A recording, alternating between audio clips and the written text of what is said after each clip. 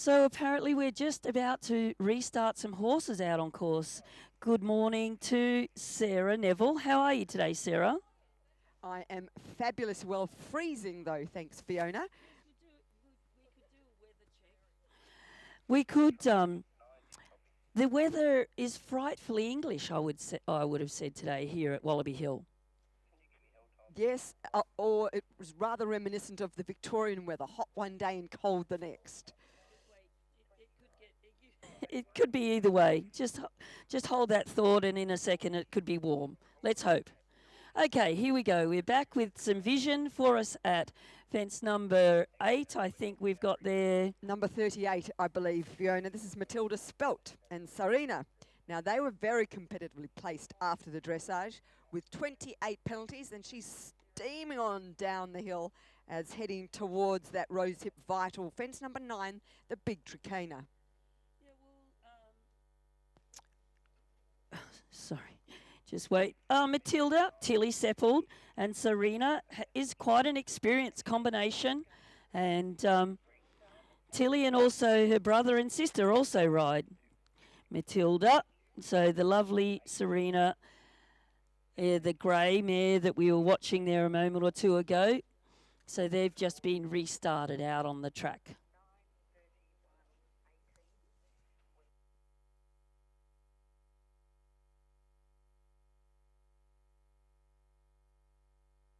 And we have vision there of a combination that's been restarted out on course and jumping very successfully through 15 A and B, the offset brushes. After jumping that fence, they cross over the road crossing and head back down the hill towards the final two fences on this Gubbins Poolbrook Group CCN 1-star long course. With Katie Henderson just approaching the train there at the second to last, number 16, with the familiar blue colours and Esperanto. And as you were saying, Sarah, that you could throw a blanket over the top 10 placings, and certainly she's in 11th. So being held out on course, let's hope that hasn't put paid to those very handy placing for Katie. Now that's the gentleman from Queensland there, Philip Edwards, number 40, I think, and Belrive Sailor. The chestnut gelding from with Philip in the saddle, and we'll track him along. That's across at Ridgeview over the other side of the road crossing. And what fence is he approaching there, Sarah, I do believe? It's the big rosehip vital tricana. It's a very long downhill approach to that with a big ditch underneath a large rail. And then they gallop across what was the dressage area yesterday, and they head towards fence 10, the Pride's Easy Feeds, steps and corner. So regulation distance, out pops the one in, left-hand curving line, and a beautiful job over the corner. So they should be getting lots of confidence, Philip Edwards and Belrive Sailor. Heading across Ridgeview. Ridgeview is across a road crossing from Wallaby Hill, and then they right turn up towards a log box before heading to the second water on course.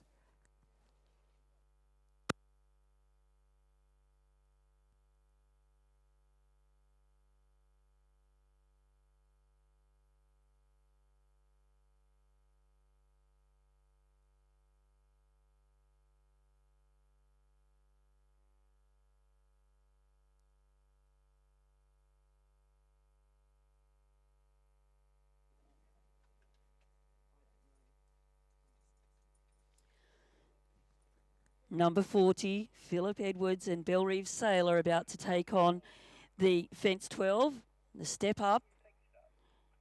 And a good ride there for Philip. Their Queensland horse and rider out on course at the moment in our 1-star. So horse number 40 in our field. 61 horses to run around.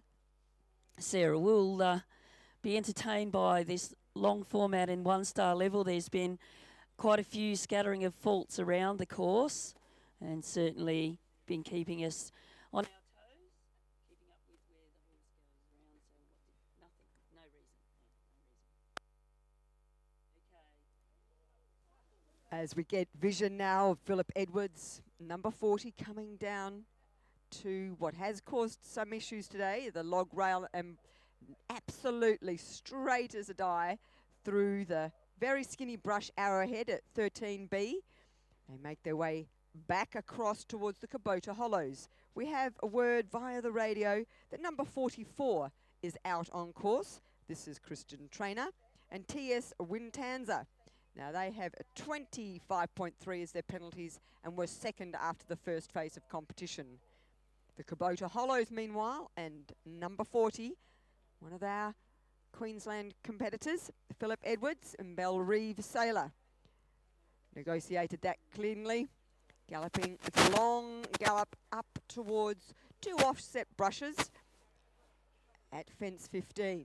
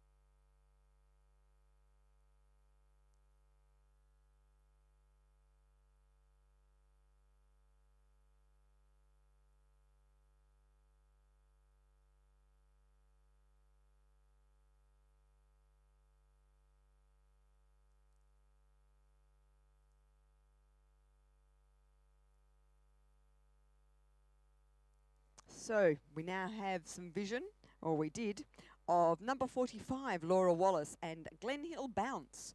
33.8 their penalties after the first phase. That left them in 15th position, but that's less than 10 penalties from second place. So we can throw a blanket over the first 15 places, and as the course has been causing a number of issues, certainly it's all up to play for.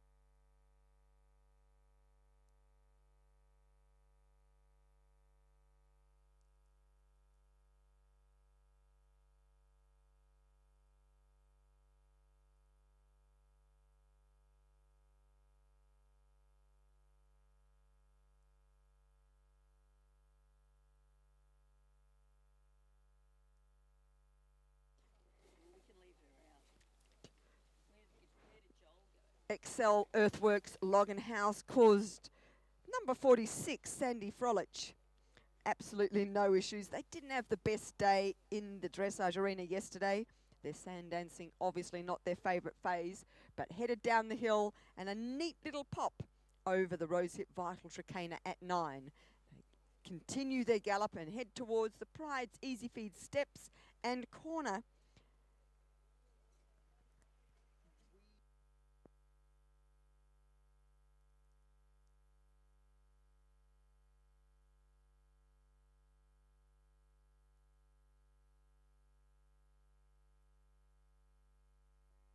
Oh, Weemler Mighty Mo there, just up and over the apex at fence number 10C.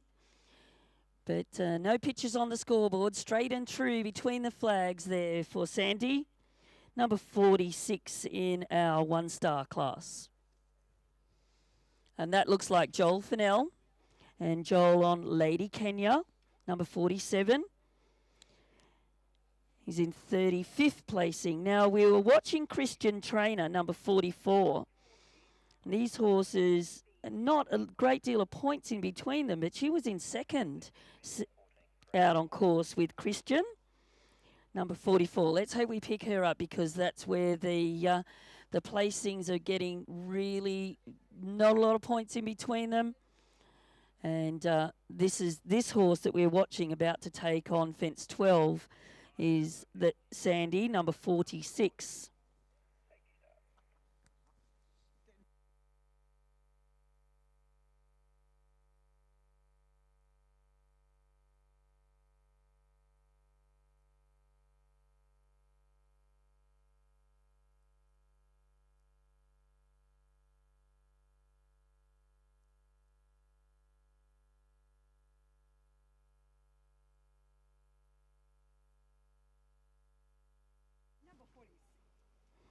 Yes, 46.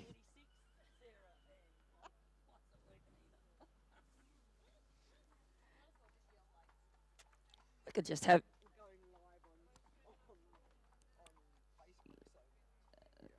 We're still following along with Sandy, Weimala Mighty Mo. Now let's hope we can track her along over there at Ridgeview because the fence she's about to take on has been quite influential in this track, 13A and B. But I think actually we've changed. This is Joel Fennell, and he's number 47 about to take on fence 12A and B, I do believe, Sarah. You've absolutely nailed it there, Fiona. He's heading towards IRT Water, Brush and Palisade. And I would suggest he's just going in a different way in this fence from everybody else we've seen today. Entirely legal up the Palisade, over the brush, and then we switch to the combination coming down the hill towards the Rose Vital Tricana and takes that on beautifully. And I'm going to make a rough guess that we may have switched over the page to number 48, Stacey Tucker and Tullows Touch of Frost. Aptly named Touch of Frost. I think we've got a little bit of Jack Frost in the wind up here today at Wallaby Hill. So Tallows Touch of Frost up the stairs nicely, turning for the apex. And a good job there for Stacey, number 48 in our one-star class. We believe this combination's first CCN long start, just taking the gallop in between fences a little quietly. Of course, this is the Gubbins Paulbrook Group CCN one-star long, incorporating both the open and the junior class.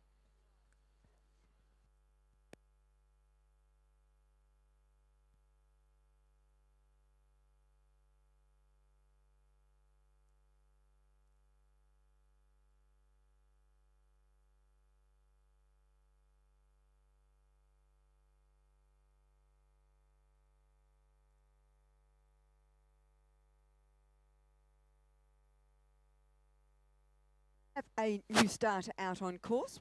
The radio lets us know that Natalie Ciankowski, number 53, and My Everyday Hero have left the starter's hands. Meanwhile, Stacey Tucker and Tullows A Touch of Frost, they were in the top third of the field after the dressage, and I know they were very pleased with that, and they've certainly jumped between all the red and white obstacle flags there, and now come down to what has been quite an influential fence on this Gubbins Paulbrook Group CCN one-star class, the log rail to the brush arrowhead.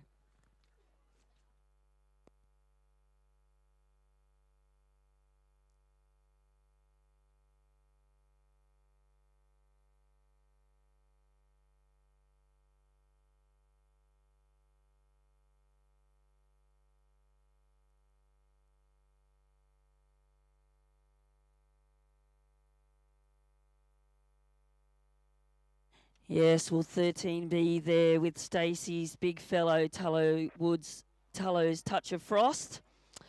Unfortunately, they're glancing off that seriously skinny at the bottom of the slope there over at Ridgeview. Reapproaching 13B. And yes, it's quite hard to get their eye on it. And interestingly enough, they don't have a black flag option there to take on and complete the track. So come on, Touch of Frost. And that's a very good job there for Stacey Tucker. Once a horse glances off a skinny like that, as Fiona mentioned, just have to get their eye between the flags, keeping them straight between leg and hand. And Stacey did a fabulous job of getting Tullo's Touch of Frost back on the job. They've galloped across the flatland, which was the dressage arenas for yesterday, and they head towards the Kubota Hollows at fence 14 A, B and C.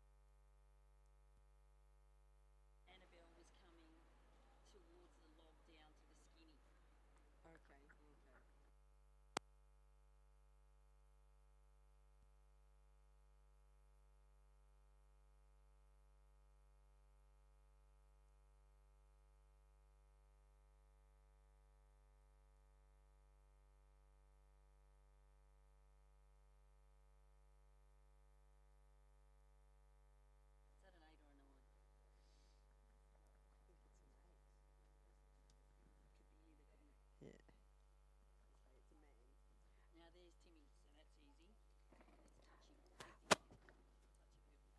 So now we have some visit on the Gubbins Pulbrook Group CCN 1-star long of a number 51 Tim Boland and Touch of Heaven coming up to the final third on course. Of course, Tim, a very successful 5-star rider based here in New South Wales, jumping the offset brushes at fence 15 without issue.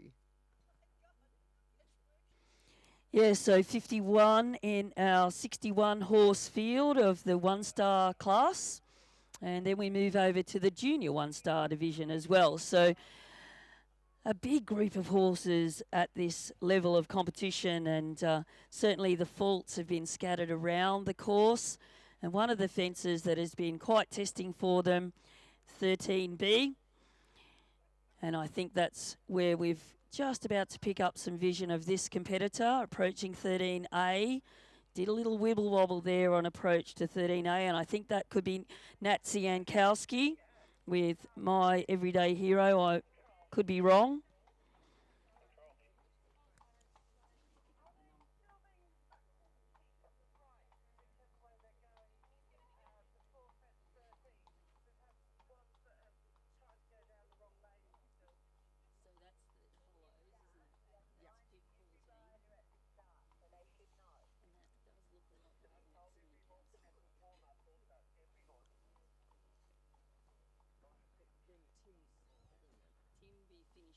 Yeah.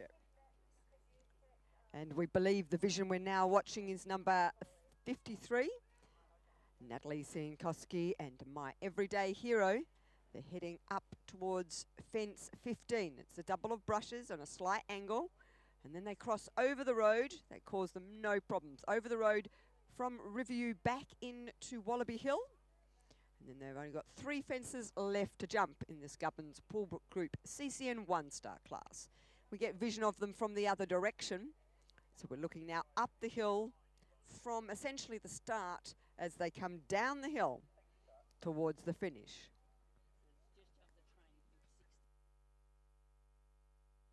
Negotiated the train fence at fence 16 and just making their way quietly now down towards the final obstacle, which is the Yes Events table.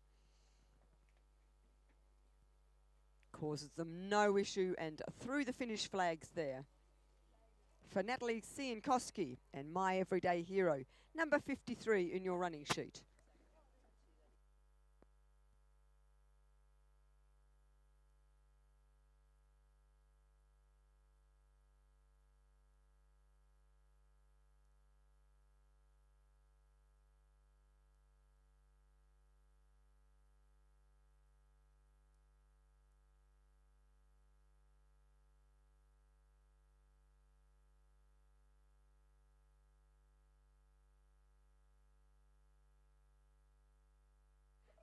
And we have vision now of Bell Farm Goldwing, the lovely Palomino, holds the eye beautifully and certainly will be easy to pick up across the country. This is a number 60.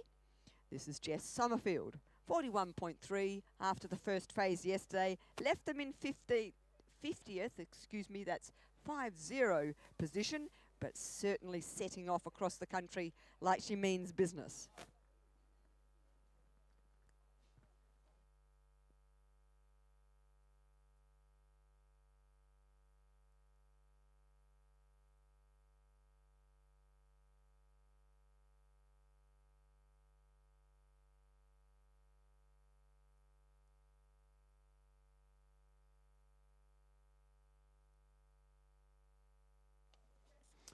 Yes, Jess Summerfield there approaching fence number 4. And the the beautiful Palomino, let's hope we follow him along for a fairway because I think she's having a very good round on Bell Farm Goldwing.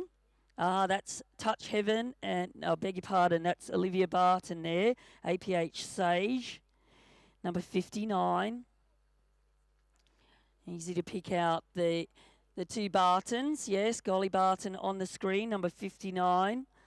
Olivia Barton, more formally known as, heading down towards fence number 9 in this one-star class. The Trakehner, Sage going along beautifully between the fences. Interesting to watch these nearly pure warm blood horses. They've got a lovely gallop on these APH horses. Okay, Golly now with APH Sage, about to jump fence number 10, the steps. And a good forward ride to the one stride there, Sarah, with Olivia Barton in the saddle, and good forward ride around to the very testing corner. We've seen a few horses not take on that fence quite as confidently as APH Sage. But I tell you what, a very experienced rider in the saddle, Olivia Barton.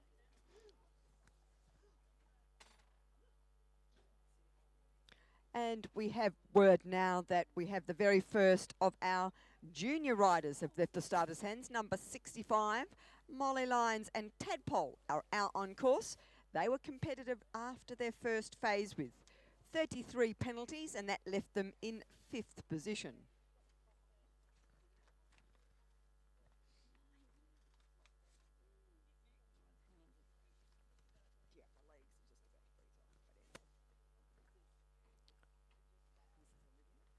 And Olivia Barton and APH Sage heading down towards the IRT Water and Brush Palisade. As a new starter out on course in this Gubbins Pullbrook Group CCN 1-star long. From another camera angle, head through the first gateway. It's a number 66 now out on course, another of our junior riders. This is Maya Basson and Jazzanova heading up the hill now towards the Barrels flower box. And they make their way up that gentle incline. Then towards the Tarraleigh Park Fallen Tree at fence number 4.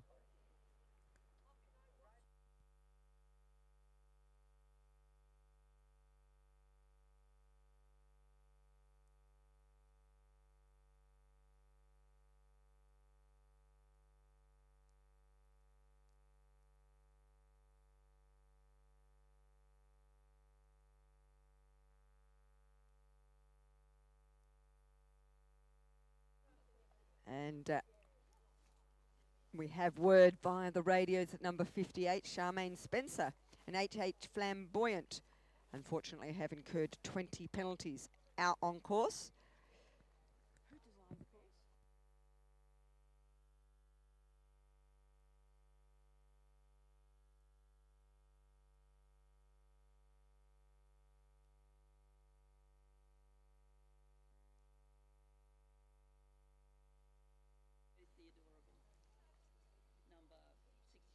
So number 67 now out on course, Ella Silk and Go Theodorable over the first 2 fences. And it running at 1 minute interval, so we now have number 68 also joining Ella out on course.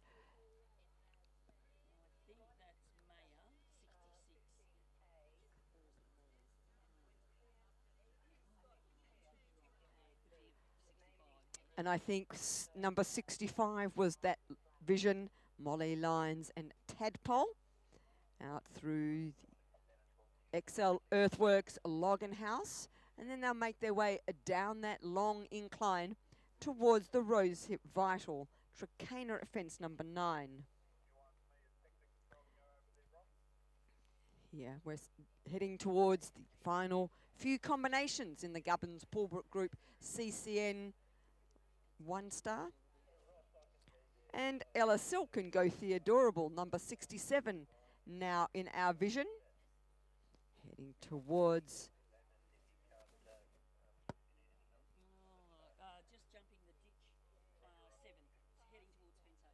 So heading now down towards fence 8, the cci-l Earthworks Log and House. Making no problem of the log in. Stayed focused and straight over the house and out. Fence 8, A and B, no issue for that combination.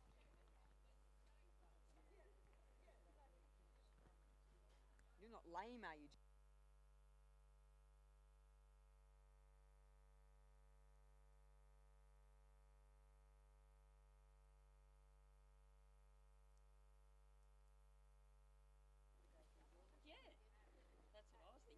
Ella Silk and Go Theodore. Had a lovely jump over the Rosehip Vital Trakehner at fence number 9. Galloping across the flat country, which had our dressage arenas on it yesterday. Setting up for the Pride's Easy Feed steps to corner. Regulation distance of the up step, and they make no problem. Left-hand curving line now, keeping a really good connection with the front end for Ella Silk. And Go Theodorable is riding adorably across the country.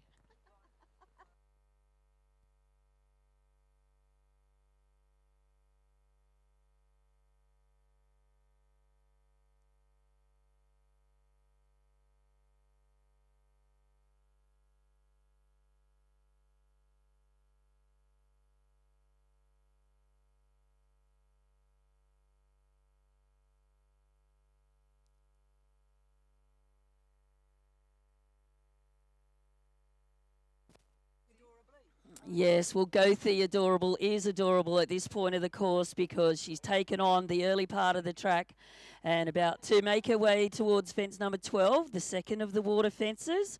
Ella Silk, our junior competitor. Go Theodorable. It's a great name, Sarah. I really do enjoy that name. So let's see what Go Theodorable's got. Approaching the bank out of water. Up the step and a big jump. And yes, I think you've got it right. It's an adorable round. My thing just works when it wants to. We have a few issues in the commentary box. It's not the operators, the mics just pick up and cut out when they feel like it. Mine's editing me. Fiona believes that her microphone is editing her on its own volition. But our first set of wet pants, I believe, today. That could be fence 8.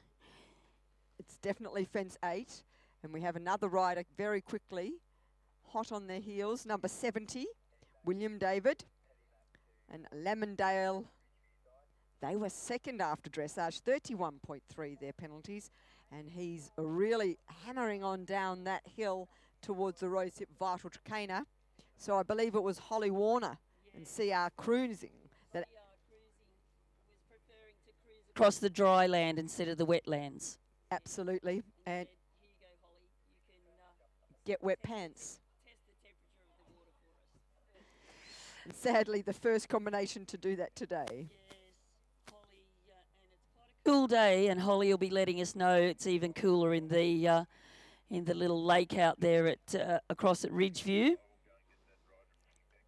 And Go the Adorable there, trotting around. Now, where are we there on the vision? Because I thought she's reapproaching 13B.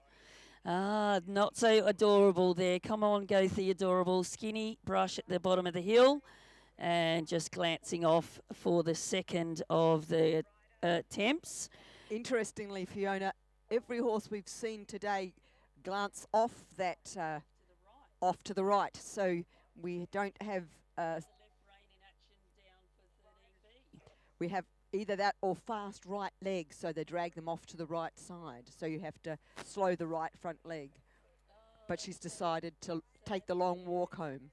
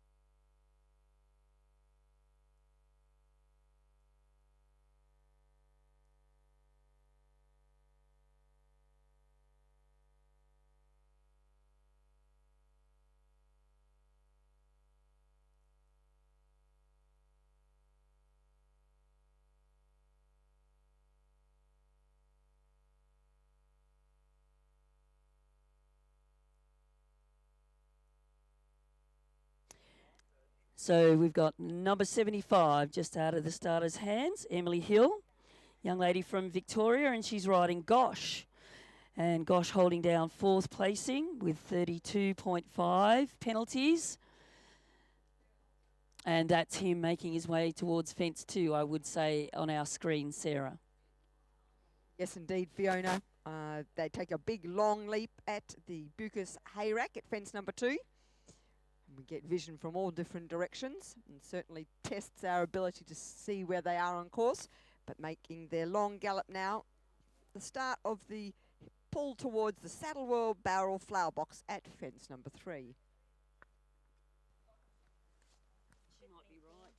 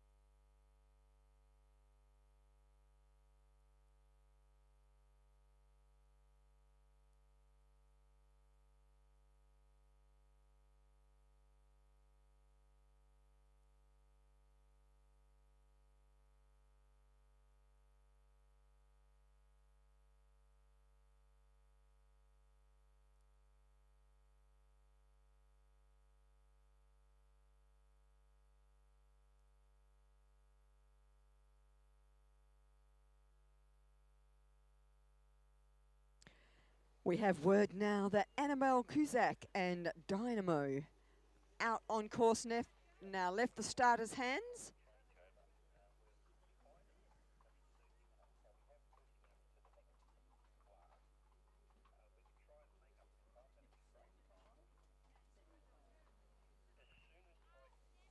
Emily Hill and Gosh now heading down the hill towards the first of our waters on the Stuart Tinney designed course. And no problems at all. Gosh, very experienced campaigner. Originally from the Tinneys, then was purchased by the Thorntons down in Victoria. Campaigned by Damien and then Stephanie Thornton, who are now both professional jockeys. And now has come on to another junior and Emily Hill.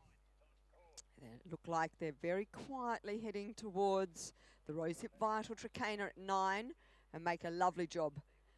Gosh is a thoroughbred, and don't you just love watching the thoroughbreds open across the country?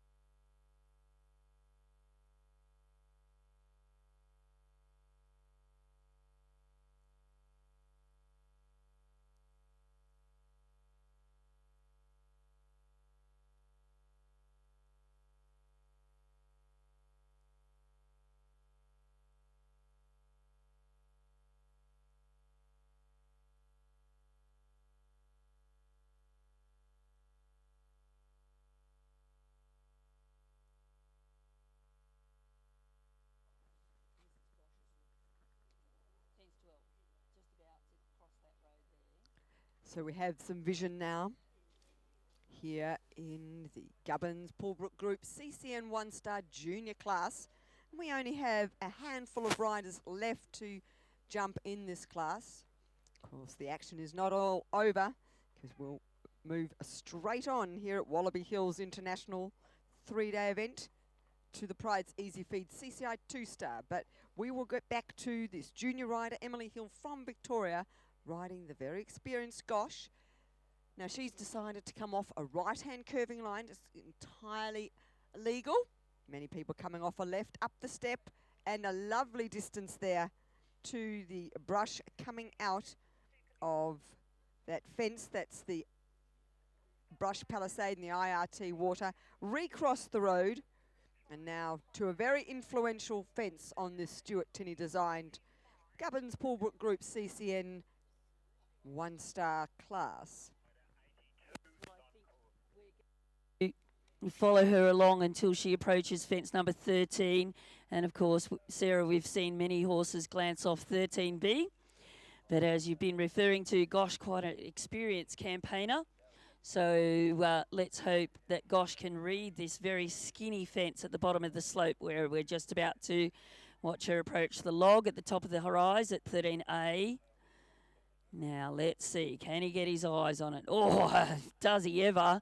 He's certainly having a great round. Emily Hill, and Gosh is the horse she's sitting on. Now, she's in 4th placing. Now, we didn't pick up Matilda McCarroll. She was the leader of the class on Kirby Park Masquerade. And who have we got there jumping up there? That could be Bronte Bravo. Would it be number 76, Teddington? And that was fence number 12, wasn't it? Up the bank there with the jump up to the A and B there at fence 12A and B.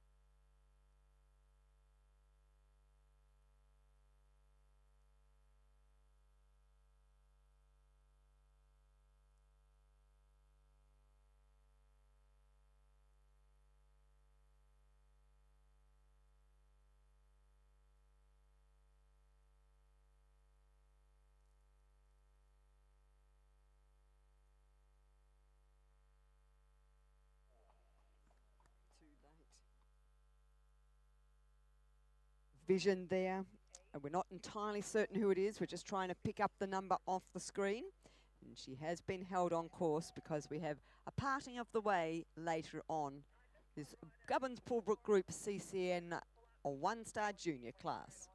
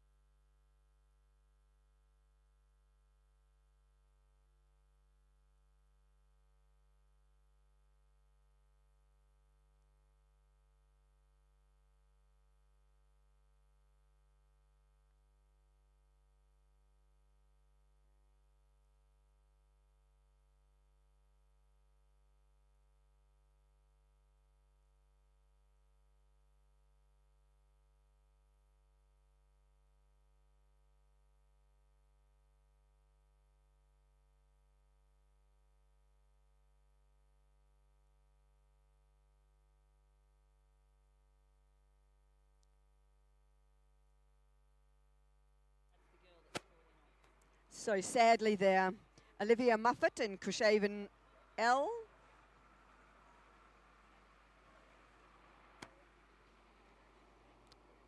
Parted company.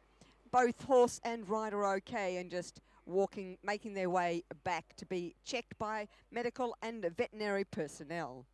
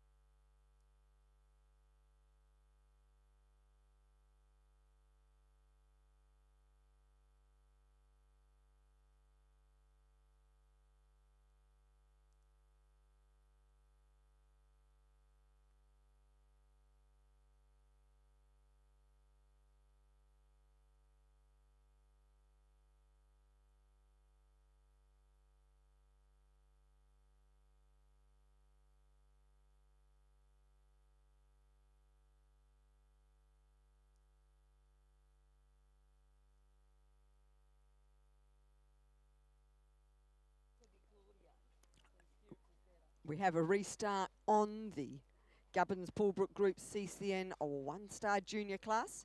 We've only got a couple of combinations left to run here in the cross-country phase.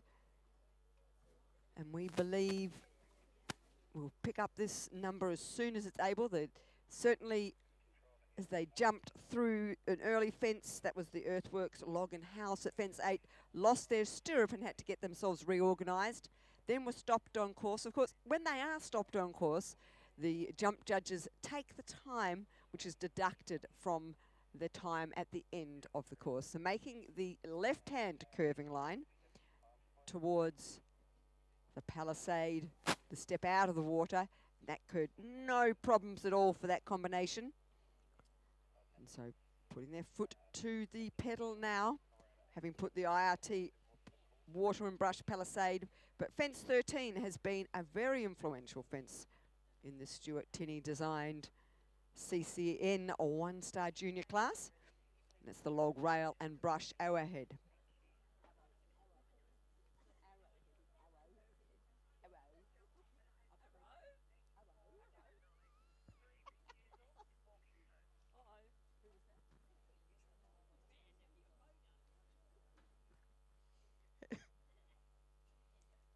Heading down to the log rail makes that no problems. Are down this incline and really locked on that brush arrowhead and caused them no issues.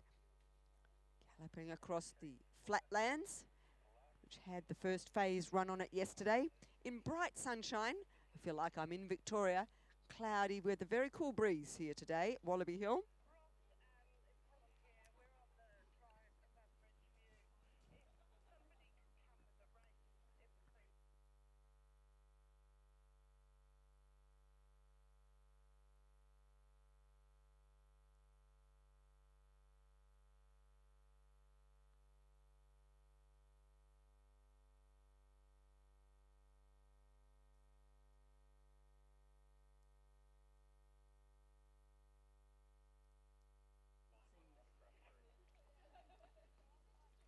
The offset brushes caused that combination no issues. One road crossing left to do. Coming back into Wallaby Hill at the top of the hill, and they'll make their way down towards the final two fences. on the Gubbins Paulbrook Group CCN 1-star long.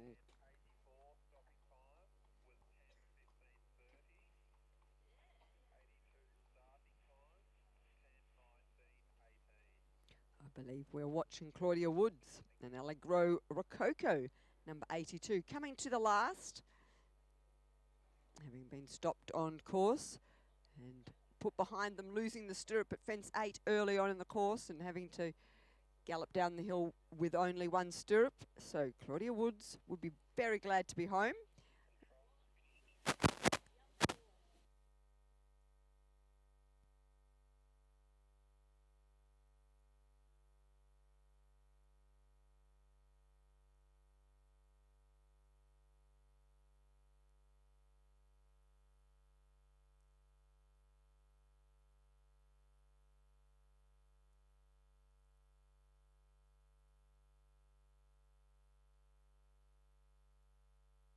So, ladies and gentlemen, we've had word that the final combination in the Gubbins Pool Group CCN 1-star long junior class has completed. That was number 82, Claudia Woods.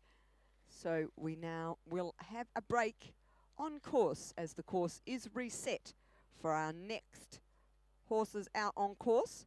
And that'll be the Pride's Easy Feeds CCI 2-star long. And the first combination out will be number 90, Emily Anchor, and Stars Align.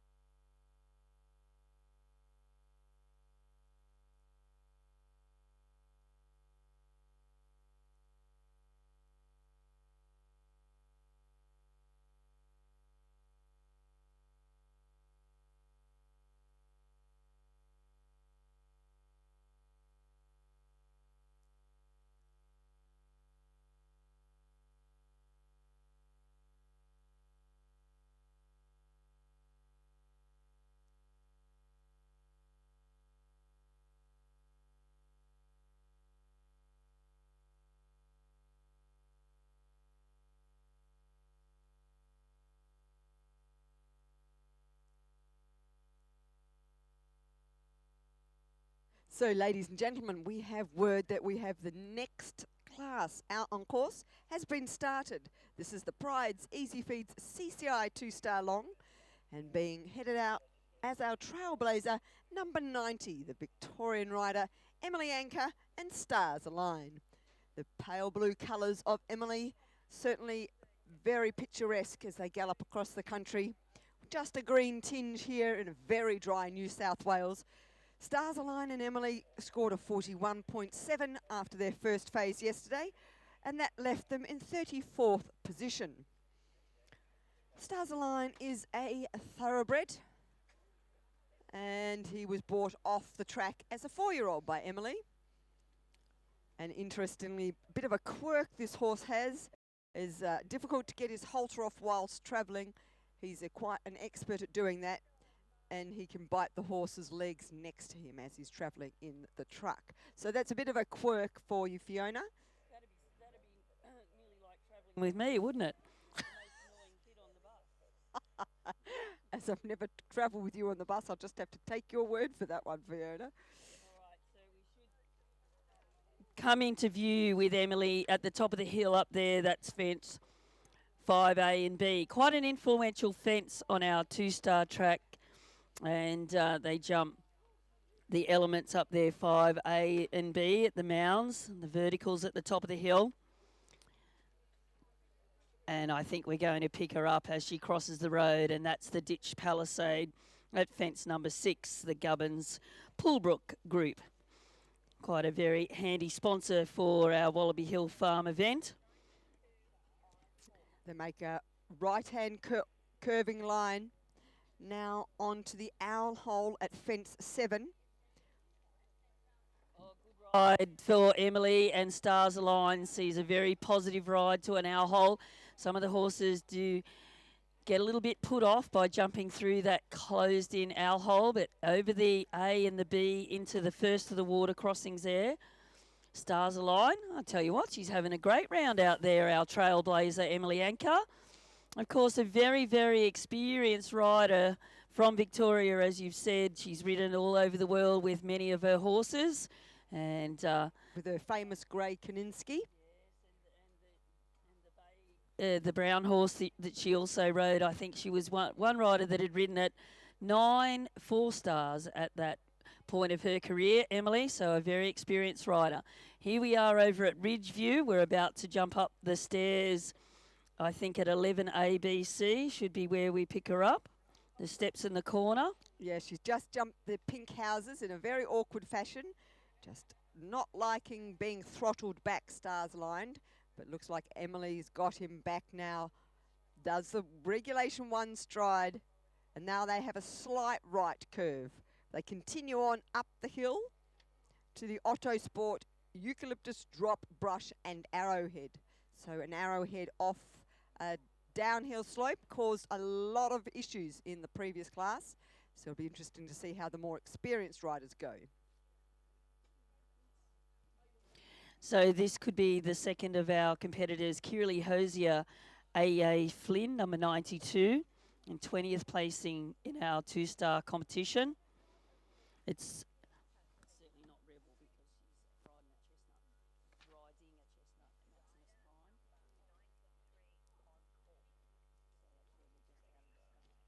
that's Miss Prime. And the young rider, Kiralee Hosier, AA Flynn, negotiating their fence number, the water fence there, the first of the water complexes, 8A and B, and then all the way down to the Tricana there. So a similar track to the 1-star. I think right about there is where the tracks go in different directions. So we're back with Emily Anker now. Now that's the Palisade before they cross into where we pick them up at the second of the water complexes. So 14A, B and C, the IRT water, and the beach houses. Yes, the beach is a significant part of this Wallaby Hill track. And I tell you what, Emily Anker and Stars Align, our trailblazer in this 2-star class, looking the goods at this point of the track. I'd say the 14AB, they've got a good 2/3 of the track under their belt about at that point of the course, Sarah, and Stars Align travelling along in a very significant fashion because the thoroughbred, of course, he's just eats up the ground, doesn't he? Look at him gallop there, crossing the road crossing. Fence 15 in their sights, just a rail, and then they're across towards the hollows 16A, B, and C. Yes, it's a beautiful sight watching a thoroughbred gallop across the country. And it's a lovely flat galloping spot there as Emily opens Stars Align, sets him back towards the Kubota Hollows at fence 16. Just out of our vision, we get them from the reverse angle. And a beautiful job there.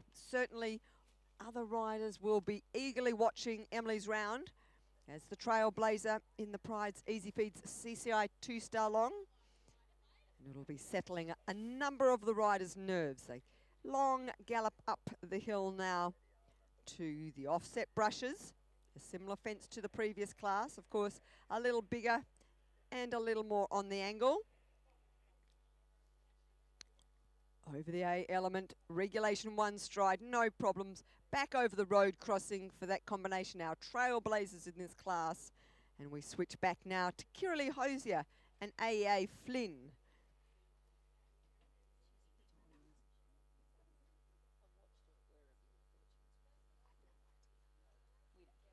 I don't care, I've no idea.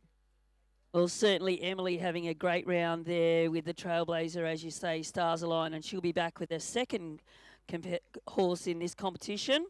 So doesn't that give you a great feeling when you're out on course with your first ride and Stars Align, quite an experienced horse at this level.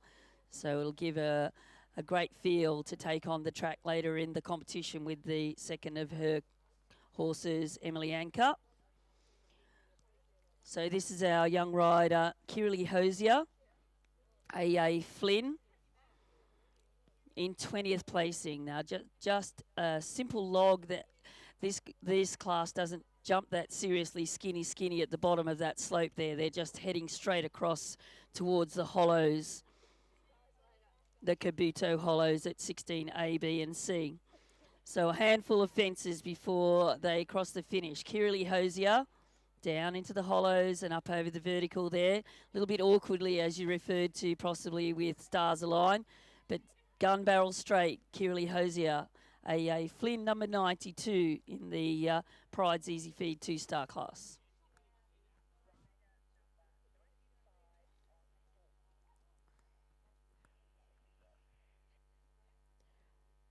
We still have vision, meanwhile, of number 92, Kiralee Hosier and AA Flynn lining up for these angled brushes.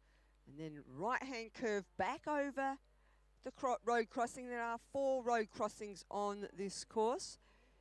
And then they'll head down the slope towards the final few fences on this course. Point of fact, that's the PSE train at fence 18 and only 1 fence left to jump.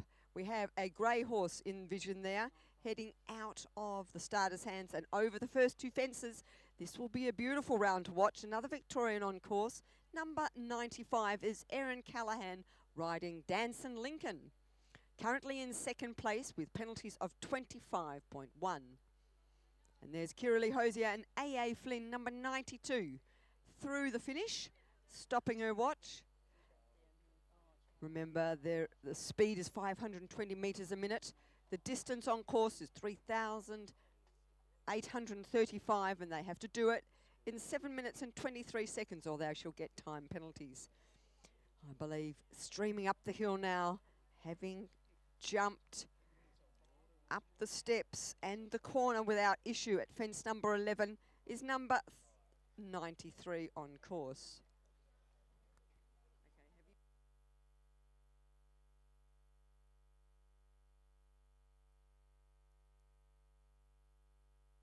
Looks very fast moving, Rebel Morrow on Maximus Prime.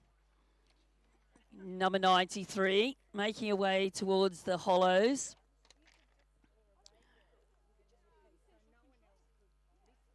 Over the A, Maximus Prime with, a little bit ugly at the C element there, Sarah, but boy, oh boy, Rebsy is just giving this horse a cracking round. I tell you what, she's really making every post a winner.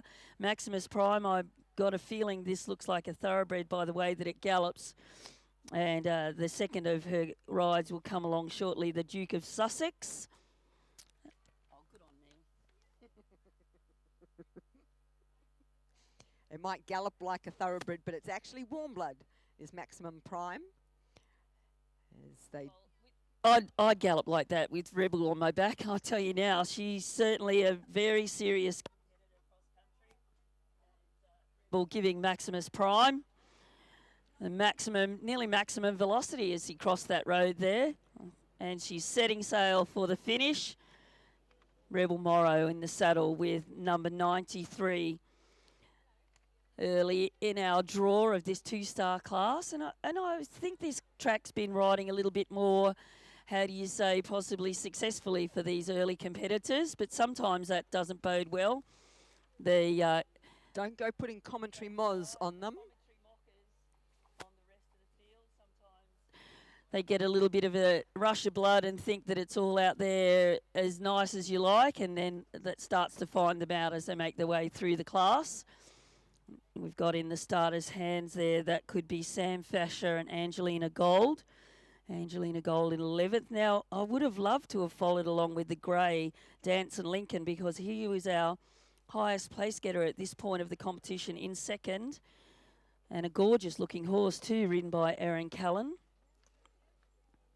Erin Callahan hails from Victoria, and she's a dentist by profession. Danson Lincoln, a lovely big little thoroughbred, excuse me. Now we have some vision here, turning into the... This is Sam Wood and hashtag trouble.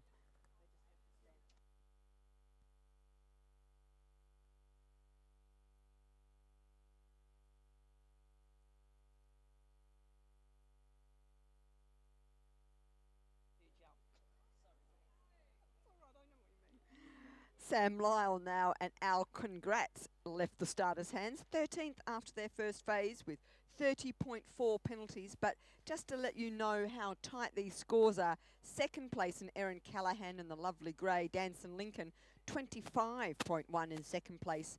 A mere 5 penalties or thereabouts, and 13th place. So another class where the dressage scores are very close.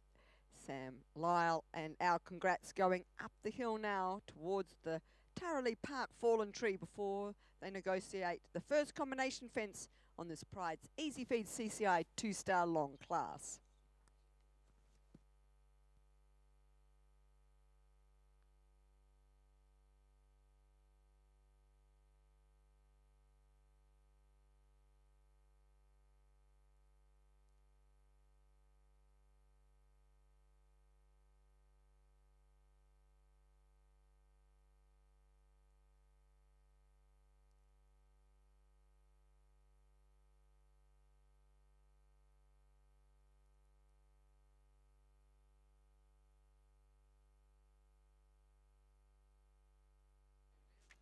And our Congrats there, ridden by Sam Lyle, looking the goods as he takes on the Ditch Palisade.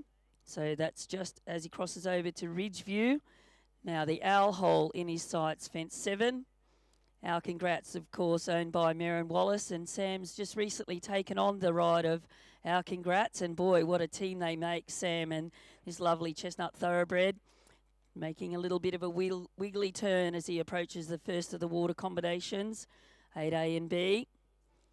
Quite green at this level, Our Congrats. Had 2 or 3 runs around this one, the 2-star track. And Sam says, let's get this party started as Our Congrats zooming on down the hill towards the Ditch Palisade at fence number 9. Beg your pardon, the Rosehip Vital Tricana. Fence number 9 on our course. Quite a long run down the hill there, and Our Congrats, boy, oh boy, can he cover the ground. And up he comes towards the top of the hill here where they jump the houses. Gorgeous pink houses there, and the steps in front of him. And certainly the stairs in this class have been riding, dare not put the commentator's curse on him. The stairs up, our congrats, and the curving line. And a lovely ride there for Sam Lyle and the beautiful chestnut. Our congrats. And he's number 98 in 13th placing. And as Sarah was saying, not very many points between him and the top of the leaderboard. So we can hopefully follow him along. He's about to hop his way back down the hill. And a big jump over the skinny at the bottom of the slope there. And Sam Lyle and this lovely horse, our congrats, having a great round at this 2-star class.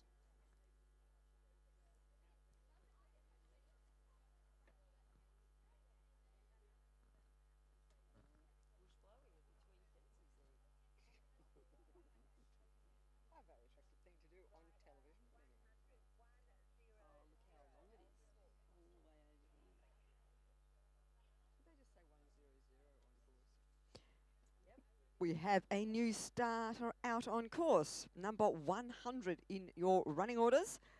And the Pride's Easy Feed CCI 2-star long, as we have vision of Sam Lyle and our congrats, jumping beautifully over the PSE angled ditch brush. But somebody just... Could be number 99 there, Lily McGregor. And unfortunately there, her horse Equisage Dynamic Night, beg your pardon, incurring the, unfortunately they're incurring the 20 penalties at the first attempt at the A. But the big horse on the second approach successfully negotiating their 8A at the Earthworks Brush Arrowhead.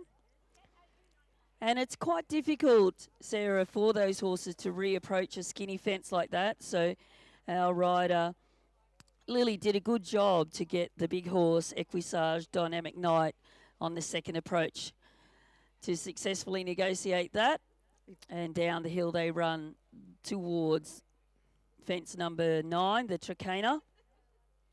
Dare I say this, that Equisage Dynamic Night just jumping a little greenly, getting quite high in the air, and really having Lily McGregor to test her stickability at times, keeping air between themselves and the fence, a sign of just the horse being a little unsure, throttling back now to the steps.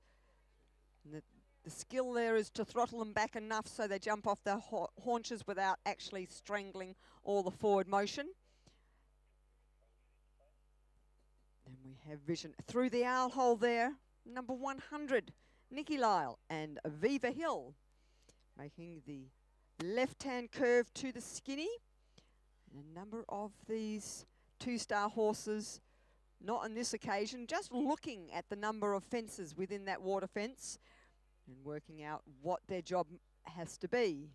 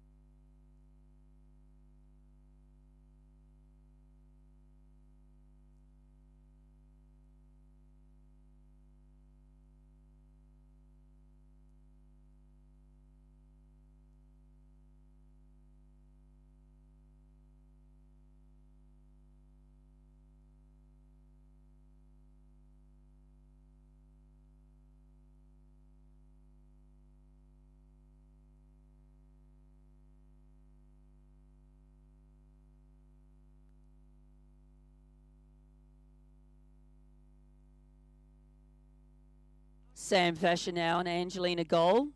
in 11th placing.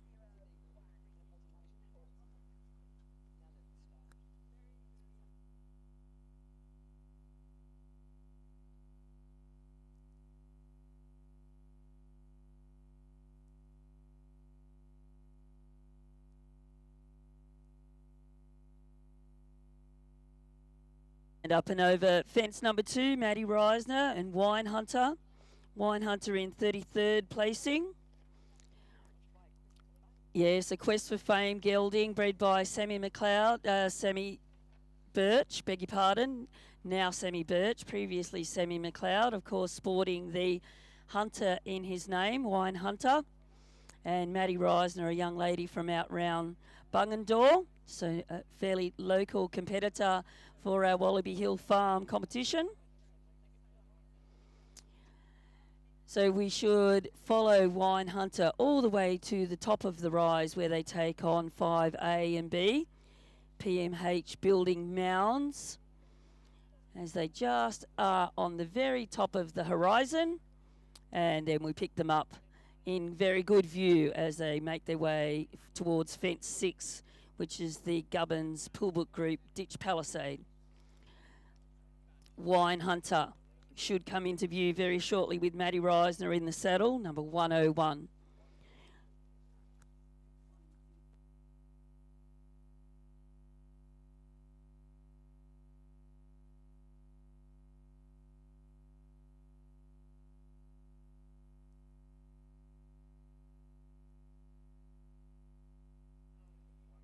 So Wine Hunter in our vision, number 101. They're making a right-hand curve under the hills at the top of the hill through the keyhole, or I think it's called the owl hole, but call it the keyhole. The test of that is whether the horses will jump with something covering over the top of the fence and then into the water. Certainly no problem there for Wine Hunter and Madison Reisner.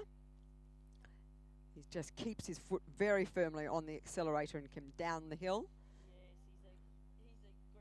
Machine, isn't he? The quest for fame gelding. Maddie Reisner, a young rider who actually spent some time over in the UK, also with Sammy Birch. So she's pretty proud to be sitting on Wine Hunter and competing in this 2-star level. Just a small argument going on with head carriage, not comfortable in his contact as he heads towards the pink houses. And they're called, that's fence 10A and B, and so far, don't want to put commentary moz on that fence, but it hasn't caused any issue for this class. Up the steps, one stride to the corner, beautifully done, a lovely forward rhythm, barely breaking it, and now steams on up the hill. And don't you love to watch a thoroughbred gallop across the country? They make a left-hand curving line to a combination fence, which is the Otto Sport Eucalyptus Drop and Brush Arrowhead. And I won't say that very quickly 3 times, I might lose my teeth. Down the hill to the Arrowhead, straight as a die. It's actually a very skinny Arrowhead at the B element, and they keep down the hill. And they've got a very long gallop before they head towards the angled ditch and brush.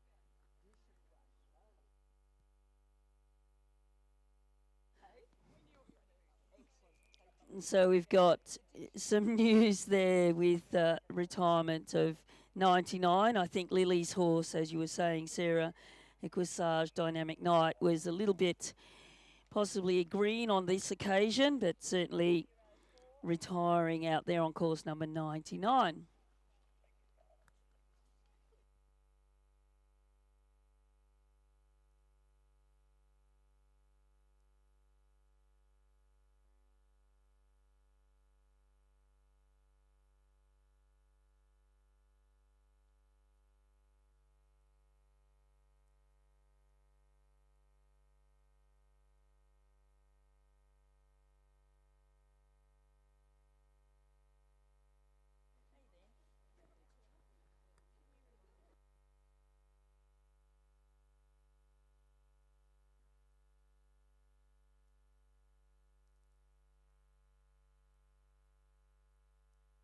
Madison Reisner and Wine Hunter still going well. on Pride's Easy Feeds CCI 2-star long. And they jump successfully through the second water, the IRT water and beach houses, crossing back over the road into Ridgeview, the property next door to Wallaby Hill. Just a simple log at the top of the drop at fence 15, and then they head towards the Kubota Hollows at fence 16. Combination fence A, B and C with a ditch at the B element. And a small disagreement still going on as to who has in charge of the deceleration.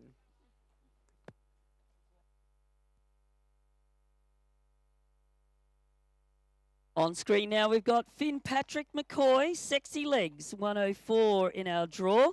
16th placing for Sexy Legs and Finn. Approaching the owl hole at fence number 7. And a good forward positive ride there for Finn. Sexy Legs approaching now 8A and B. And does a good job there for the 2 strides at the skinny at the inn.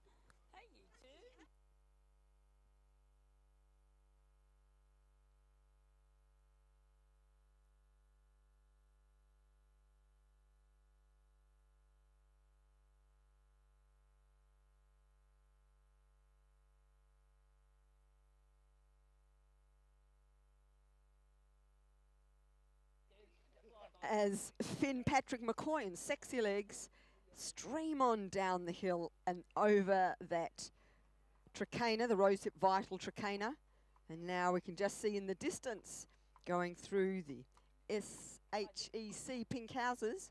He gave those little houses a little knock on the roof, didn't he? The Sexy Legs. A knock on wood. Knock on the roof, but up the stairs he jumped and through the very quickly towards the C element there for Finn and Sexy Legs. And a new starter out on course is number 105, Craig Barrett, and Bloomsbury, Sir Galahad. Now that combination we hope to watch across the country here in the Pride's Easy Feed CCI 2-star, as they're currently in third with 25.5 penalties, and Sexy Legs absolutely closing that distance down the hill of the Autosport Eucalyptus Drop and Brush Arrowhead, but getting away with it, and it's wonderful to see Sexy Legs, a lovely big galloping horse. If he keeps guiding this horse between the flags, he doesn't look like he's going to have any problem whatsoever with the time on course. Sexy Legs. Here's Bloomsbury, Sir Galahad, and Craig Barrett approaching fence number 7, the owl hole. And now he does a little S-bend as he approaches the first of the water combinations on our track. And into the water now for Craig Barrett. And the first time, that's the XL Earthworks Brush, Arrowhead, and then water. And just flying around this course. It's a warm blood cross gelding. Bloomsbury Sir Galahad, owned by Margaret Warwick. And Margaret bred this horse, and his stable name is Laddie. So streaming on down the hill, of course, Craig needs no introduction, having been a winner at 5-star level at Adelaide, and absolutely nailed the Rosehip Vital trachena as they head towards the pink houses. Sits up, slows, and then accelerates to the fence and finds a lovely distance. And making it look like he hasn't got his foot on the accelerator, but just not wasting any time in setting up these fences, up the steps, regulation 1 to the corner, and just a little bit of a long distance to the corner, but nothing to unsettle a ride of Craig's experience. Yes, Bloomsbury Sir Galahad, quite experienced at this level, and Craig definitely looking very comfortable around the track at this point as he makes his way back around towards 14A, B and C. And the skinny at the bottom of the hill, no problem at all. Laddie and Craig Barrett in the saddle. Bloomsbury Sir Galahad. He's going to try and hang on to this very good score that he posted yesterday in the dressage, 25.5. out on course for 2-star for 7 minutes 23 seconds. With such long runs, Sarah, between the fences, of course, you've just got to keep on ticking over, and certainly Bloomsbury Sir Galahad looking to do that quite comfortably with a very experienced rider as Craig Barrett in the saddle. Absolutely, Fiona. And of course, with these long galloping sections between fences, it does make the time a little easier than a short course to make up time. But as you mentioned, Craig being so experienced, I'm sure he knows exactly where he needs to be. As he heads down now towards the IRT water, it's a big drop into water for this level, pops in, right-hand curve to the 2 beach houses, and done them with ease, and they continue on to the rail at fence 15.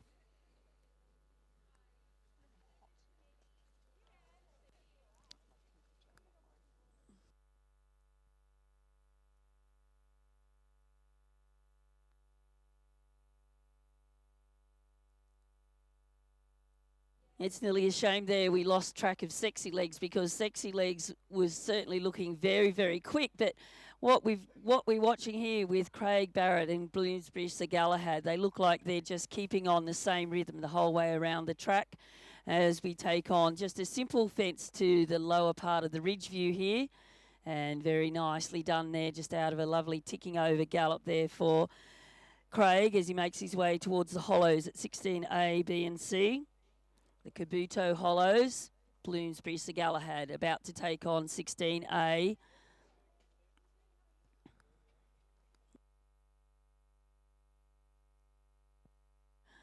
The B and the C. Some of the horses have been a little awkward over the C there, but Bloomsbury Sir Galahad, a lot more experienced, I would have said, at this level than some of the other horses we've watched. And certainly he looks like he's steaming around this course today.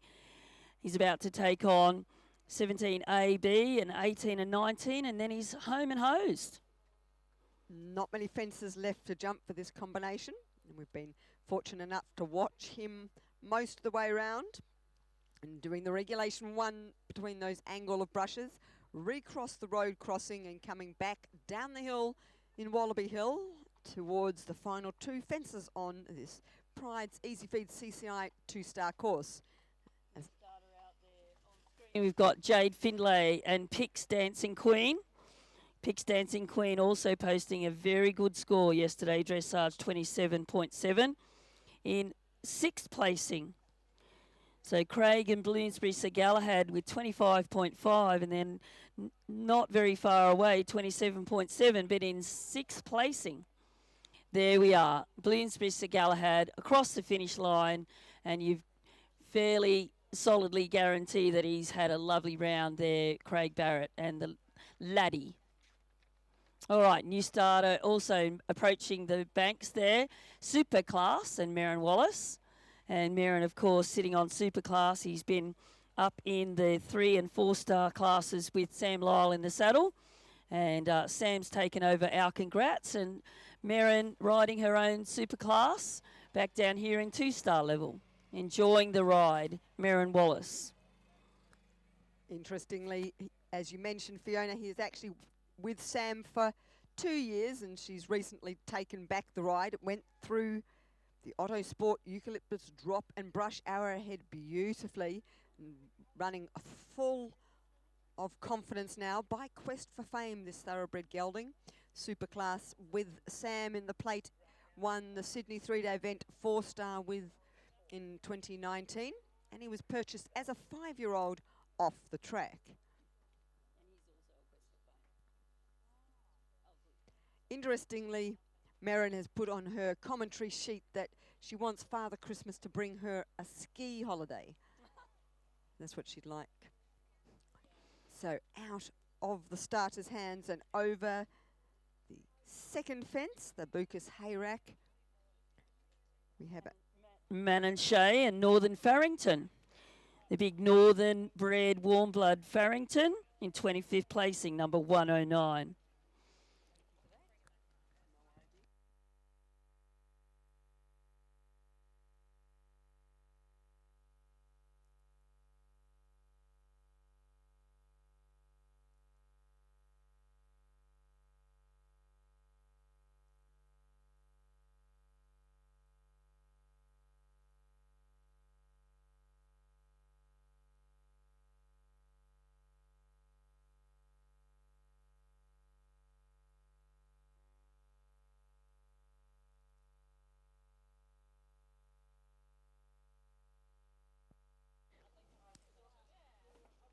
The 95 centimetre show jumping, apparently Sarah is going to start absolutely on time at 11:30. Just a PS for the competitors that may well be enjoying the screen and have to compete in the show jumping. The 95 centimetre show jumping is going to get underway at 11:30.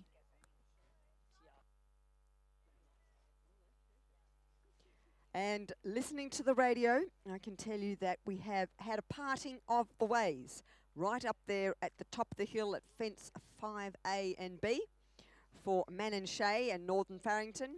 Both horse and rider are up and okay, but unfortunately will take no further part in today's cross country.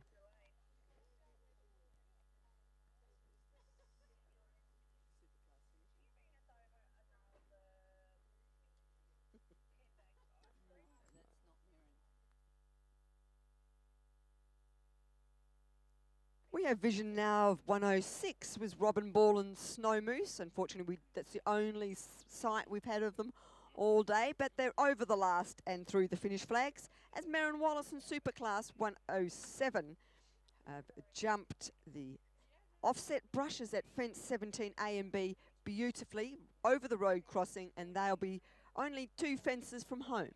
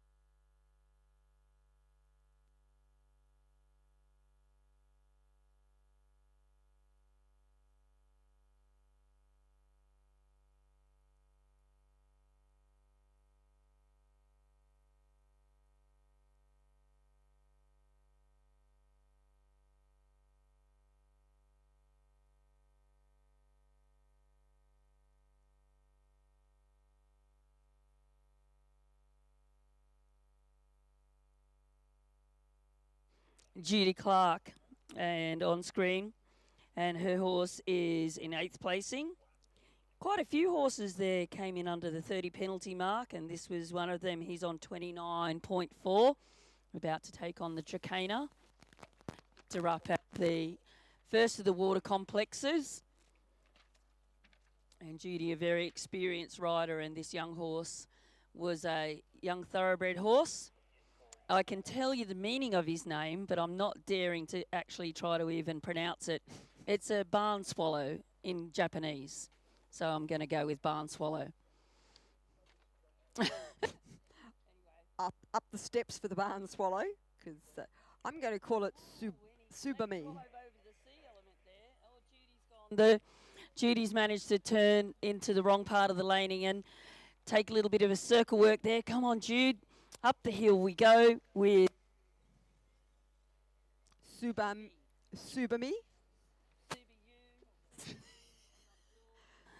He's Subami. 0 Subami, and he's in 8th, and it's quite different when you have to take on these lanes in the competitions. Boy, oh boy, he can really jump, this little horse. He's not very long up into the 2-star competition area, but he's certainly giving Judy a fabulous round. Subami.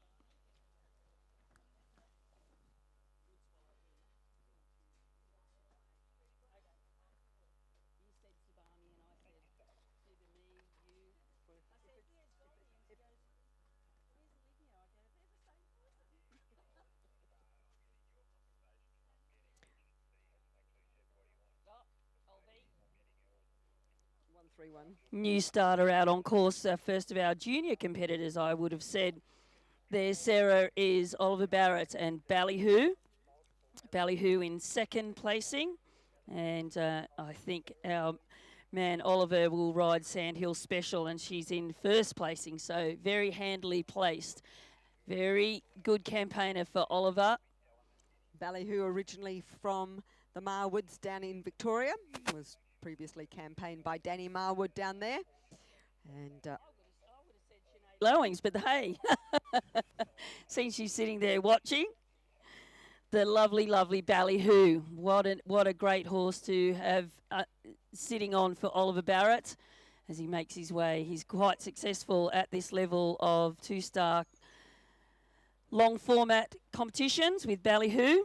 Up and over fences 5A and B, right at the top of the skyline there, and we'll pick him up as he crosses the road and approaches fence 6, the Ditch Palisade. That's Judy Clark with the chestnut on the screen. coming to 15, which is just that simple rail at the top of the ridgeline. And they head now towards the Kubota Hollows at fence 16. As the camera angle changes, we see it from the reverse angle, heading towards the A element. Been jumping very well, dare I say that, before she's finished it. No problem at all there for Judith Clark and Subami. Getting a fair bit of steam under his belt as he gallops across towards the latter part of the track.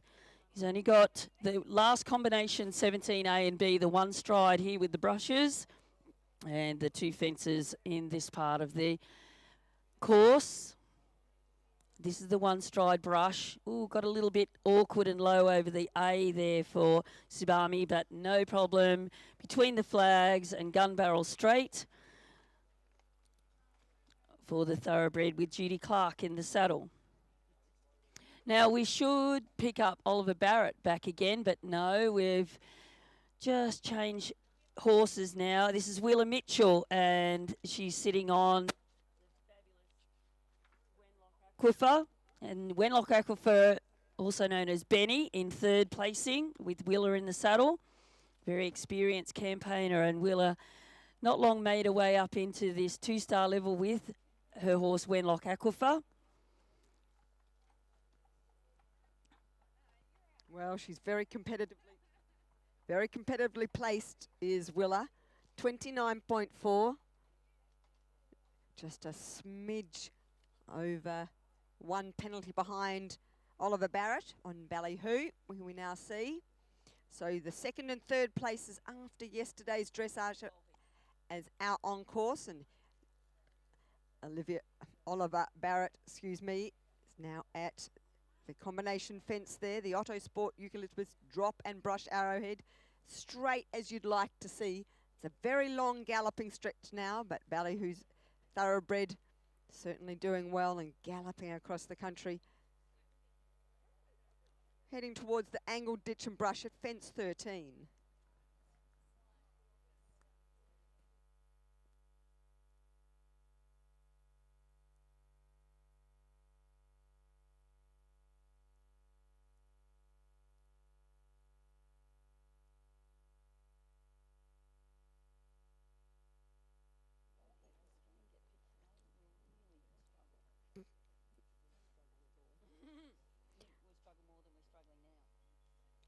The angled ditch and brush causes the first combination of the proudly supporting Assistance Dog Australia CCI 2-star long junior class. Oliver Barrett, no problems. And Willa Mitchell and Wenlock Aquifer. We didn't see them through the first water, but they've gone down over the Rosehip Vital Tricana without issue.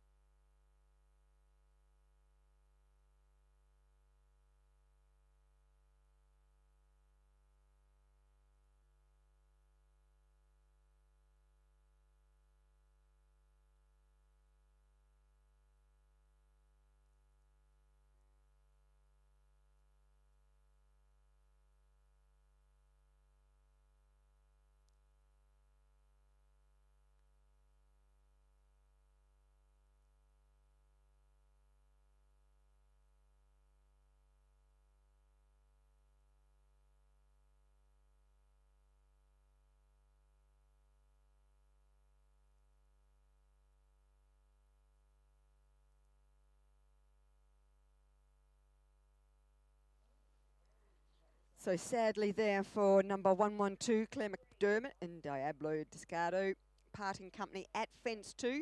And so they'll report to the vet and medical delegates. Both horse and rider are fine, but will take no further part in the competition.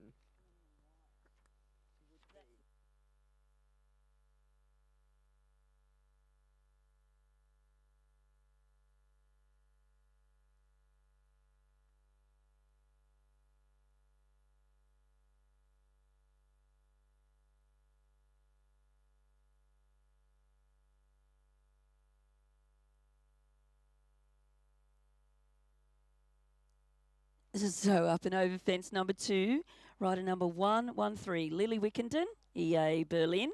Now, Sarah, she's our class leader on a score of 24.6, 75.36% in the dressage. That's a very fine dressage horse.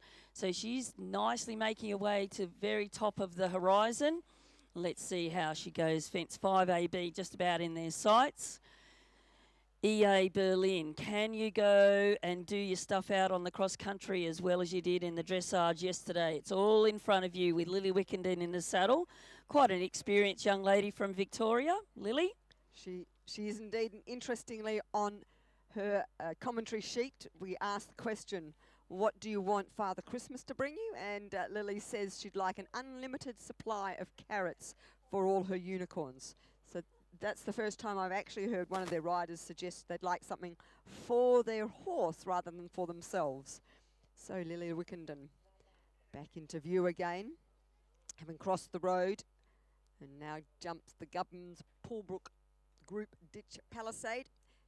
And now next jump we'll see is the Owl Hole.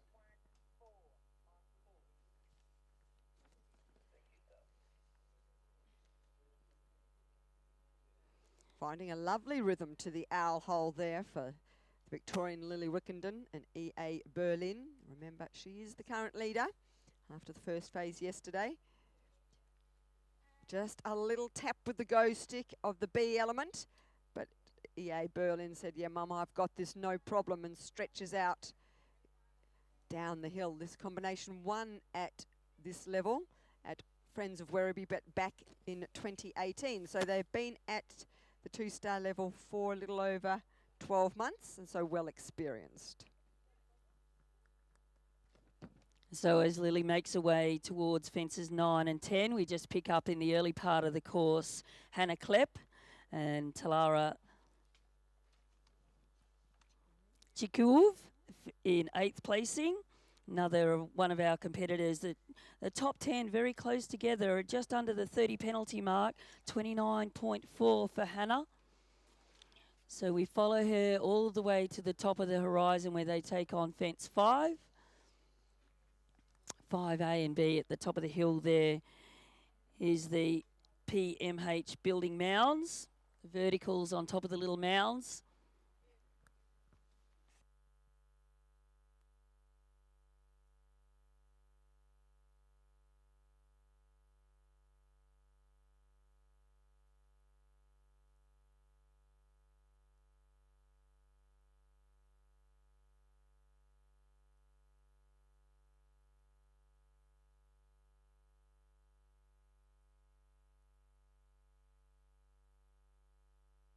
Number 114 is now into view and looks very full of running at the top of the hill for the first time, heading towards the Owl Hole, getting in a very deep spot there for Hannah Klepp. So now do the S bend, now a left-hand curve, heading towards the skinny brush, just getting in the air, looking a little awkward, maybe showing some greenness at this level, or just spookiness on the part of the horse. But they're clear through the Excel Earthworks brush, arrowhead and water, and streaming on down the hill. Give them a chance to get back into their rhythm as they take on now the Rosehip Vital Trakehner at fence number 9 here in the Pride's Easy Feed CCI 2-star long. So no issue at the Trakehner there. The pink houses just behind the trees there in our camera vision. Yes, we can just pick them up there. And pops over the A element, no issue to the B. And we head now towards the Pride's Easy Feed steps and corner. Well, Hannah, one of our riders from New South Wales, and she's quite an experienced young lady. She's got Reprieve that she'll ride later in the day in the 3-star long format. So we hope that Hannah has a fabulous round out there with this new addition to her stable.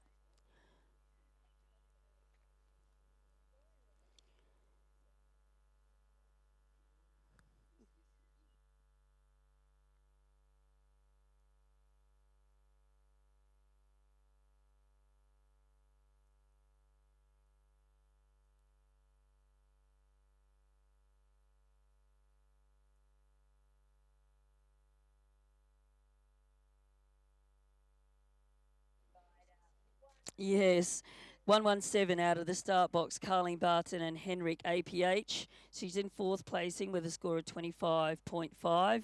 And Sarah's just telling me what Carleen wants for Christmas is a whole lot of rain. She's from out round Wellington in the middle of New South Wales, and I tell you what, out round Dubbo way, they could do with truckloads of rain. So good luck with that, Carleen, as she makes her way towards the top of the hill. Now we've got a little bit of circle work here with the chestnut, and I've got to think that could be Brooke Searle de Point.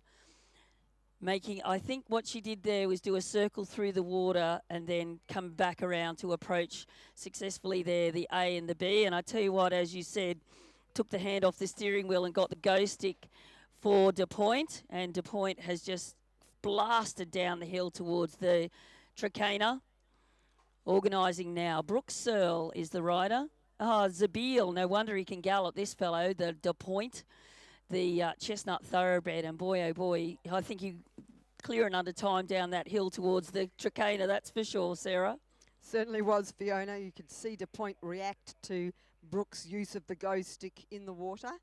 And now put the pink houses under their belt and head now towards the Pride's Easy Feed steps and corner at the far end of what was the dressage arenas yesterday.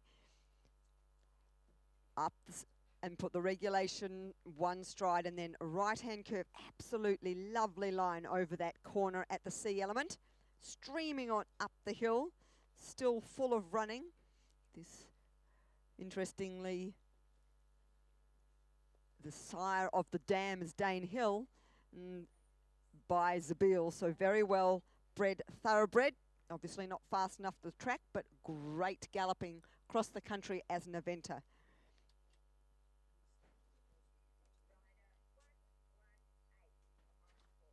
Number 118 have now left the starters' hands, but we have vision of Carleen Barton at 8A.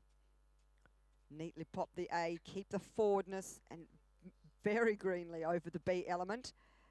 Little spooky through the water, but Carleen's long legs wrapped around the body, stays in the plate with no issue at all and streams on down the hill towards the Rosehip Vital Trakehner at fence number 9.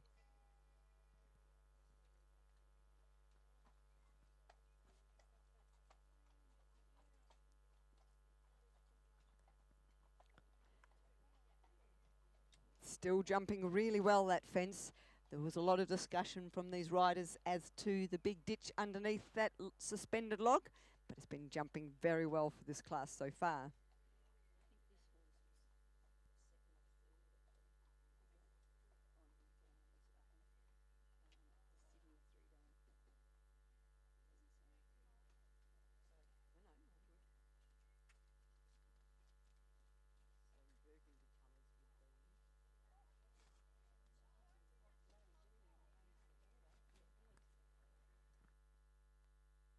Point having a little spookiness about water, as Brooke Searle very strongly riding him towards that second water complex, the IRT at Water and Beach Houses.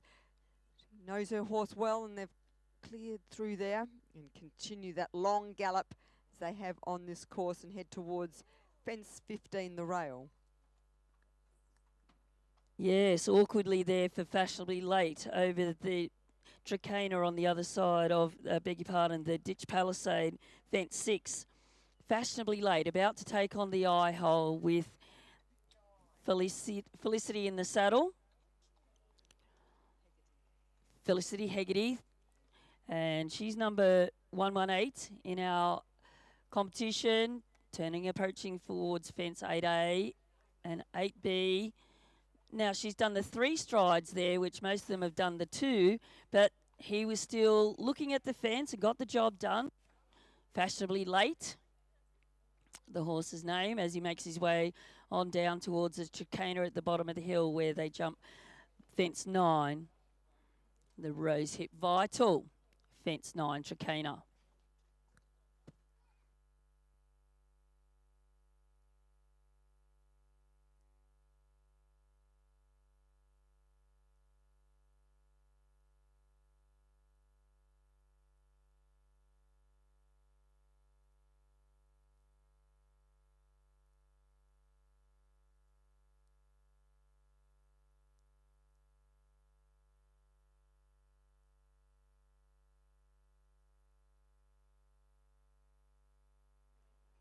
So Felicity Hegarty and Fashionably Late. Pops up the steps and no issue at the corner at the top of those steps. And now streaming up the hill towards the turning fence on this course. That's the Otto Sport Eucalyptus Drop and Brush Arrowhead. Dare I say that fence has not caused any issue in this class. Don't like to put the commentary moz on the riders still to go.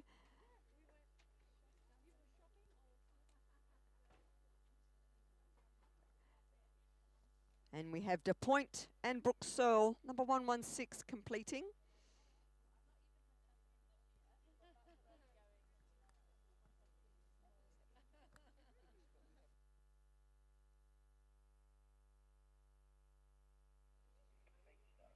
Luke Harmer, we may well catch some vision of him, but on our screen at the very moment, we've got Courtney Stubblefield, Dalwyn Artiste, the Bay.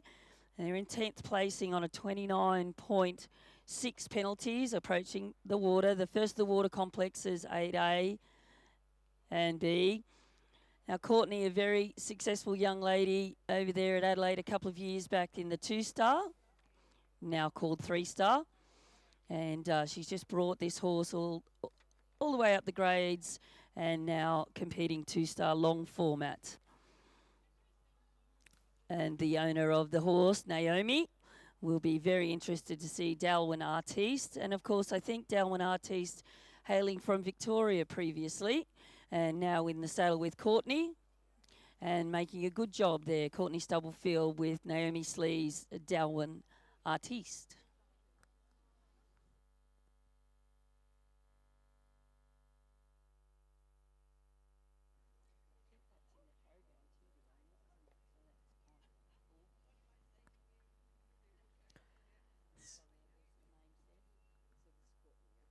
So Courtney Stubblefield, we pick up crossing what was yesterday's dressage, and now the lovely galloping stretch at the steps, and a slight running big curve right-hand curving line there up the steps, but no problem for Dalwyn Artiste. And now up to the turning point on this course, the Otto Sport Eucalyptus Drop and Brush Arrowhead. Turn round a group of eucalyptuses at the top of the incline.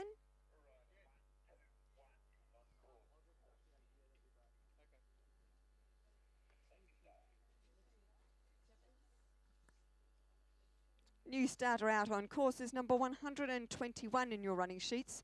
This is Nikki Rose and Dreamcatcher.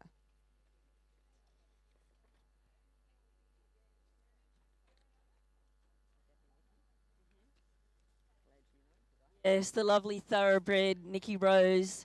They actually watched him as a young horse and prepared him as a pre-trainer up there at Bimbadeen, and kept their eye on him. He was trained with Gay Waterhouse, and now making his way into the field of eventing with Nikki Rose in the saddle. They kept their eye on him through his thoroughbred racing career.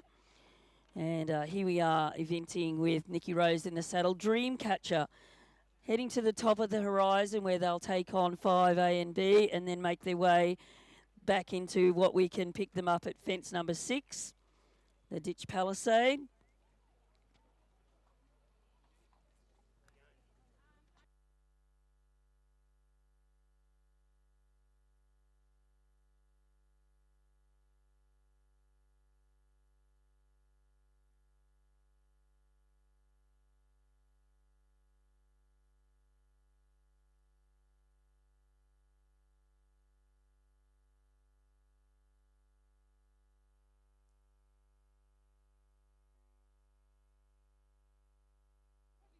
Nikki Rose and Dreamcatcher, the lovely thoroughbred, over fence number 6, the Gubbins Paulbrook Group Ditch Palisade. And the big curving line around these trees to the owl hole at fence 7. It's jumped very well this morning so far. And certainly the conditions here not warming up at Wallaby Hill, but perfect for those out there competing. Doing the S-bend, approaching the first of the water, the cci-l Earthworks, skinny brush, and beautifully done. Nicky just reminding him that he doesn't have time for a swim in the water, and put his foot firmly on the accelerator as they gallop on down the hill towards the Rosehip Vital Tricaina at fence number 9.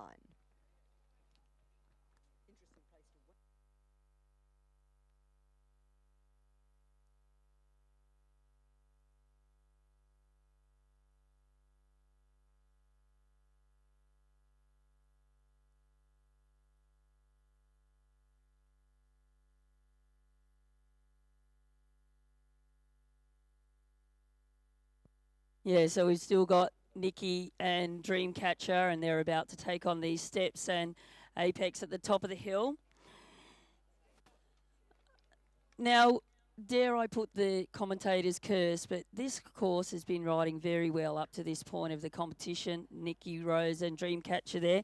I think she added a stride after the stairs, but stayed on the money. Dreamcatcher and Nikki Rose. Now we're 1-2-1. We're halfway down our second sheet here, and Nikki was in 14th placing with 31.4.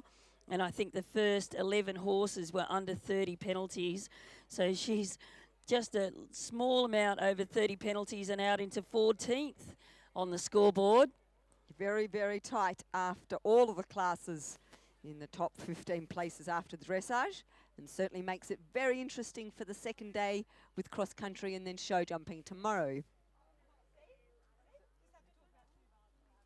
New starter out, Katrina Wallace, Harold Esquire.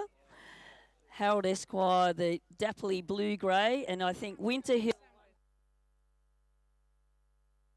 white Winter Hill. There goes Winter Hill in the background, and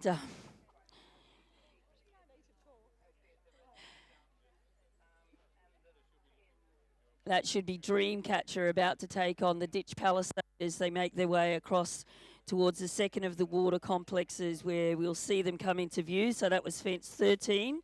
And we should watch them in full view. Jump 14, A, B, and C. Dreamy, a little stally, which is why I got the little bit of a reminder about just forget about being stally into water because it's getting a bit serious, mate, for you to be... yes, we don't want any more of that stall factor. 14, A, B, and C successfully there for Nikki and Dreamcatcher. And making their way the long haul back towards fence 15.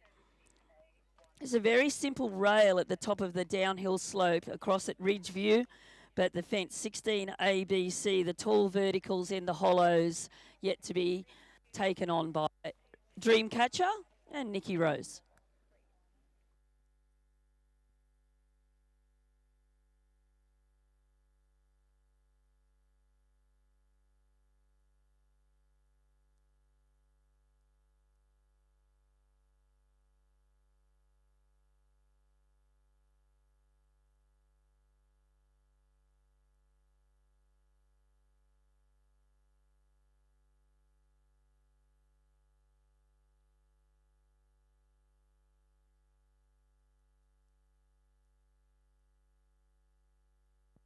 Nikki Lyle, sorry there, Sarah. Nikki Lyle taking on fence 12A and B.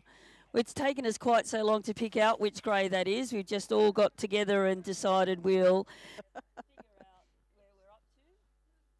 Yes, indeed. It's a complex job, this commentary, reading it from the television screen. Nikki Lyle and Winter Hill.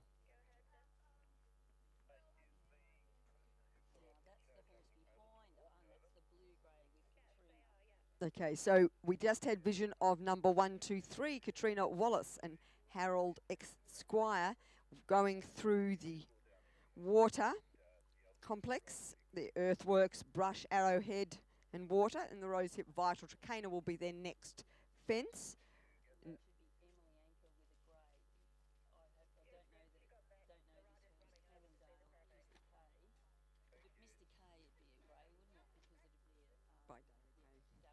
So we get vision just out of the starter's hands. Victorian rider on her second ride here in the Bride's Easy Feeds. CCI 2-star long is Emily Anker riding the Daily K gelding Cannondale Mr. K, a warm blood thoroughbred cross owned by a selection of people, Joe Darby, Peter Chang and Jonathan Ambler, 3 of them.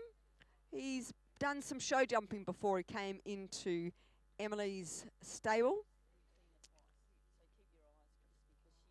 And they're right at the top of the screen at the PMH building mounds at fence number 6. They'll then cross the road towards the ditch palisade. We see them now crossing the road. Pale blue colours of Emily's over the ditch palisade at fence 6. Keeping the gallop going as they head towards the owl hole. It's a lovely sight watching a grey horse going across country. Might be grey overhead, but the action is very bright and hot as they make the right-hand curving line. Some discussion about who had control of steering there. Emily assuring Cannondale Mr. K that she has the steering. Now, heading towards the skinny brush at A. Emily using all her core strength to sit back up after A, be organised for the 2 strides to B, through the water and now streaming on down the hill towards the rosehip vital trachena. Katrina Wallace on screen. The green colours, we've got the 3 grey horses on course all at once, just keeping us guessing. Harold Esquire in 21st placing, successfully negotiating their fences 14, A, B and C. And heading on across, they take on a simple fence at fence 15. So they're a good 2/3 of the way through the track there for Katrina. Sarah's pointing out that Katrina's wish list is gin and lots of it from Santi. Thank you. So some commentary notes there, and that's Rebel Morrow waiting under starter's orders. Now look, Sarah, you've been telling us that we've got Melbourne weather here today at Wallaby Hill, and sadly you're right, because now it's just about to rain, which is going to make things interesting for us being out in the open with our commentary notes and so on. Absolutely, and also may be a little difficult for the cameras out on course. We'll just reorganise ourselves so we have some shelter. Won't be long before the junior competitors take on this track, because I think we're coming down to the end of the long star format. Now we've got a new starter out, another grey, just to keep us guessing. Now that's Helen Shaw and Mohawk is the grey that we're watching there, and the new starter out that we may well follow all the way along from fence 1 should be the chestnut Duke of Sussex. And Rebel and Duke of Sussex in 7th placing. And Rebel says, come on Duke of Sussex, up and over fence number 2 as she urges him to take on this early part of the track. And Sarah's urging the umbrella into a position that it doesn't want to be in.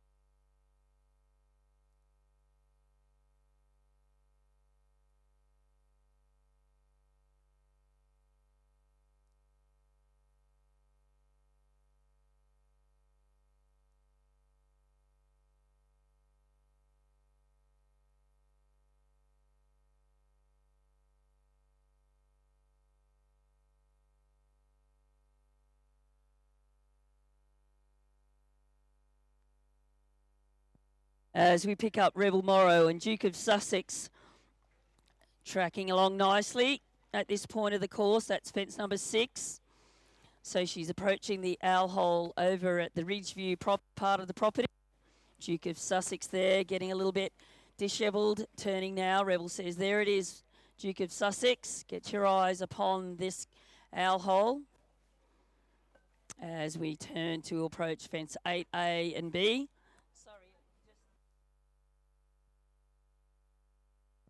Duke of Sussex there.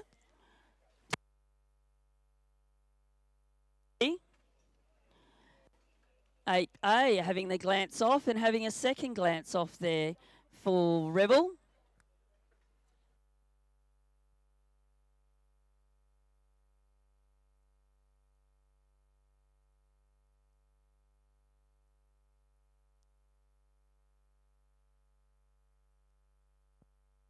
The day's not today for Duke of Sussex and Rebel there. The skinny into the first element of the water fence there. Duke of Sussex said, I just can't figure out what I've got to do there. And glancing off the third time. And unfortunately there, Rebs and Duke of Sussex, the long walk home. But I think we're down to the last couple of horses in this, dare we say, senior level of 2-star, and then it won't be long until the final part of the field of the 2-star junior competitors. We've had Wheeler and Oliver home and hose with their first 2 rides, so we should see Georgie Batten, and I think that's Chestnut Irish Rain that we'll see 1, 3, 2 possibly head out of the start box in a short period of time. And there he is under starters orders. The third of our junior competitors, Georgie Batten. I think Georgie's from Victoria as well. Okay, so this should be picking up the final of our, let's say, senior division. Joanna McGrath, Sierra Conquest in 24th placing. She's a young lady, previously actually from New South Wales, Joanna, and now based up in Queensland. Sierra Conquest, and a lovely, beautifully bred warm blood gelding into the water nicely enough for Joanna.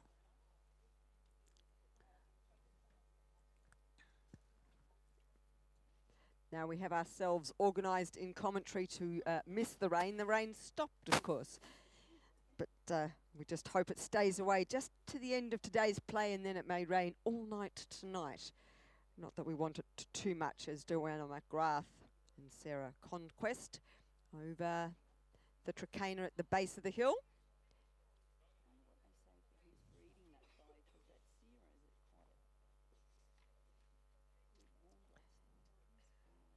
Heading to the pink houses and has the regulation 2 strides there. Certainly a fence that's not caused any problems in the senior section of the CCI 2-star long. Setting up for the steps now.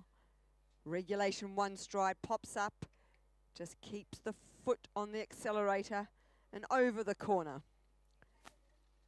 A long pull up to the Otto Sport Eucalyptus drop and brush. Certainly riding very well for these 2-star riders.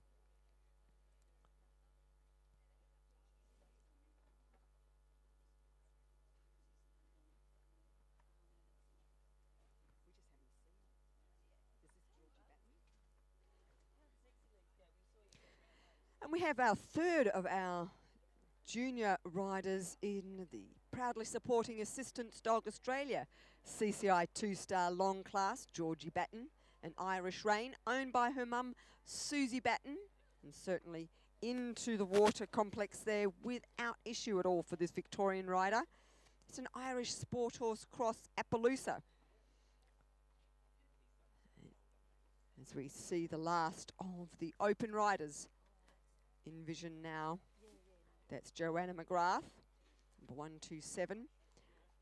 Of course, the action is not over today. We still have the 3 and 4-star to come as Joanna sets up for the road crossing at fence 13. That's the angled ditch palisade.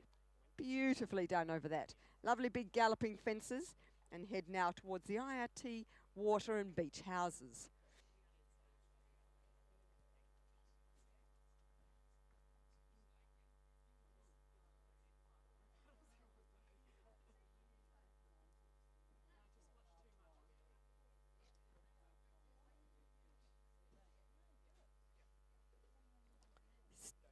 Still streaming well across the country, Joanna McGrath and Sierra Conquest, number 127, made absolutely nothing of that IRT water and the beach houses.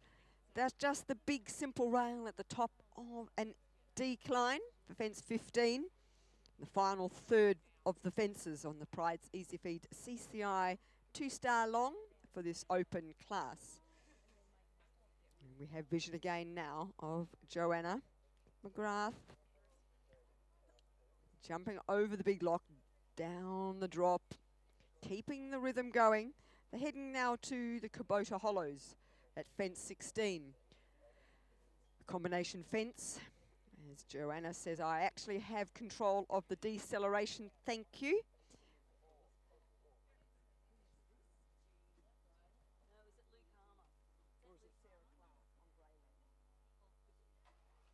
I believe we're now watching Sarah Clark and Greyland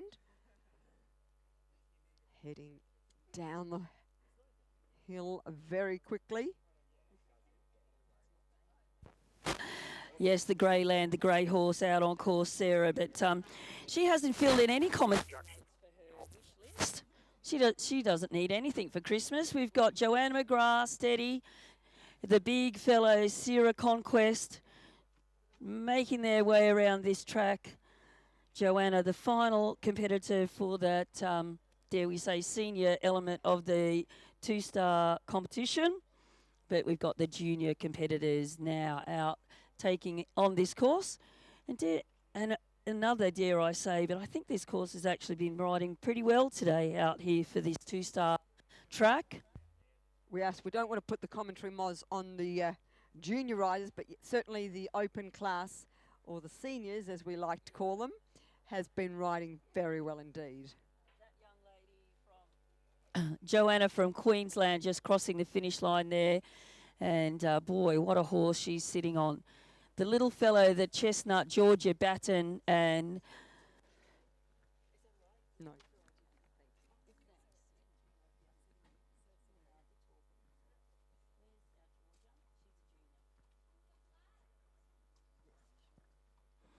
Still full of running, 2/3 of the way through the course, the Irish Rain. He's not a very big horse, Irish Rain. And but he's still powering around the track.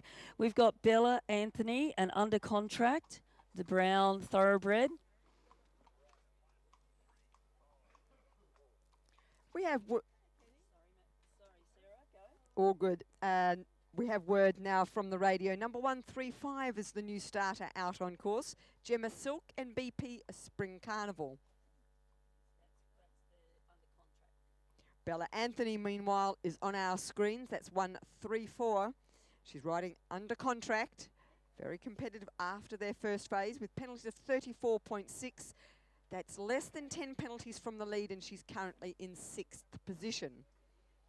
We certainly are having Victorian weather.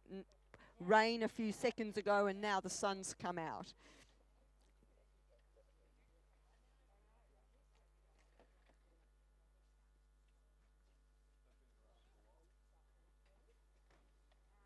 So Bella Anthony and under contract, finding absolutely foot perfect at the Rose Hip Vital Tricana, setting up now for the pink houses. Finding the regulation 2 in a lovely rhythm.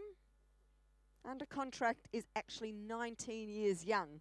He looks fit and full of running out across the country.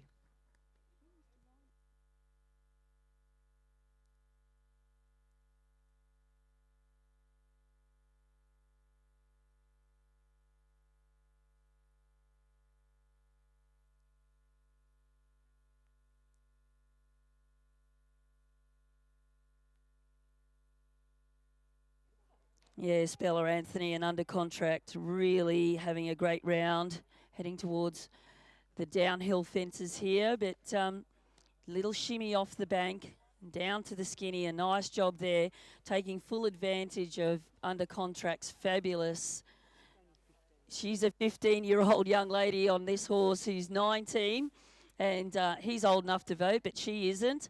It certainly under contract, really giving Bella a lovely ride, and she's keeping to the time as well. Greyland there, I think, where we've just picked up some vision of a grey horse in the middle of the river view part of the course. And I think Sarah and Greyland have parted company. I'm not entirely sure of what went on there, Sarah, but and we've had a refusal into the 8A. Now that could be Gemma Silk and BP Spring Carnival, number 135. We'll see if we can. Yes, that certainly looks like Gemma Silk. BP Spring Carnival making his way to reapproach 8A, and it's a tough call to reapproach a seriously skinny fence, and especially with the busy water fence in the background. Let's see. That's, I think Mr. Spring Carnival says, not today, thanks, Gemma. Let's see. Yes, calling it a day. Unfortunately there for Gemma and BP Spring Carnival. No, she's just getting her goods and chattels in order and reapproaching now. It's a really tough gig to reapproach a serious skinny fence with all of that busyness in the background as well. Let's see if she can get him the third attempt. And sadly, Gemma and BP Spring Carnival will be making their way back, unsuccessfully taking on this two-star track. Under contract and Bella Anthony now. And a neat little jump with a 19-year-old horse with the 15-year-old Bella in the saddle.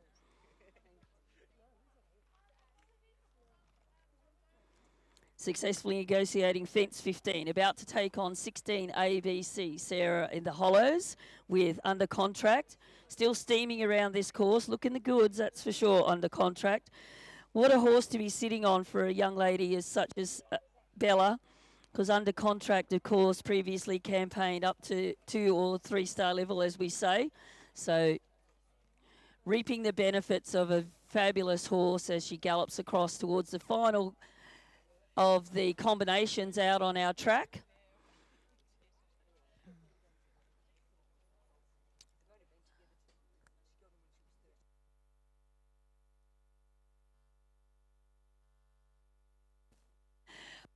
The contract said, I think I'll just chip in another stride here, Bella. I'll just take care of business for you. But that's clear through that final combination there for young Bella Anthony and the fabulous horse under contract. Only the two fences in their way before the finish line. And this young lady, what a horse she's sitting on. Took on the ride as a young 13-year-old junior nearly. And sitting on Bella Anthony, sitting on under contract, about to cross the finish line, and I would say the first of her long format competitions under her belt. And there you go. Good job there, Bella, and wow, what a horse under contract. And Bella Anthony, a great combination to see them cross the finish line. So handful of horses here in this junior. Yes, final six combinations. So Sophie Bennett we haven't caught up with, and she's on Bulgari, which is 136. I believe we're watching her now on vision. Colours, of course, easy to pick out when you're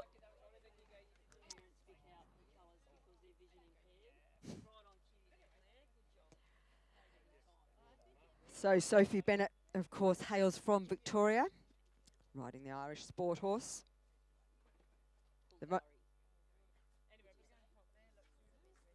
So Bulgari and Sophie, or Lonnie as he's known in the stable, have only been together for 10 months, and they both love Arnott's biscuits according to their commentary sheets. Sophie just setting Bulgari up for, previously campaigned by Emily Anker. We've seen Emily out on course twice already today, but now being piloted by the junior rider Sophie Bennett and making absolutely easy meal of the second water, the IRT water and beach houses, and picking up the gallop again for this Irish sport horse gelding as they head across the country now to the rail at fence 15.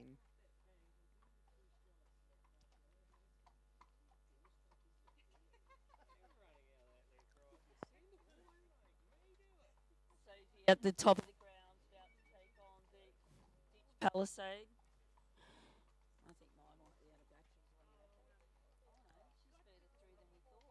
So we picked her up after the second water. So Sophie still having a good ride, dare I say that, live on commentary. And just setting Bulgari up for the Kubota Hollows at fence 16.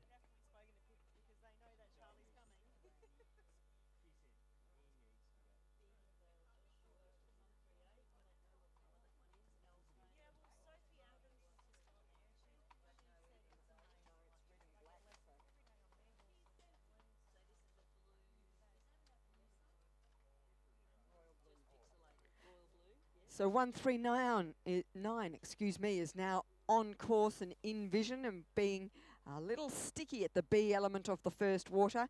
And it's Bronte Bravo and Altona. It's Trakehner gelding. And looks, Mike is quite spooky. And so we saw that as he entered the water, just being a little bit off the leg. Now they stream on down the hill to the Rosehip Vital Trakehner. Pops over that, certainly not exerting himself any more than he needs to.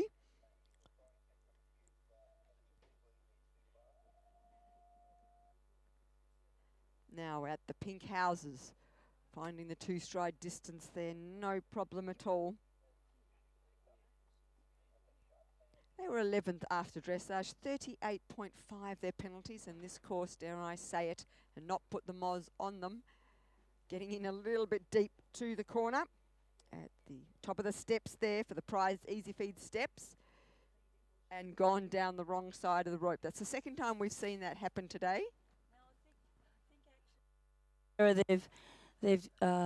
She's have a little walk there, so I think there's a bit of pull over driver. I'm not quite entirely certain as to why that's occurred.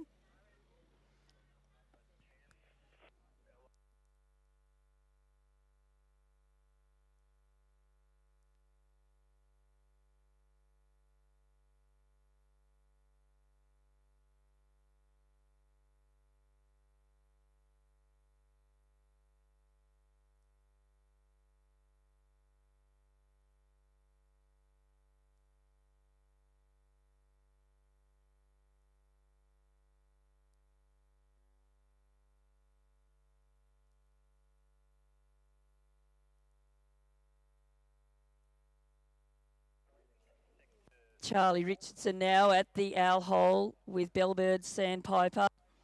Picked him up at fence number 7, turning towards fence 8A.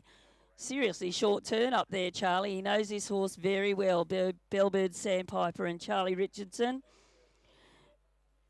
And streaking across the country there with Bellbird Sandpiper, our junior competitor Charlie Richardson, and a nervous dad standing in front of the commentary position. Charlie and Bellbird Sandpiper in 4th placing with 32.1. Heading down towards the Trakehner there, Sarah. He is. Neatly pops over that for Charlie Richardson and Bellbird Sandpiper. And the pink houses. 2 strides between. And Charlie nails that without issue. Heading up now towards the prized easy feed steps and corner for this young rider in the proudly supporting his sister dogs Australia CCI 2-star. Right-hand curving line to the corner and makes that look very easy indeed, and puts his foot on the accelerator and gallops on up the hill towards the Autosport Eucalyptus Drop and Brush Arrowhead.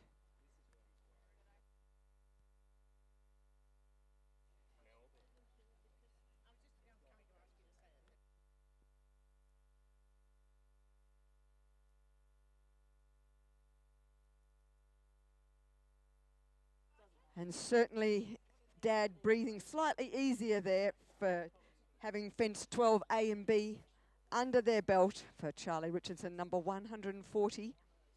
They were fourth after their first phase with 32.1 penalties.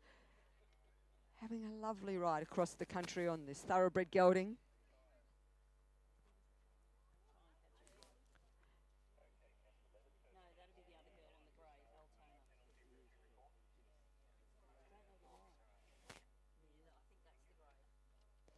So we have word that Bronte Bravo and Altona have retired on course and will walk home now.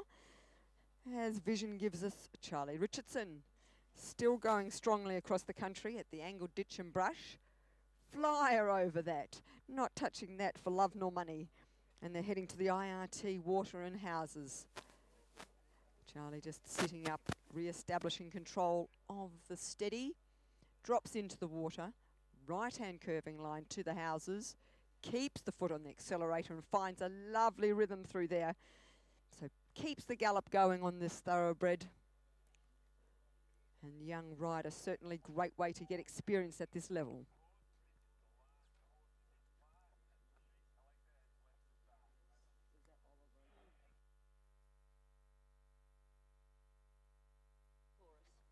So we have Willa Mitchell now. She was sixth after the dressage, 34.5. Their penalties carrying forward to today on Taurus through the IRT water. Now we have Vision back again with number 140, Charlie Richardson. At the rail at 15. Takes a lovely big leap down the bank.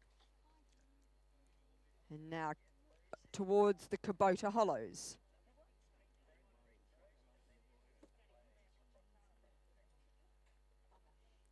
We'll get Vision from the other direction for Charlie Richardson.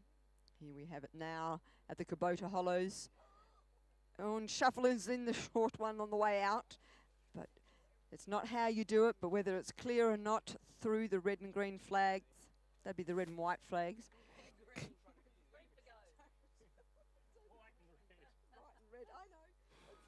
It's okay. We might be colourblind, but obviously Charlie Richardson isn't because it's Bellbird Sandpiper heading for the final combination, the angle brushes. On course, the one stride there, looking the goods, Charlie Richardson. All the nervous parents standing up here in the commentary position. Oliver Barrett, the final competitor today for the two-star level, out on course with Sand Special. And we've got Charlie Richardson and Bellbird Sandpiper just about to cross the finish line for a two-star.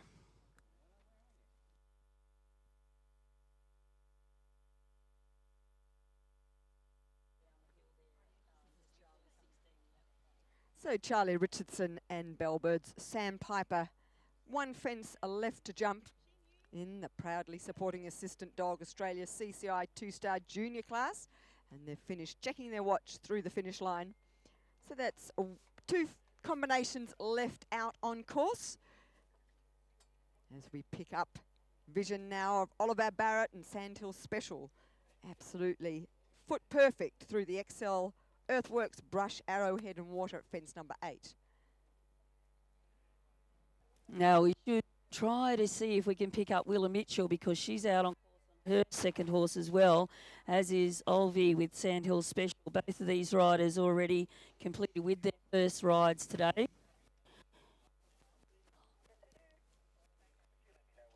Is that the fence?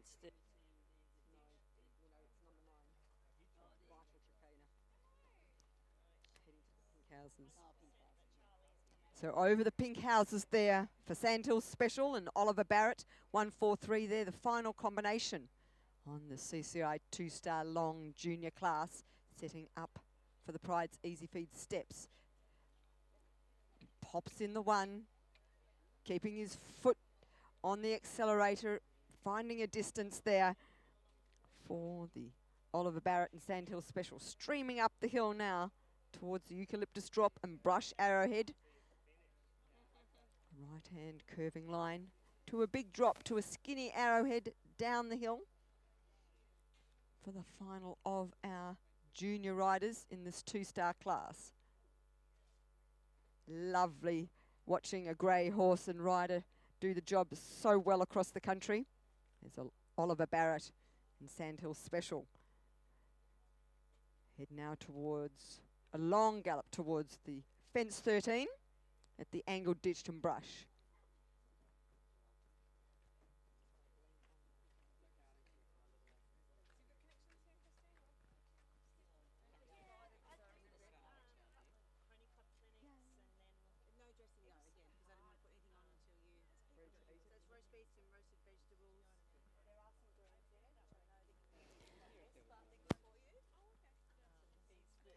$13 for Oliver.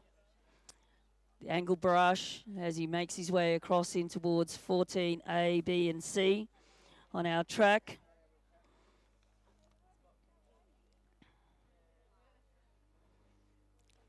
The water with the beach houses, the IRT fences here, Special and Olvie.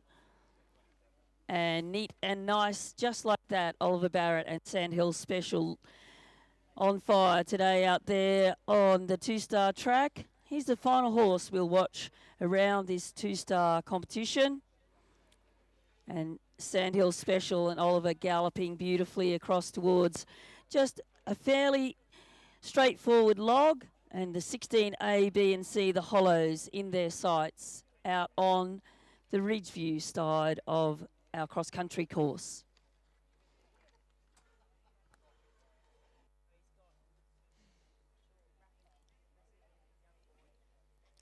Finds a lovely galloping distance to the rail at the top of the escarpment there in the Riverview area of the course.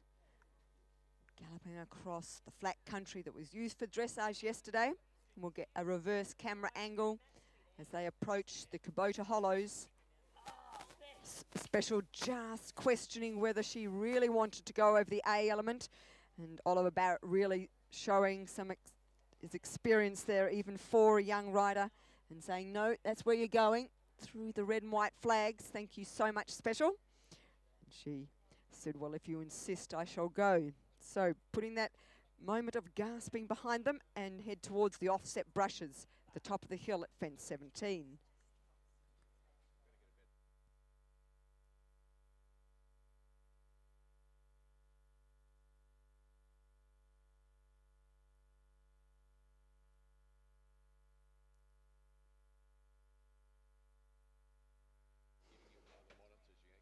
So we've got Olvie now.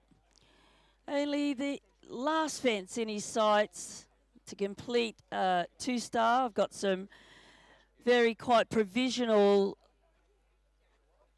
placings also for our one-star class. Sandhill Special just about to take on the final fence on this two-star competition. And Home and Hose there for Special. And so we've got some provisional results to hand, Sarah, for the one-star. And Tanya Harding and the lovely Easy Jet standing on their dressage score of 22.5. That's an amazing way to finish there, the second day of competition. Tanya Harding and Easy Jet, 22.5. And then we go to Jim Walsh and Mont Bell in second placing with a score of 30. And then Bowles Armstrong into third with Statford Matisse, 30.3. Makes for a very interesting show jumping tomorrow. Tim Boland and Touch Heaven into fourth with a score of 30.5. And Matea Davidson and Sandria D into fifth placing. Now these scores are fairly provisional, and they're also posted outside of the Secretary's area. And for those of you watching along with internet, you may see those scores on Nominate live scoring. We've got the junior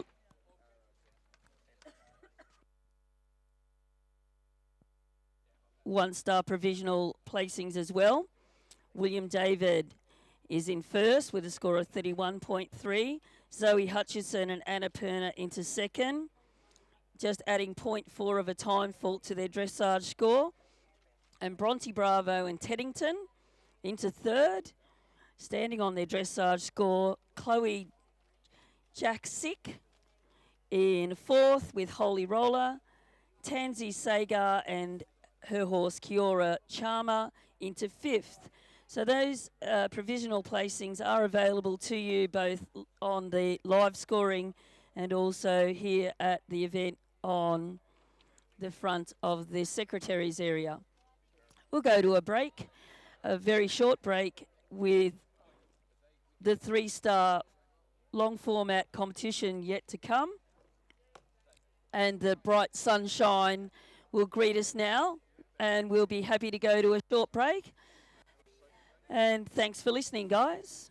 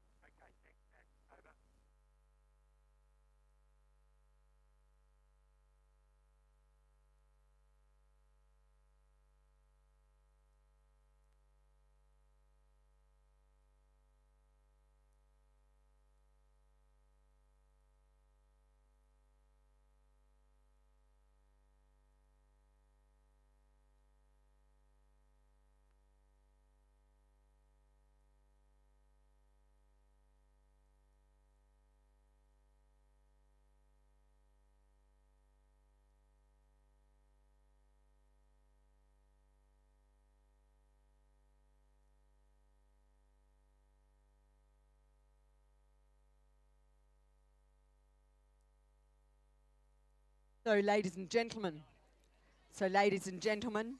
we have a start on course. So we have a start on course in the Otto Sport Australia CCI 3-star. Believe we have now got vision of Katrina Silk and Dunroston. It's a Hanoverian Gelding by Regarde Moi. 12th after their first phase with 38.8 penalties.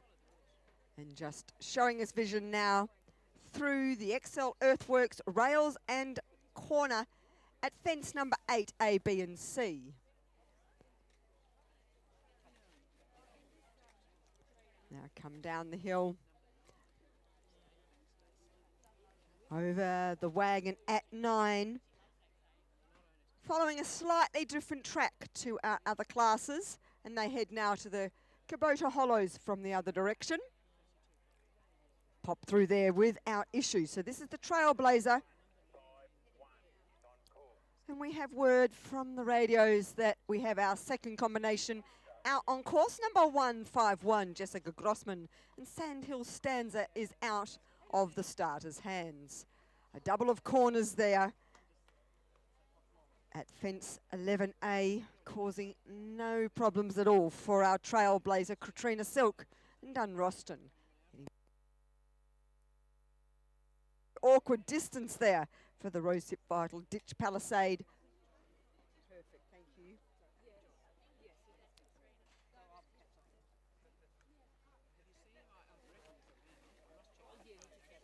Just getting vision through the trees there for the Gower Gates Insurance picnic table.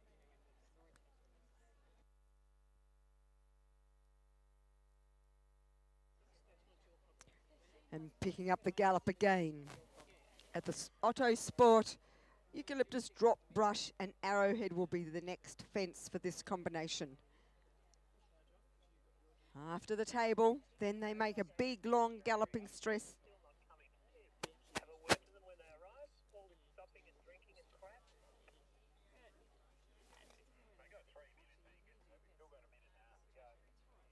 So there's 3-minute intervals between these horses, so a little bit more time on commentary for them. There's a distance of 4,590 metres on course at a speed of 550 metres a minute.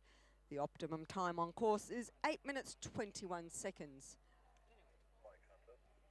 So now setting up for the Eucalyptus Drop off the left-hand curving line, different from the previous class, which was off the right. Drop to the Arrowhead and no problem at all. Katrina Silk and Dunroston really showing great trailblazing capacity here in the final third of this course.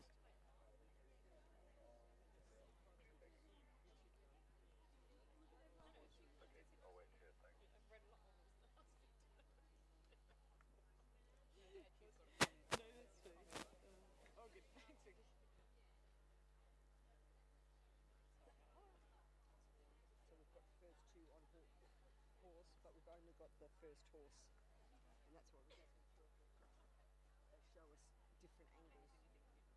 Whose horse is it now? So she's coming up to the ditch brush. So we now have fence 16 under their belts for the first combination, the Otto Sport Australia CCI 3-star long, setting up for the drop into water. Pops in nicely, a little peck having to sit up quickly, and did so. Round of applause from the crowd gathered here around the central commentary position. I'd like to introduce our next co-commentator. Certainly really needs no introduction really. Wendy Schaefer, McDonald. Hi there, Sarah. How are you? Great to be here at Wallaby Hill, such a spectacular property, and very appreciative that both Alex and Derek let us have a wonderful event here. We do need competitions of this standard in this country, so it's fantastic to be here. And now just watching Katrina coming to quite a significant combination. She's got 2 drops down steps to a brush fence at the bottom there. So we're watching her approach.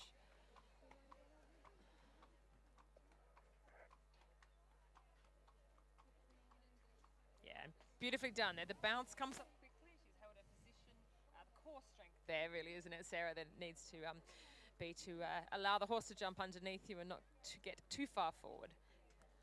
Can you get And now coming to the unfinished bridge.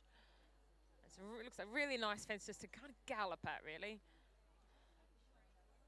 Yeah, and Katrina's done just that.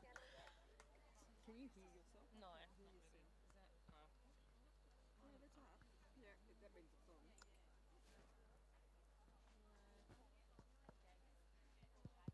You're going to be able to do that.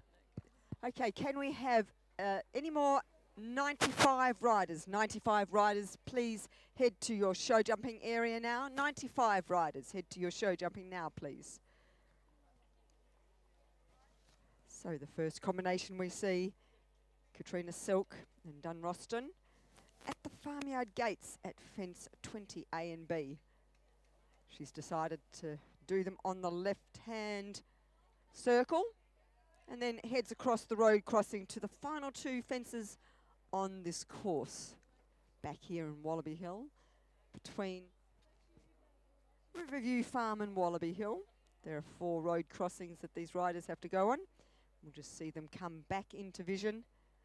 Right, there we go. They've jumped the farmyard gates. Is that Jessica then?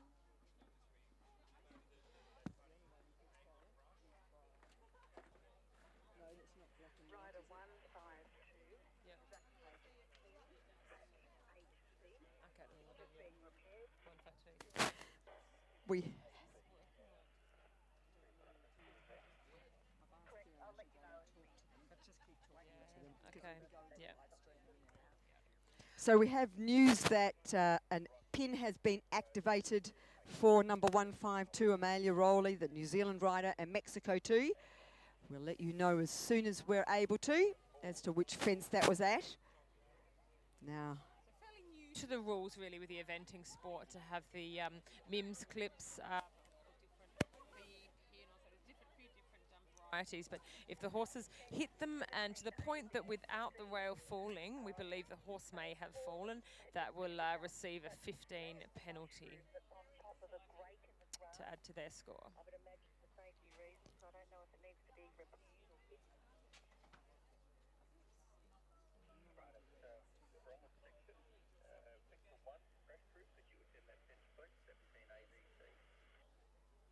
Fence 8B is fixed now. But Amalia's jumped the rosehip vital ditch palisade, nice and forward, beautiful leap over that. And yeah, a while back I suppose it was, yep. And I think Amalia still, because she's just done the water with the pin. So I think Amalia, I haven't really. I said that she just did the pin, so she was the one trotting around in the water. So she with some other. Pretty sure it's her. no, we're just guessing, really. Well, only from the call there, they said she had a pin in the water, and then she came. She's now, I don't know what number she's at, 15 Yeah, or this something is now. Chelsea. I just sent up a horse to the cool down area, and I just need you to have a quick look at his hind end. He just looked a bit unhappy in the show jumping. Colleen has done that job for you. I'm just going to turn the pages. Rider number 154, jump number 5AB, 2 refusals, and she has retired and is leaving the course. Unfortunately, we've just heard from our Mike, I suppose, that Madison Simpson has unfortunately had a couple of stops at 5A and B. The Pimples, quite an interesting concept there, and maybe quite new for the younger horses. So unfortunately, she has decided to retire Tiramu Sportsman. Another day for her. Meanwhile, Amalia Rowley and Mexico 2 still out on course.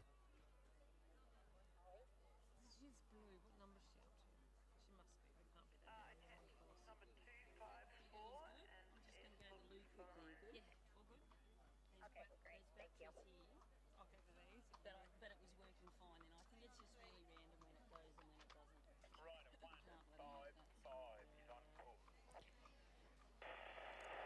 So as Amanda Rowley and Mexico 2 peck on landing in the water, sit up quickly for the two little houses on the way out. We have word that number 155, Amanda Ross, the Victorian rider, and RL Cavalier Vivendi is out on course.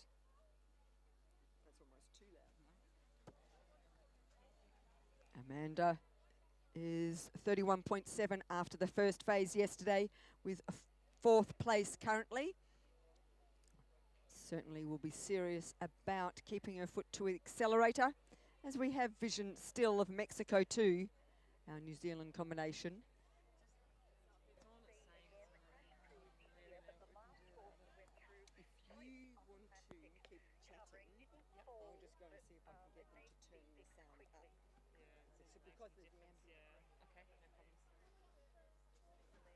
Okay, Malia Rowley's just come down very successfully through the Pride's Easy Fees step and arrow eyebrow bush. Again, it's quite a difficult combination there. She has to sit tall as the horse bounds down the steps.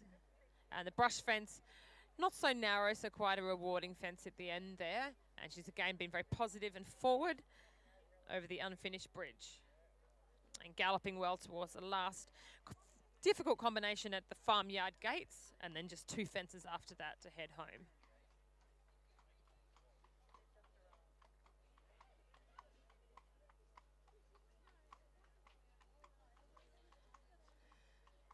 So we've got the tall white gate going in that we need to be a little bit careful of. Horses have jumped some big open fences on a very forward stride, but she successfully completed that on a nice left-hand bend.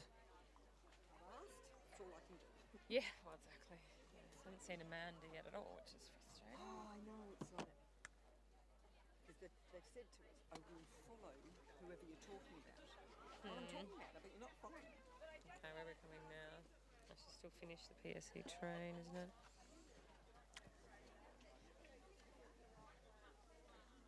Okay, now we see Amalia is just over the PSC train at the second last and galloping home.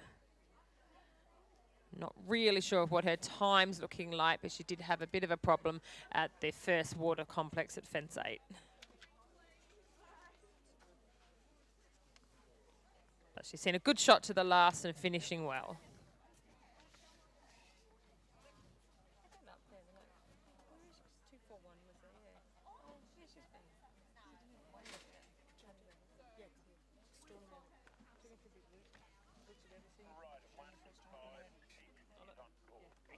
A new starter has left the starter's box, and this is number 156, Alicia Siri and King's Crackerjack.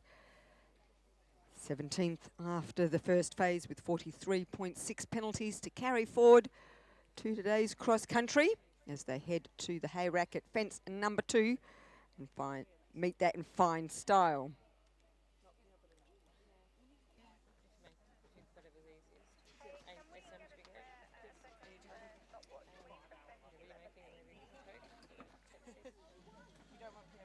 They head up the hill now towards the barrel flower box.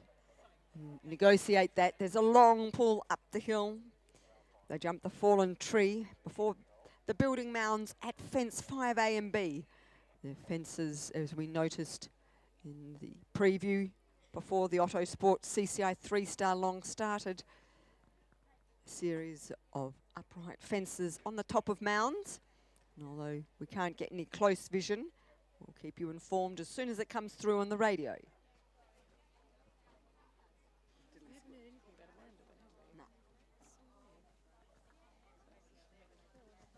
This is what happens when you're not at Adelaide or Melbourne.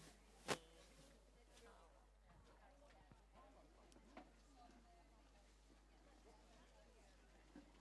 could turn the sound off.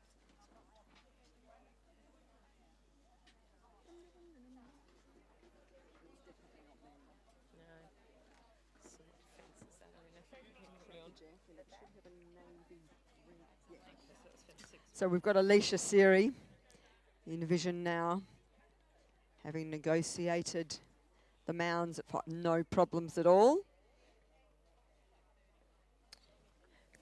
So she's very comfortably through the the tree stumps at that point, so she's coming into the cci-l Earthworks rail and apex. No, she's coming into the water. Just getting in deep at the apex, actually in the water, and Alicia having to sit back and really sit in her cross-country position, getting away with it and galloping on well, heading down towards the red wagon in the middle of this downhill slope. Of course, the 3-star going a completely different track to our earlier classes, as they're having to gallop 4,500 metres. The Kubota Hollows upright either side. Oh, and so sadly a parting of the company there at the Kubota Hollows, as we now get some vision of Amanda Ross.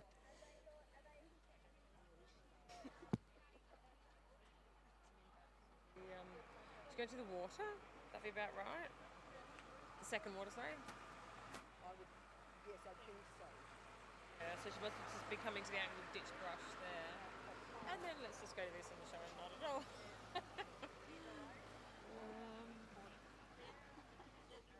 If we had that louder, do you think we could hear what she's doing? Or We can. just wonder if they'll actually give us any idea. So we've seen Amanda streaking across, we believe, towards the IRT water and beach houses. Unfortunately, we haven't got very good vision here at the moment, Sarah, so it's being a little challenging to really give you much information. Absolutely, Wendy. So, unfortunately, with Alicia just popping off the side at the B element of the Kubota Hollows, we now have vision at the very top end of the course. Vivendi's tail winding him up to the white gates right up there at fence number 20. And it's kept turning left. So there's been a few that have turned right and landing there.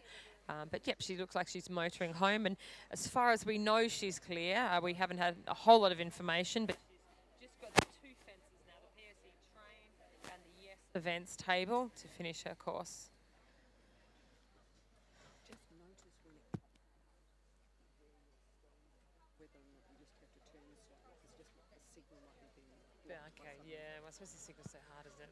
Fire interception and everything, yeah. Yeah, okay. Best start. So it's great to see vision now of Amanda Ross and RLE Cavalier Vivendi heading towards the final fence on the Autosport Australia CCI 3-star long. Finds that a lovely distance, and Vivendi still with his tail as a banner out the back and looking fit and full of running as they jump the Yes Events table and complete their course. I think it's a mare. I haven't seen it before, though. Who over water jump? This must be Shanae Lowings, second after dressage. Purple and white, is that purple and white? For Bold Venture, I think, is it? So I believe we've just seen Shanae Lowings very comfortably through the water on Bold Venture. Experienced horse, this guy at this level, and he had a fantastic dressage of 28.2 to leave him in second place. Again, she's met that wagon nicely forward and giving him a really good ride.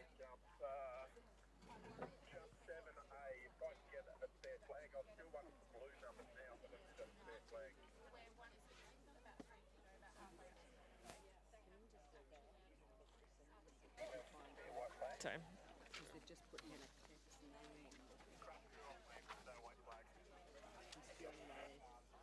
yeah, this is pink and grey, so it's down there. so that's, oh, so they've gone back to, Yeah, must be out of order. See, yeah, right. You are not in the same but Alicia fell off and 'Cause I thought Madison we- was eliminated Yeah.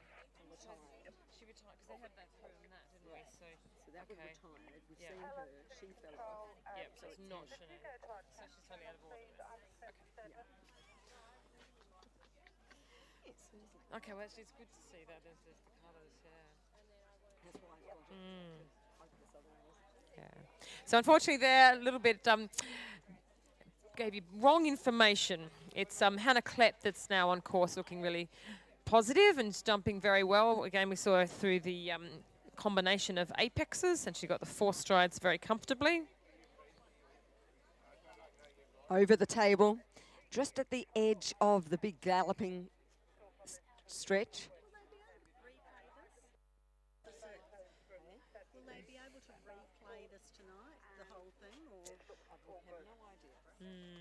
nice if they could. I mean, sometimes they do, but I'm not sure about here. But So Hannah Klepp and Reprieve, the Encosta de Lago, get my tongue around that name. Gelding, beautiful thoroughbred, pops off the drop and straight as you'd like to see over the brush or the skinny brush. yeah, interesting. I mean, it's really progressive, that fence. We can see the yellow course, the 2-star do a similar line, perhaps a slightly wider brush, 4 strides away. Then we have the 3-star that do a narrower brush, and it's a little bit closer in the 3 strides, and then we'll later see the 4-star doing an even harder line over an even skinnier brush. So it's very interesting and very well built. And I suppose we actually got 2 course designers with Stuart Tinney doing the 2-star and Mikey S doing the 3 and 4-star. So it's interesting to see they've very well aligned, shall we say. Okay, so I don't know whether this vision is Isabel Horton. Oh, is the Shanae going or not? So. Oh, okay, sorry. I'm going to see what colours there. Yep. So Shanae's. So just some vision there of Hannah Klepp. Now, they were 6th after their first phase yesterday, and they're certainly going well across the Otto Sport Australia CCI 3-star long. And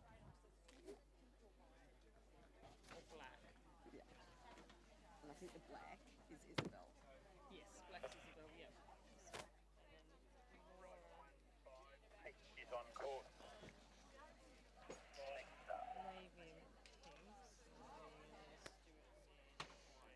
So we have now got vision of Hannah Klepp 153 in your programs, just popping into trot strides. It's a very small distance between those 2 downward steps.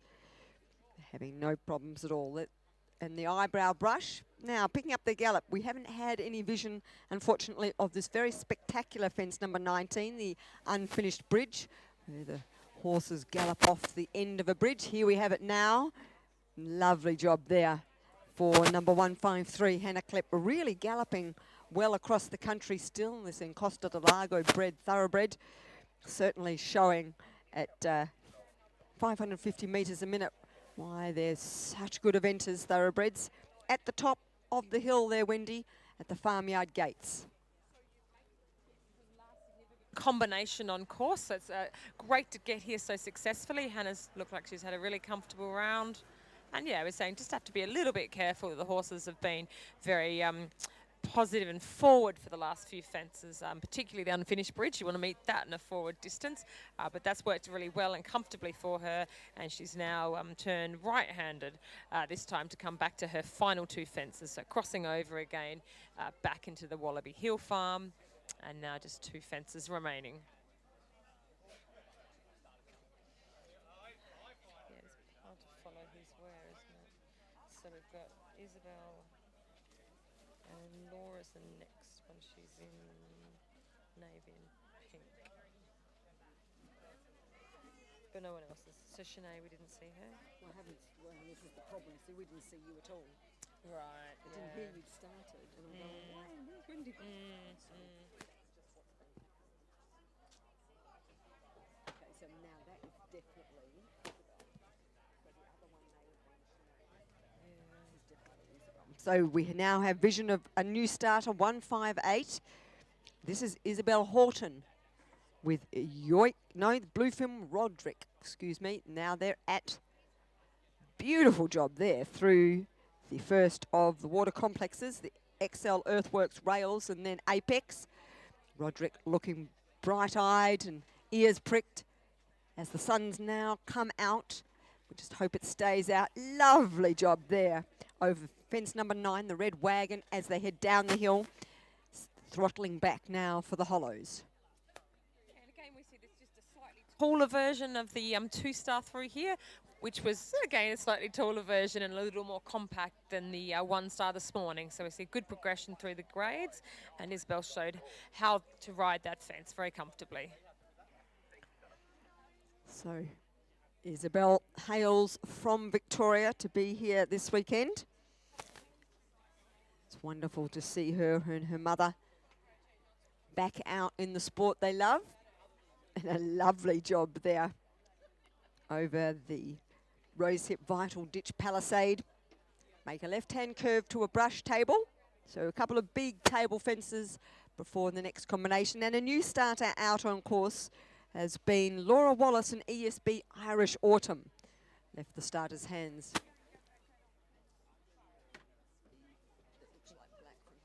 Yep. Okay. Right. Okay.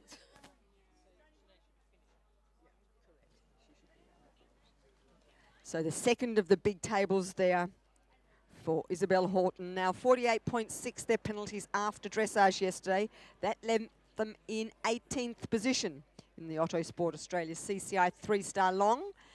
It's certainly galloping well across the country with 158 on their back today. Up that very long incline.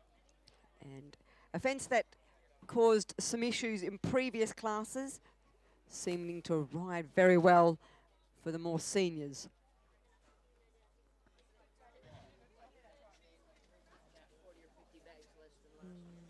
Yeah, I mean, these three-star horses have seen a few more different types of fences, I suppose, but riding very comfortably there. And it's interesting to walk these fences and then just ride them, how the slightly different, it's the slope, I suppose, of the hill makes there, but they're making the three strides look very easy. Oh, okay. How can you, oh, yeah. Look at my sights as well as my hearing's gone. Okay.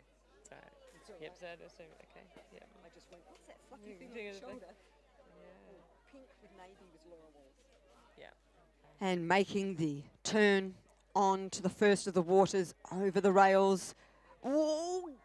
Oh, okay, very awkward moment there for Laura Wallace.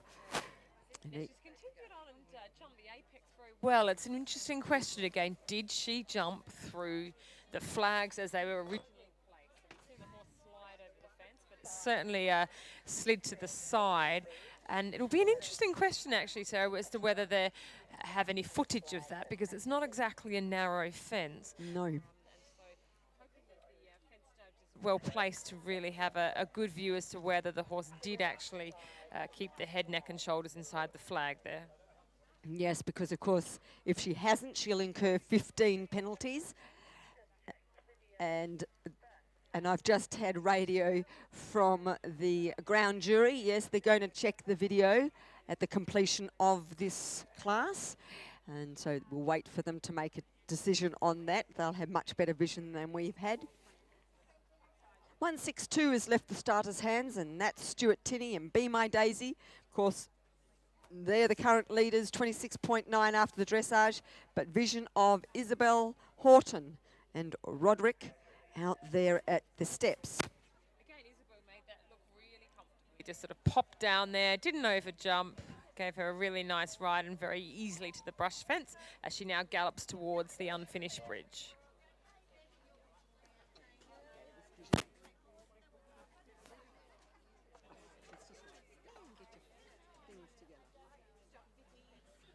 So, yeah, I mean, there's You have two cameramen who don't know anything about the sport and aren't actually cameramen apparently. And then you have a producer in there that's cutting them in and out. Going to Hunt Doherty. Hello, Richard. And while we have our dressage leaders, Stuart Tinney and Be My Daisy, on course, we're a little frustrated that we haven't any vision to give you any information about how his round is progressing. Good to see. And just saying that, we've brought him into vision, so we're Two riders. galloping comfortably. Their tracks between. Jumped set 6, the Gubbins Bullbrook Group Oxer, and turning towards the tree stumps shortly. Yes, it's a combination fence, number 7, over the first narrow tree stump and the second. They have to go from the sunshine into the shade, but it certainly seems like it's not worrying any horse at the moment, as the sun has finally poked its head out. We do hope the predicted rain hangs off until tonight. Makes the turn to the water. Stewart absolutely solid in the saddle and makes apps that look very easy. The XL Earthworks rails and apex. Mare, and I'm not sure of her age and stage, having not quite been in the country enough to be up with it all, but she's certainly a big jumper, and Stuart's given her every confidence through the water jump and is now approaching the Kuboto Hollows. And a little wobble again. We can see she's perhaps not as experienced as some other horses in the field, but I would expect Stuart will be giving her the best stride possible to gain more experience. And it's got the 4 strides through the corners very comfortably there, so the SHEC corners, and he's now coming to the big rosehip vital ditch palisade, which he jumps really well. Yes, obviously gaining in confidence as she goes around the course. Be My Daisy, owned by Stuart and his wife, Karen Tinney. And they're over the first of the brush table and then gallop towards the edge of what was the dressage arenas yesterday before they make their way up to the highest point on course and over in the Riverview paddocks across the road from Wallaby Hill.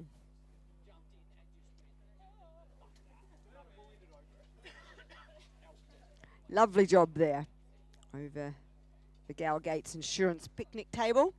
Certainly the weather is now cleared. And certainly a day that you could actually have a picnic out in that part of the course. Absolutely beautiful weather. Stuart's getting a good rhythm up to the Otto Sport eucalyptus drop and brush arrowhead, and it'd be interesting to see whether this mare's had a whole lot of experience in these type of fences, but we certainly know Stuart is one of the most experienced and best cross-country riders.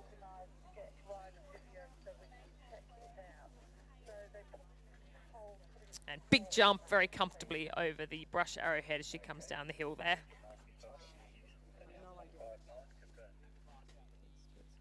Not very long. Yep, Stuart's the last, most recent, yeah.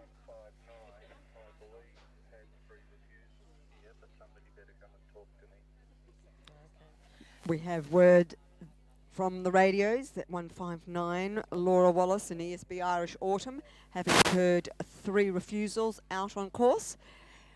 Of course, remember all these scores are provisional till posted on the official scoreboard outside the Secretary's office. Meanwhile, still going in a great galloping rhythm, the leader after yesterday's dressage, Stuart Tinney and Be My Daisy. See Stuart having to curb her enthusiasm there. Has a nice big jump and looking up a really good line.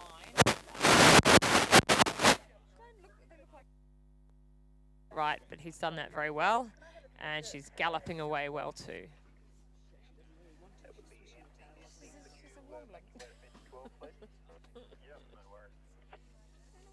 But that's kind of, but then you want to win the dressage, you know, so Tuesdays. Yes, we do. Wow, we should be home. Do you have any TDs, any TDs in that area?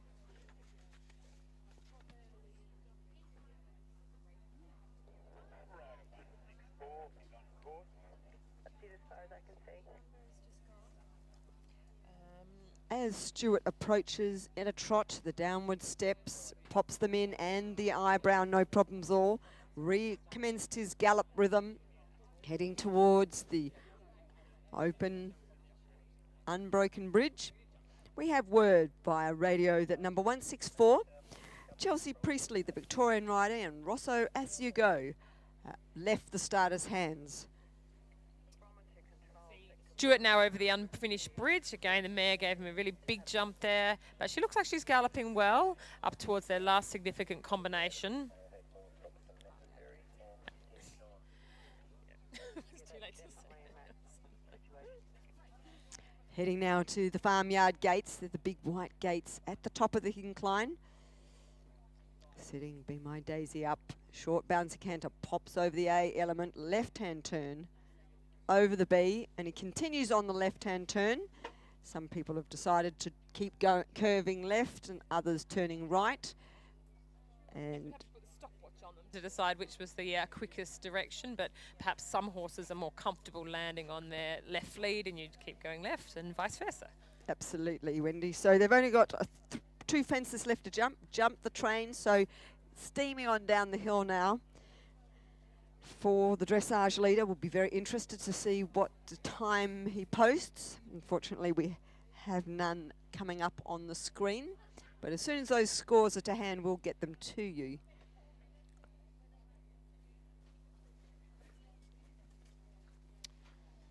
We'd suggest she looks like she'll have a pretty good time though. Stuart's the master of being efficient, and she's kept galloping well and does some nice big jumps, but always positive and forward.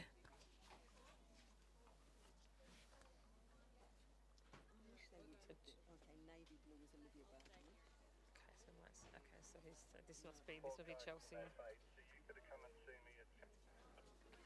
Okay, we now have Chelsea, who had a dressage score of 37.3 in 10th place. So she's literally just jumped into the water at the cci-l Earthworks rails and apex, and lovely fence out over the apex too. So really good ride through there for Chelsea.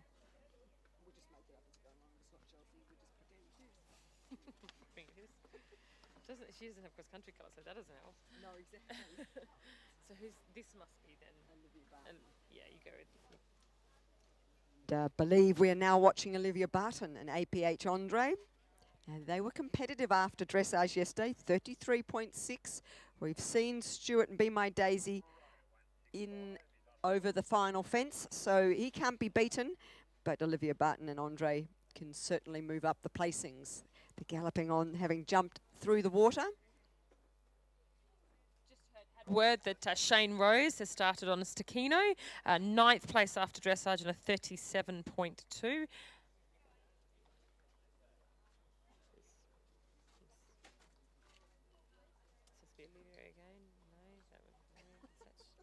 It's a Shane. Okay. And now we see Shane storming.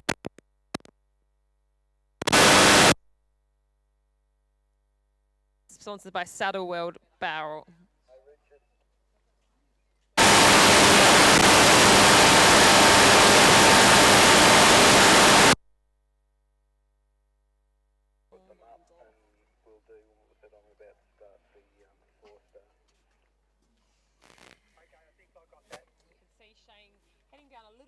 After the flower boxes to come to their version of the fallen tree, but these are beautiful fences, very nicely designed, well, I say designed, but presented, shall we say, out on the course here.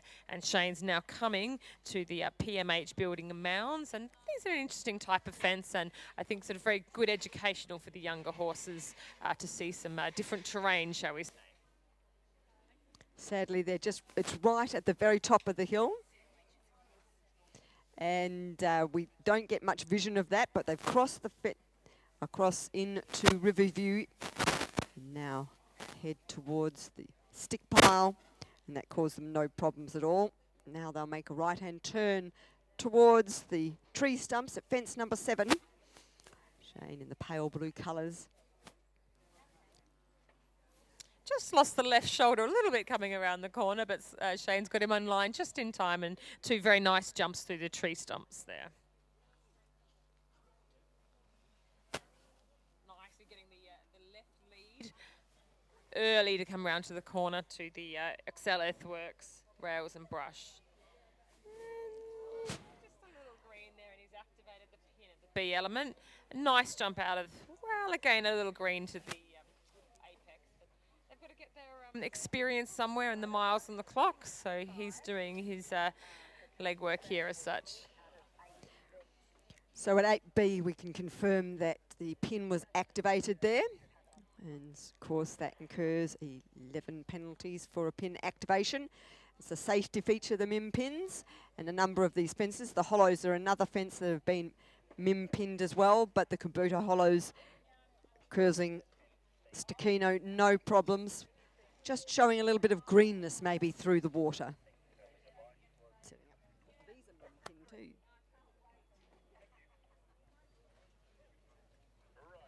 The double of corners No problem at all for number 165, Shane Rose and Stakino. A previously called rider 159. We have recorded 2 refusals at element A. Okay, okay. Oh, Hating to clarify okay. that. So we've still got Chelsea out there somewhere. Olivia's probably finished by now. Thank you. Yeah. This is Wayne, Shane still, isn't it? Yeah, have a look of it. And we're just watching Shane now come into the Gal Gates Insurance picnic table. And he's a lovely jumper, this horse, so I'm sure we'll move up the grades with Shane's experience next year.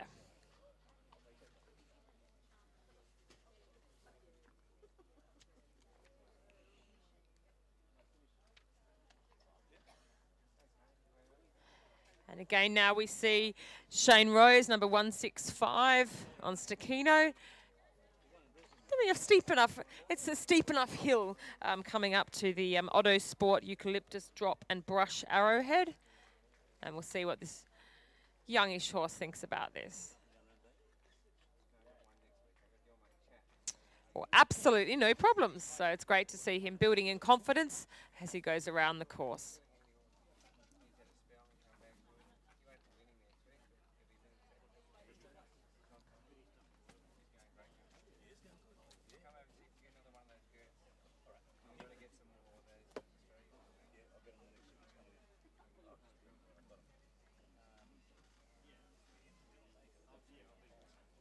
So it's a long galloping stretch from the Otto Sport Eucalyptus Drop and Brush Arrowhead to the PSE Angled Ditch and Brush. So really time to let the horse get into a rhythm, have a bit of a breather mentally as well as physically before they come to another, I say nice ditch and brush. It's a good big ditch, but it's educational for their level, and he's jumped that very easily. And certainly we've had a wonderful weather, changing from the cold grey Victorian weather now to lovely sunshine, and Stakino just showing a little bit of greenness into this second of waters. But Shane, of course, such an experienced jockey, didn't move him from the plate at all, and just continue on to the houses out. So 17 ABC, no problem there, as Shane puts his foot back on the accelerator, and we'll next see them at the Pride's Easy Feed Step and Eyebrow Brush. Yeah, okay, it's a really nice course to ride through here that we've got some combinations, big enough fence, and then a little bit of a breather for them before we come down to the next combination. And this again is riding really nicely. I think as long as the riders prepare and balance their horse and allow them just that bit of time to come back and use their sort of back end to just lower them down the steps.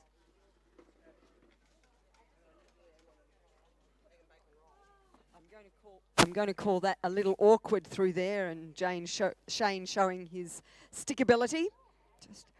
Stakino just looking a little bit down. It's quite a steep drop with the steps included. So Shane now onto the unfinished bridge.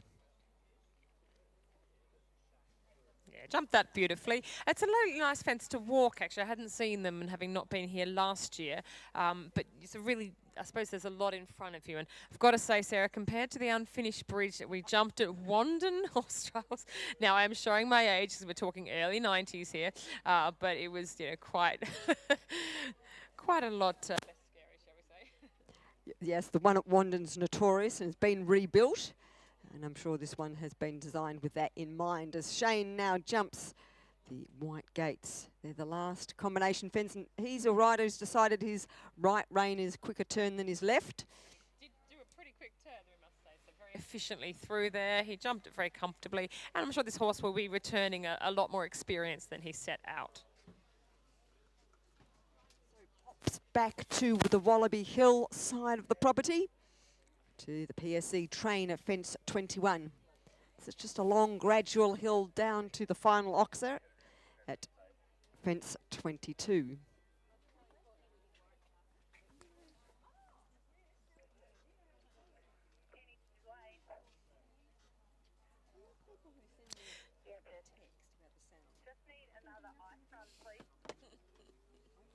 By the way, we can't hear you. I Thanks. can drive past. Yeah, over the last fence for Shane, he's had a really nice finish there, and it is nice to have a bit of a sloping sort of roll down the hill there to the last two fences.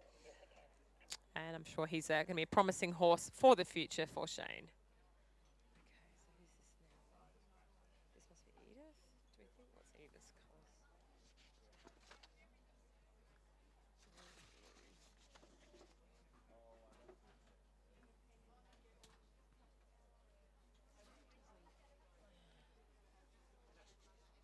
I think it's Matthew Gasky actually. Okay, we have Matthew Gasky there beautifully through the Kubota hollows and then onto the SHEC corners. And now giving a good run, a lovely shot there at the Rosehip Vital Ditch Palisade. And we'll see him have two big nice tables before he goes steeply uphill and then down through the Otto Sport Eucalyptus Drop and Brush Arrowhead.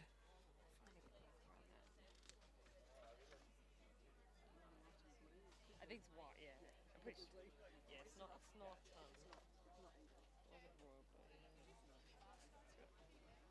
see, we've just not seen her, or anyway. Silly question, sorry. So we're now coming to the final 4 or 5 combinations in the Otto Sport Australia CCI 3-star long. And this is the Queensland rider number 167 in your program, ladies and gentlemen. This is Matthew Gasky riding Belhaven, Cumbria. They were 5th after the first phase with 32.6 their penalties. And of course, Belhaven, Cumbria owned by Jason Johnston. And now throttling back for the drop to the skinny Arrowhead. Doing it in the regulation 3 strides and certainly making that look very easy. The very early classes today, having a few glance-offs, but certainly not today for the CCI 3 stars.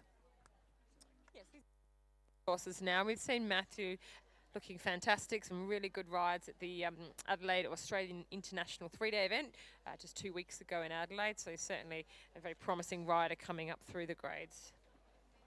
I'm not sure how old he is. So Who on earth would this be? It's not black, white and silver, not black and orange. white. Orange and black, Matilda McCarroll. Okay, we've just seen Matilda McCarroll successfully through the tree stumps there at number 7, and she's approaching probably what would have been the most influential course on so far, the XL Earthworks Rail and Apex, which is not suggesting it's a water fence, but it certainly is, and the horses do know that. Yeah, she's done a very good job through there, Matilda, because it was a little green looking coming into the water and jumped very high over the apex, but she's clear and looking to give him further confidence coming to the rest of the course. And you may be noticing that there are a couple of riders with a little white fluffy thing sitting on their back protector. Well, that's a Peppermint Fred, of course, named after Jill Rolton's Peppermint Grove, and all money from the purchase of these horses goes to cancer research. And Matilda having to put out the go stick with Cosmic Cube through the Kubota hollows, just a little uncertain of whether he wanted to jump the ditch, but answered the question and now head to the corners. Unfortunately, wrong answer. Element A of the big corner there, so yes, possibly the commentary was there, but she's now coming around. And second presentation gets a much better line before an unfortunate run out again at the B element. So not a strength at the moment. This guy's jumping corners, so something for her to take back and practice over. But good job getting him over the second time. Often if they run out once, it's very hard to convince them that that wasn't the right answer. And she's had a good shot at the ditch and palisade there, sponsored by Rose Hip Vital.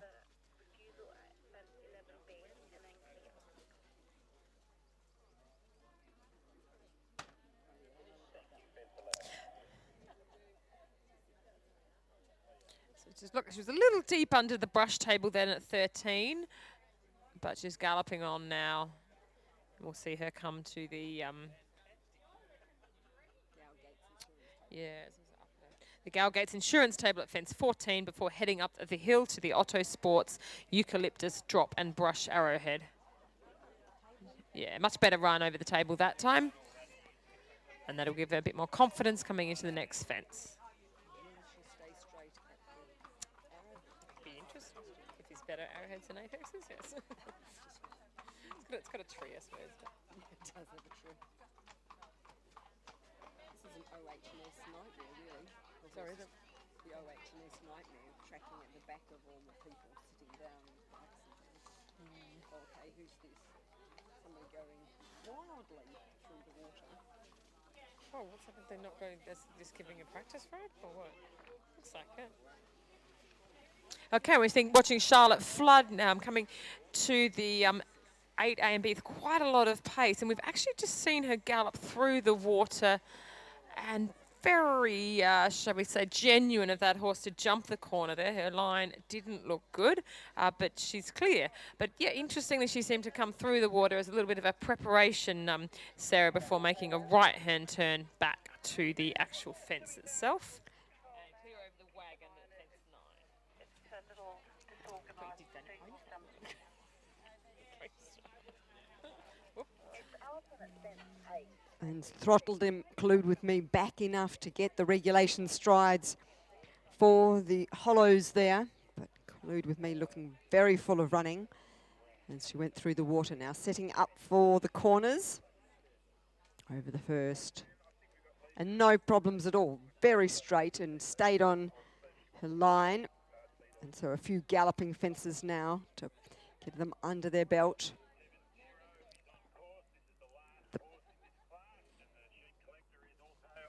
And we're watching Matilda come into the second water complex, the IRT Water and Beach Houses, and she's done that very successfully. So just another couple of combinations for her as she comes home, moving towards the Pride's Easy Feed Step and Eyebrow Brush.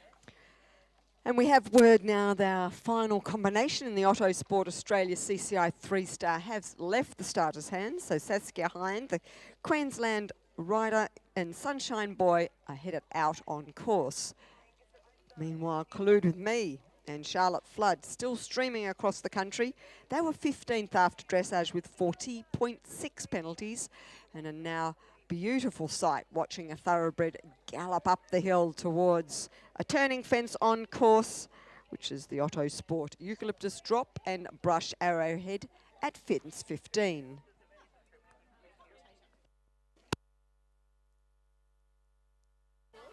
Fab, thank you. Thank you. Can I just pop these Yeah, in sure. the side? Too many pieces of paper. Yeah. Just run through these. Yeah. Very nicely down through the Otto Sport Eucalyptus Drop and Brush Arrowhead there for Charlotte Flood include with me. And we're just seeing Matilda finishing off there. She's successfully jumped the unfinished bridge and she's coming up towards the farmyard gates at fence 20A and B.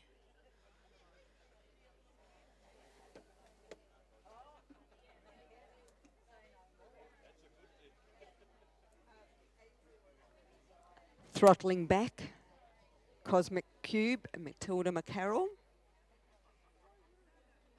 Heading to the gates, now we're getting a different vision. Another rider deciding that right-hand turn is what she'd prefer to do. So only 2 fences left to jump for number 168. And we already know that we've only have 2 horses behind this rider to be home. And then we've completed the Otto Sport Australia CCI 3-star long.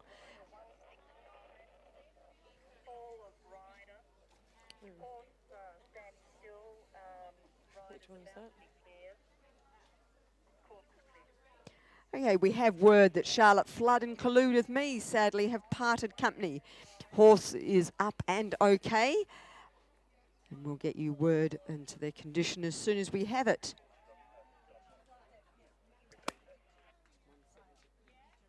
Yeah. And now we see we now see number 170, Shashka Hind, just unfortunately having a refusal there at the cci-l Earthworks rail and apex through the water. And it looks like she had the refusal at the B element, and it looks like she is going to retire at that point. She's trotting away, so we can only assume that.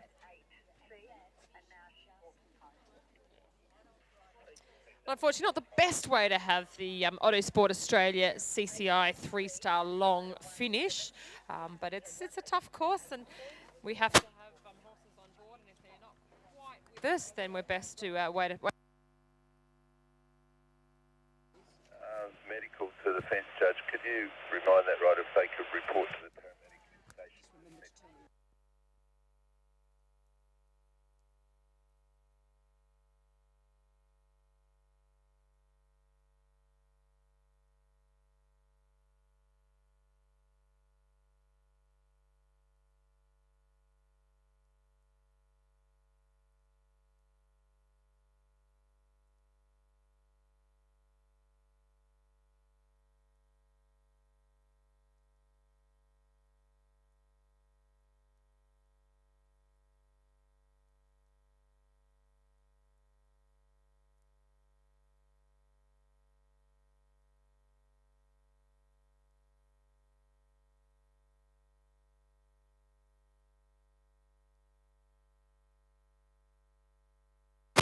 As we wait for our final two classes to begin, for the Buka CCI 4-star short and long, we've got some scores to update. For the Pride's Easy Feed CCI 2-star long, we have Lily Wickenden having gone added nothing to her dressage score of 24.6, currently in the lead.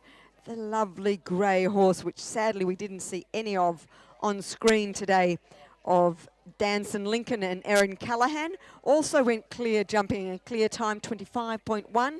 That sits them in second place, but they are only 0.4 of a penalty ahead of Craig Barrett and Bloomsbury Sir Galahad on 25.5. Another combination not to added anything to their score. Carleen Barton and Henrik APH, they sitting in fourth with 25.5 also, so no space at all between third and fourth. Fifth, 29.4, Judith Clark. Another combination not to add anything to their dressage score. And rounding out the top six, again on 29.4, Hannah Klepp, number 114. Jumping very well, the CCI 2-star long. And certainly the top 20 horses added no jump in time to their dressage penalties.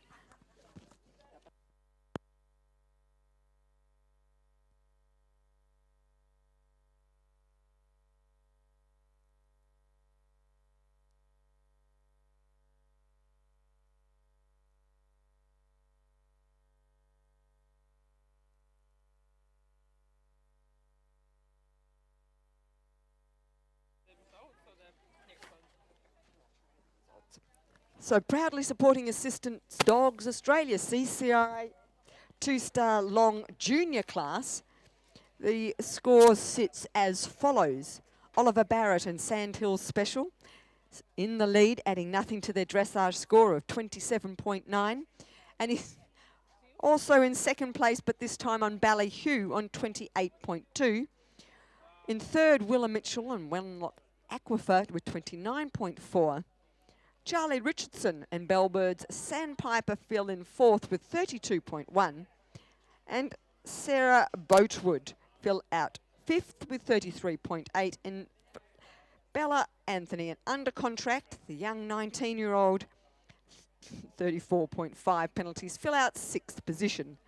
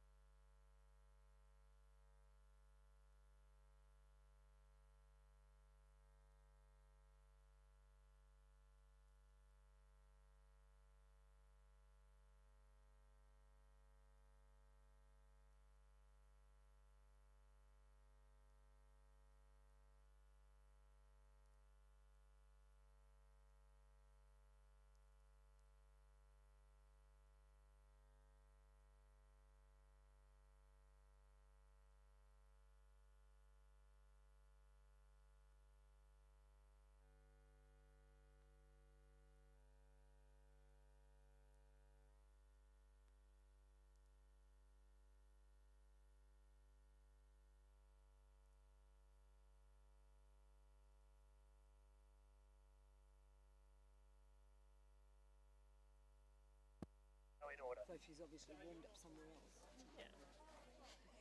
Right, 205 is on course. Off the corner, the 3-star corner in the water, please.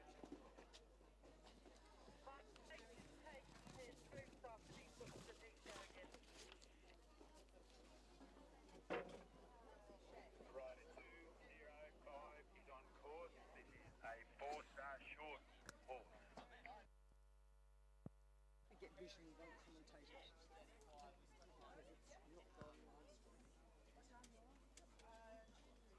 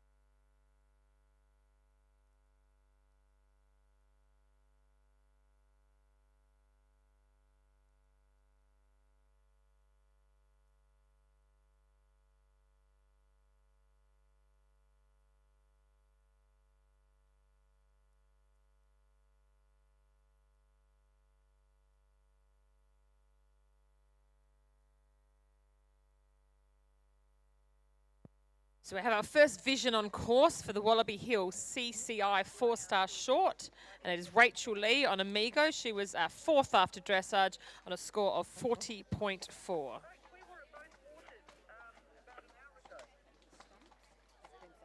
Yeah, Fenside's it, yeah.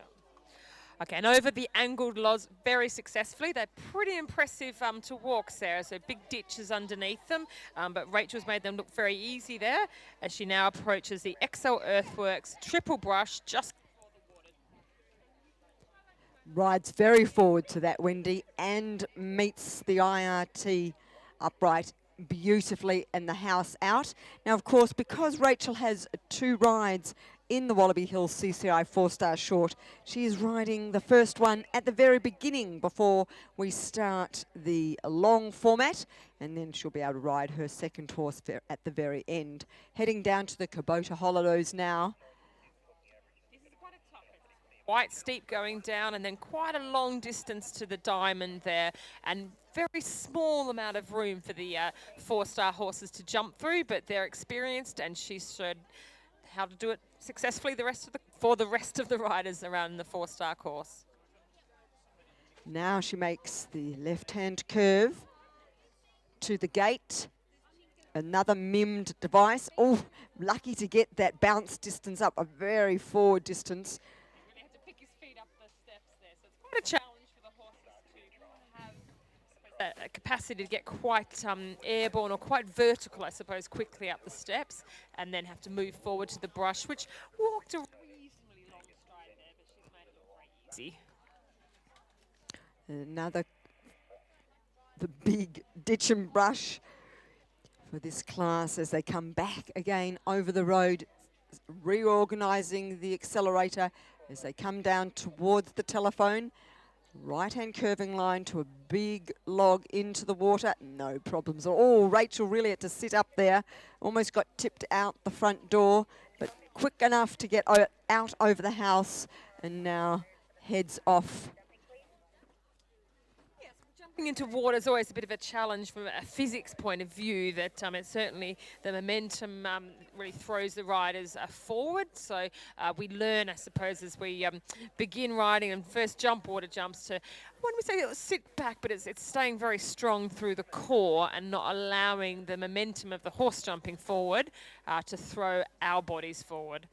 So Rachel was able to sit up quickly anyway on landing there and be successful to move up to the cabin on the way out. And she's come to quite a big suspended log that then goes down the hill. And they head now across what was yesterday's dressage flatlands, and they head now quite quickly towards the unfinished bridge. We've seen that jump in the 3 stars a little earlier. Now, this time of the 4-star short, Rachel Lee and Amigo make absolutely nothing of that. Little peck on landing, but sitting up and getting reorganised. Now we're coming to, again, the last significant, of course, the hay rack and apex. And to walk this, actually was very much having to trust the horse's training. That we do build these lines, and they've jumped them before, but it's very big on a slightly subtle sort of bend in the right-hand corner to that. So we'll, sorry, that was the PMH Treehouse corner, so a warm-up corner then for the hay rack and apex coming then at 19 A and B. Be very interesting to see the first 4-star combination through this serious combination fence. Over the roll top. Which way is Rachel deciding to jump it? Oh, she's taking... A long option here. So we have now in the sport what we call a black flag option. So quite a long one. You'll see an extra 2 fences and quite a significant extra 2 loops, which is quite tiring on the horse too. Not such a significant issue in the short format, but I would suggest she would have lost the best part of 30 seconds possibly with that option there. Still, she's successful and clear to this point. Suppose at this level, she's riding the 4-star short. Here at the Wallaby Hill CCI 4-star short. So obviously just wanting to get MER score. So a qualifying score to do the CCI 4-star later on in this horse's career. Remembering, of course, Rachel is coming back from having a bub jack in June. So it's great to see her back at top level of the sport. Another peck on landing after the big table to finish. But Rachel sat up in time to get themselves back organised in the plate and have completed successfully. Looks like her, Sarah, the view of the vision we have seen, and she's had some really good highlights in that course as well. So clear round, we hope.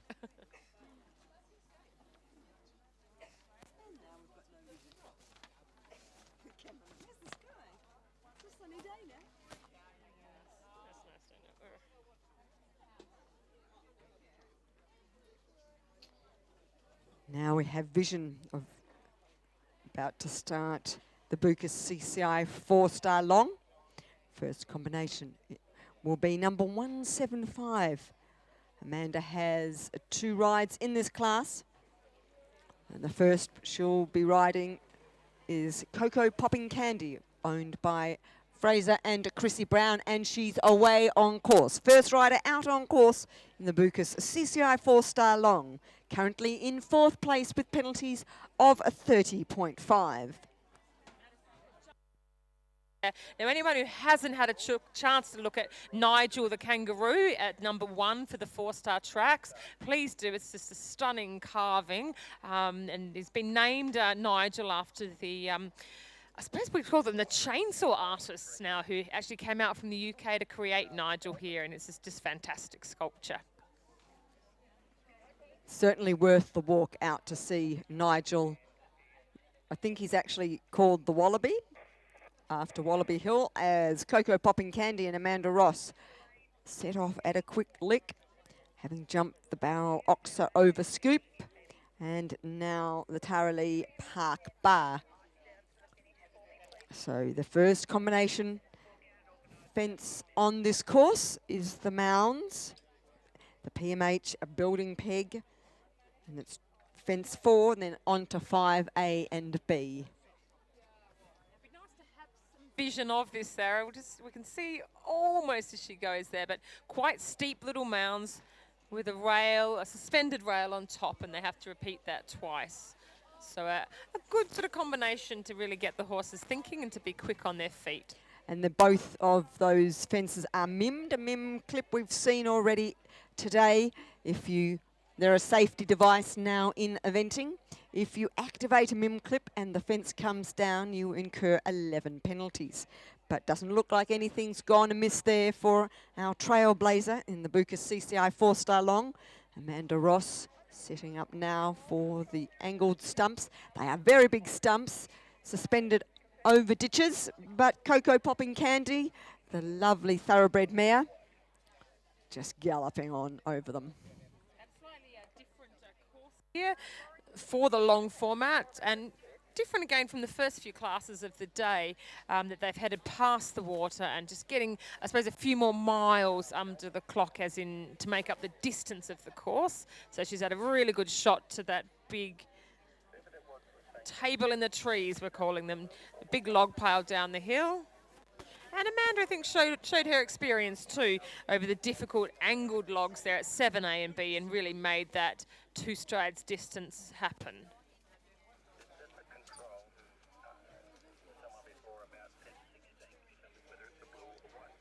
Galloping up the hill now, on to just the very edge of what was the dressage area yesterday, to the Gowgates Insurance picnic table. Big galloping fence, and done really well by this Cocoa Popping Candy and the diminutive Amanda Ross. Now, heading up to a very steep pull to the top of the Otto Sport Shelter, Eucalyptus, Drop and Triple Brush. So they now have 3 elements, and we talked about the increasing in difficulty, Wendy. And wide fence for these horses, and then they have to really sit up and use their posture to lower themselves down the steep drop. She's a little bit interesting, almost landed on 4 feet down there, but certainly has moved positively forward and jumped the narrow brush arrowhead very well. But we said Amanda's diminutive, but she's made of steel, shall we say. Very tough competitor and extremely fit too. There's a lot of running and I think army boot camps, I think she calls them. But yeah, she's riding a great number of really talented horses. And she's just coming now into the big sort of, we say, big solid apexes there. They caused quite a lot of trouble the last time I was here. The SHEC corners have been successfully completed there by Amanda.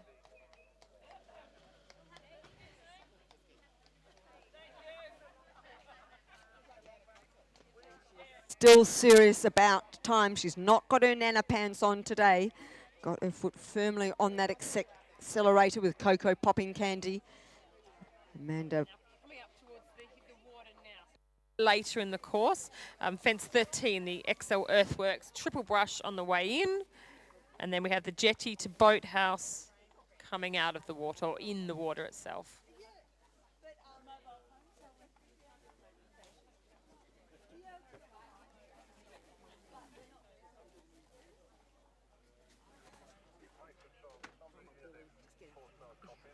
That's very polite.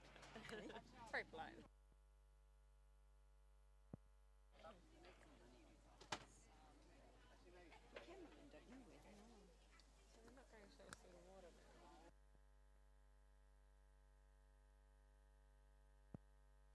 Okay, so we've seen Amanda successfully complete now the Kubodo Hollows and Diamonds. Fortunately, we didn't get vision of her through the water, so we can't give you information there, but she's certainly looking like she's serious, so we hope that she was clear through the water.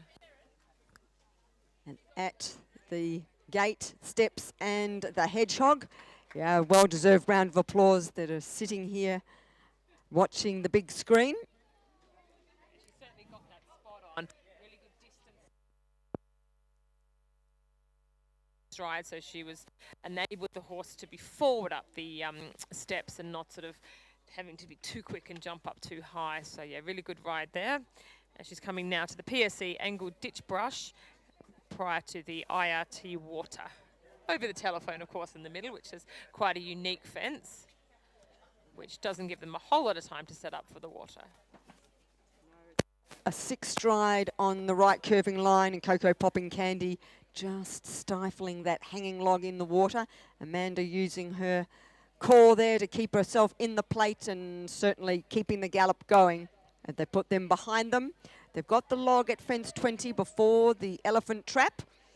And so in the final third of the CCI 4-star long, it's very serious competition. Of course, Amanda is in contention for a spot at Tokyo next year. And I know she's very keen to put the best foot forward today. events now, certainly the Australian International 3-day event 2 weeks ago, and now the Wallaby Hill International, very important events for the Australian riders moving towards Tokyo.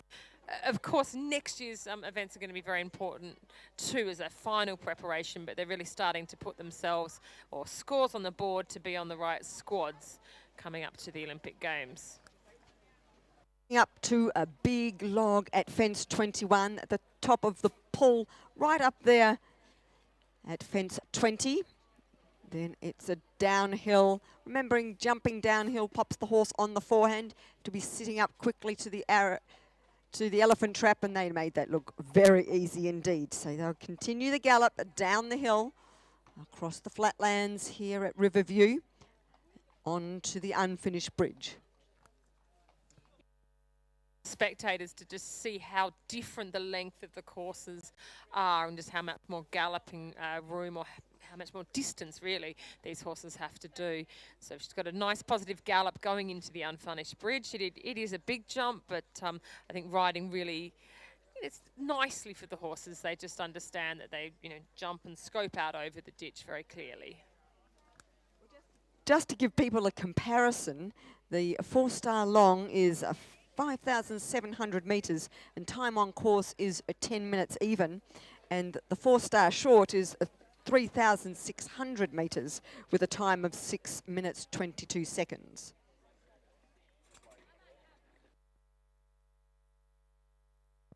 Jumped the PMH building Treehouse Corner very successfully, and as we said before, that's the warm-up apex for this big combination coming up now, the Hayrack and apex at fence 24AB.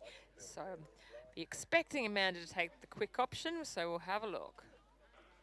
Yeah, and she's done so very successfully. And again, if people have the chance to get out and have a look at that fence, it's a very big but quite a subtle line, so very a challenging line, but Amanda's done that very well. Made it look so easy, and that will certainly, anybody who's watching the vision and yet to come in the class will certainly settle their nerves if they're deciding whether or not to go the direct line. They've jumped the last combination fence on course, which is the PSE Bird's Nest and Angle Brush. Has 2 strides between, so just the Yes Events table at fence 27 to go for our very first combination. Big, and it's interesting to see it is actually clipped as well, Mims clipped as well in a slightly different configuration. Amanda certainly hasn't needed that though, and has finished very comfortably on Cocoa Popping Candy. I mean, we assume she's being fairly quick. She's looked quick. As far as we know, she's clear. So congrats. That looks like a great round to start off the Bucas CCI 4-star long.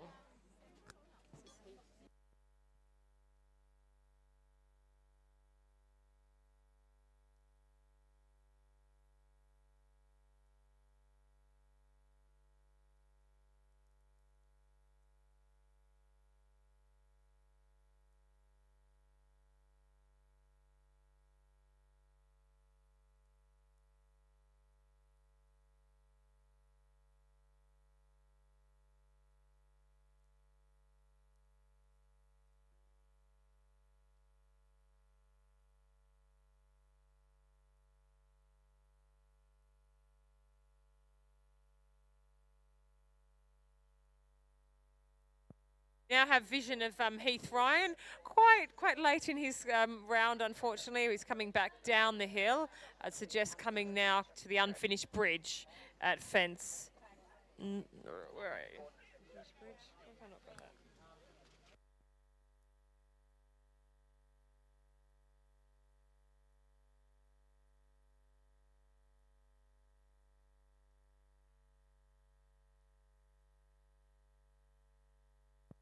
Catherine Herbert and Pem de Renaissance, 39.8 dressage for 19th. But she's had a really good ride through the hollows there and successfully out to the diamond. And again, she has taken the left-hand side of that.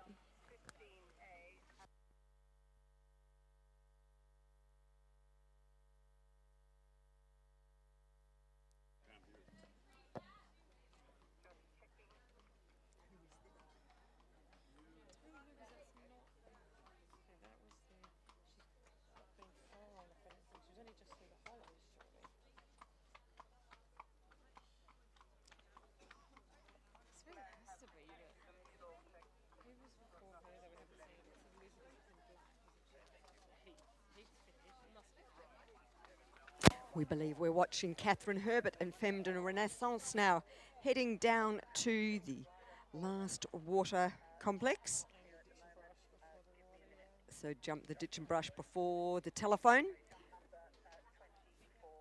Over the telephone very quickly, right-hand turn to the 6 strides, into the water now. And out over the house. Very neatly done there for number 177, Catherine Herbert, and Femme de Renaissance. Number 19, Arthur Dressage, 39.8 penalties carrying forward to the cross country today.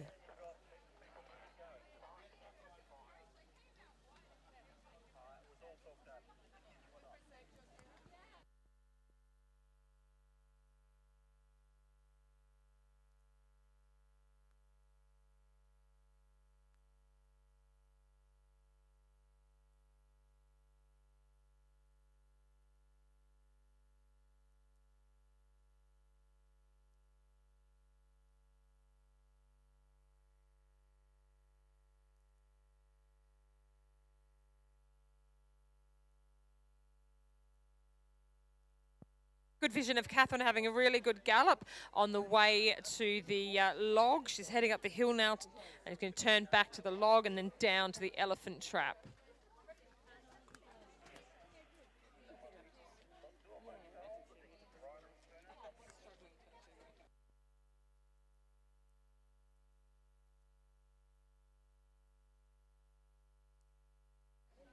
So Catherine Herbert and Femme de Renaissance, the mare Warm Blood Thoroughbred Cross, just making those big fences at the log at 21 and elephant trap at 22.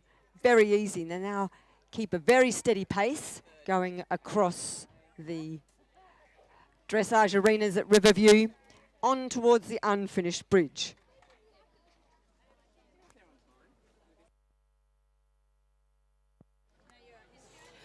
Slightly awkward distance there to the unfinished bridge there for Catherine, but it's a reasonably forgiving fence and the mare's jumped it comfortably and landed well and galloping on now to a couple of corners. There's certainly the difficult combination that Amanda made look very easy, so we wish Catherine the best rides through there also.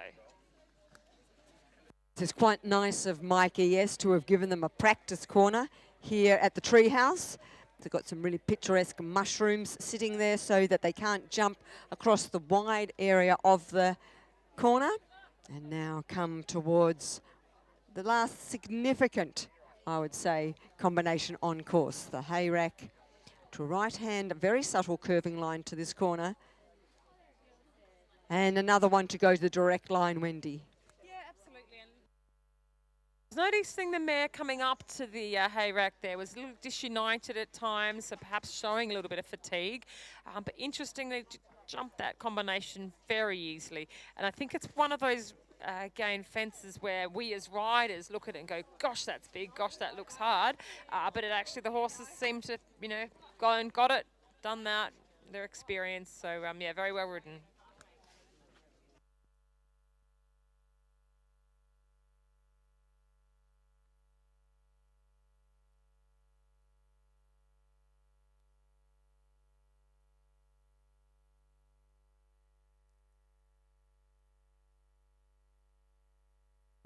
Fantastic to see Catherine finishing successfully there over the last few fences very comfortably, and just the Yes Events table is a really big, wide, white fence there, Sarah, but she's made it look easy and finishing the course successfully. A great sight always to see a rider finishing the 4-star happy and well. We wait for new vision and information to pass on to you.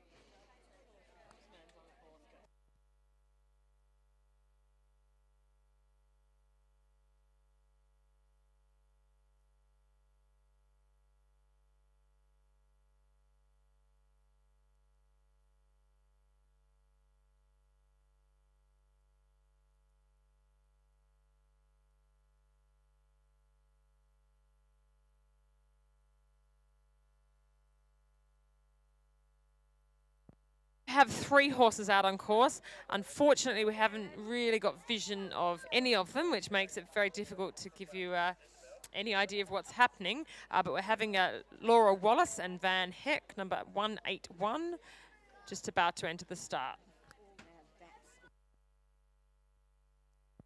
Said that, we do now have some vision of Usman Khan and Azad Kashmir. Dressage, 35.10 for 11th place. And now we just see him through the hollows. A little bit of an uncomfortable distance to the ditch, but you wouldn't know it from the way he jumped out there very comfortably over the diamond fence, which, again, we talk about being an apex there. So now we get some vision, or had some vision, of number 178. That was Isabel Horton on Talara Durangle over the picnic table.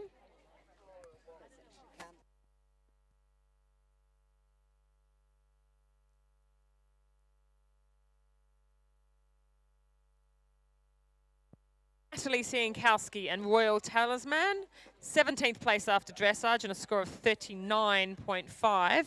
And she's now heading up to the steep hill to the Otto Sport Shelter, Eucalypt, Drop and Triple Brush. And so off over the big shelter there, dropping off comfortably. Yeah, he knows his job there. Beautifully down in 3 strides to what is a very narrow but big triple brush.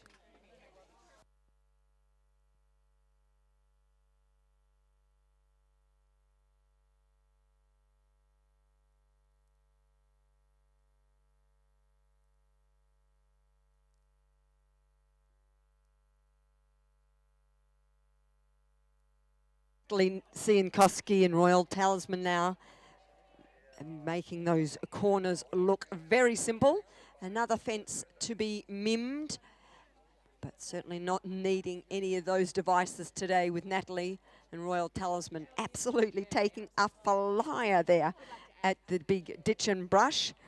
And certainly if you take a walk out there at the Rosehip Vital Ditch and Palisade at fence 12, it is a very big, but they made it look so easy as they now come back up the hill towards the XL Earthworks triple brush, which is a skinny heading into the water.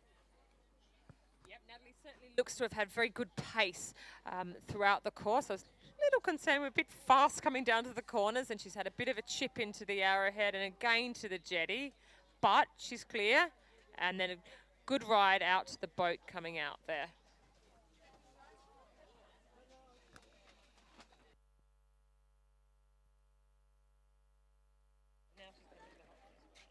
So coming down now, another fence that is mim clipped, the Kubota Hollows and Diamond.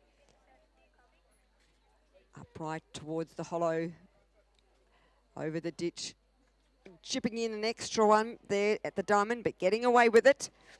They now carry on across the flat ground here on their preparation to the Pride's Easy Feed gate, big white gate before the steps and the hedgehog.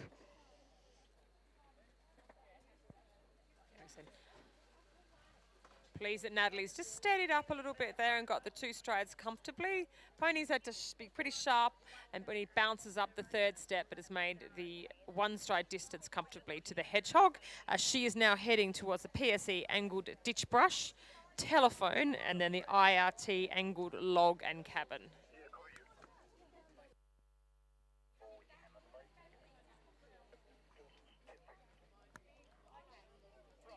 So the PSC angled ditch and brush, no problem there. For Natalie Siankowski, heading down to the red telephone box.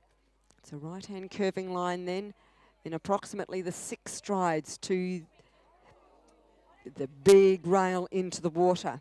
And that's the first combination we've seen ground to a halt there, Wendy.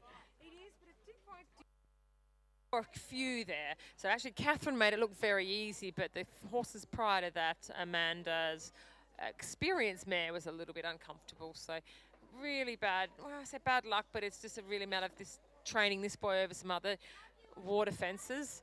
And certainly at this level there, you know, it's pretty tough. There's not much leeway, big fences. So I would expect she might be calling it a day, having a trot through the water there.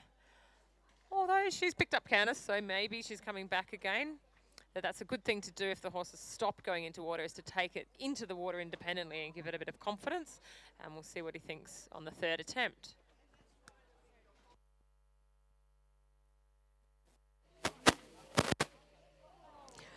No, not their day today. He said, Mum, that I don't understand. So back to the drawing board for Royal Talisman and Natalie Sienkoski, number 180. Rider 180, 80, 3 refusals eliminated.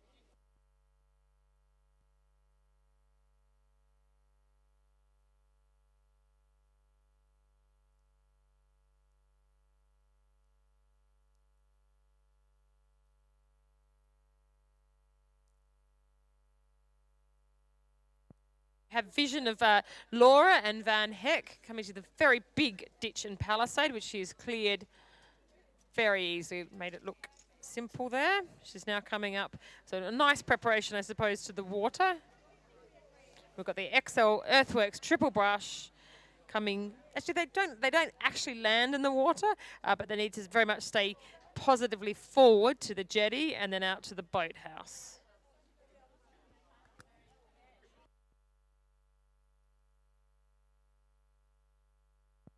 Has kept the pace up really well and got a lovely jump over the triple brush and very comfortably over the jetty. Has to pull right a little bit to keep her line, but very comfortably out over the boathouse. So well done there, Laura.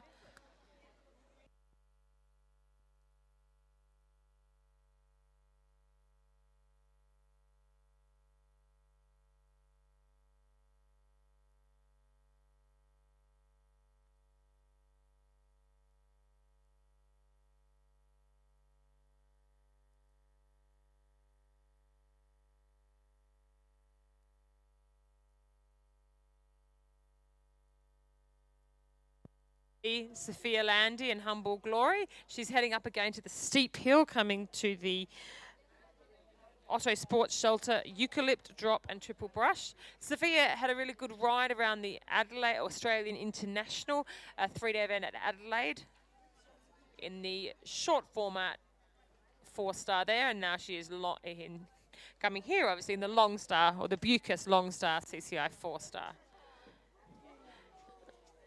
She's had a bit of an uncomfortable jump down the drop, but the horse is lovely and genuine to stay straight for her over the narrow and very narrow triple brush.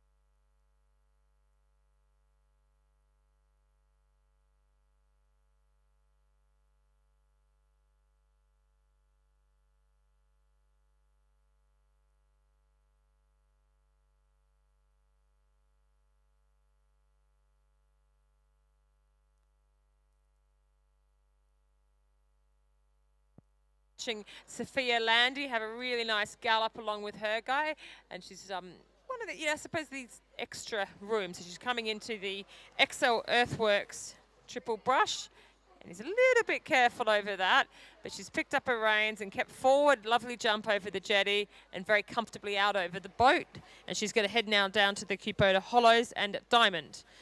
Now, just to let you know that there are results out for the Otto Sport Australia CCI 3-star long, and they're up at the secretaries on the board. And we have Stuart Tinney that has kept his lead, finishing on a score of 26.9. So the rest of the results, you need to head over and have a look at the scoreboard outside the secretaries.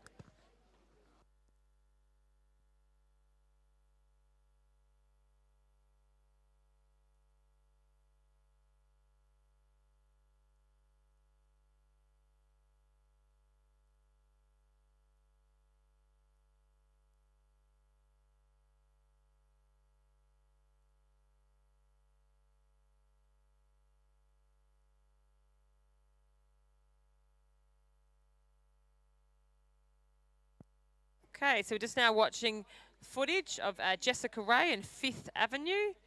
They had a dressage score of 33.8 and had him in 8th position. And again, they're now heading up to the Auto Sport Shelter, Eucalypt, Drop and Triple Brush. It seems to have ridden well all day, actually, despite how challenging it walks, I suppose, to look at. And again, very progressive through the grades. Triple arrowheads, triple arrow brush arrowheads even get skinnier and closer.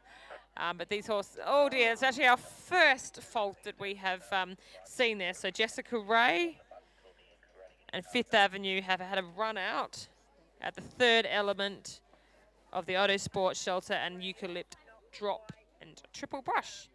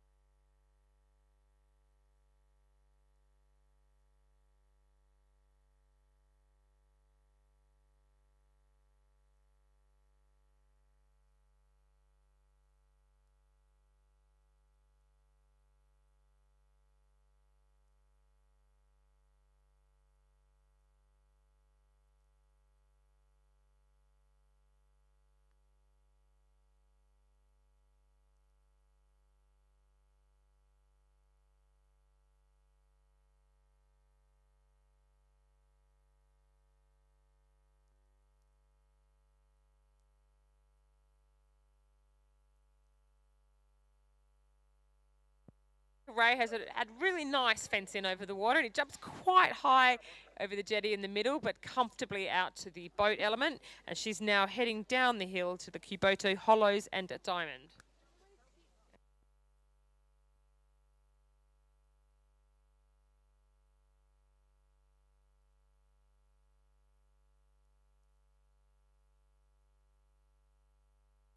Jessica Ray now just popping through the hollows and Diamond and finding a nice distance there.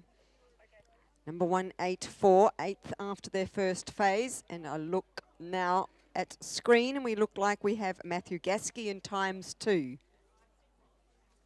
Very successful dressage for them on the 34.2, so close to the lead. 9th position, but all to play for out here today. And he's had a really nice forward positive ride there to about the 5th. Struggling with our fences, but that I believe is the Gow Gates insurance picnic table. Yes, at fence 9. Quite right there, Wendy. Interestingly, even though Matthew Gasky in ×2 are currently in 9th on 34.2, that's actually only 4.3 penalties behind 4th place. So it's only a blanket covering these top few horses. Now heading down the hill to a skinny and meeting that in a lovely distance and rhythm. So over that without problem. And now continue down across the paddocks again.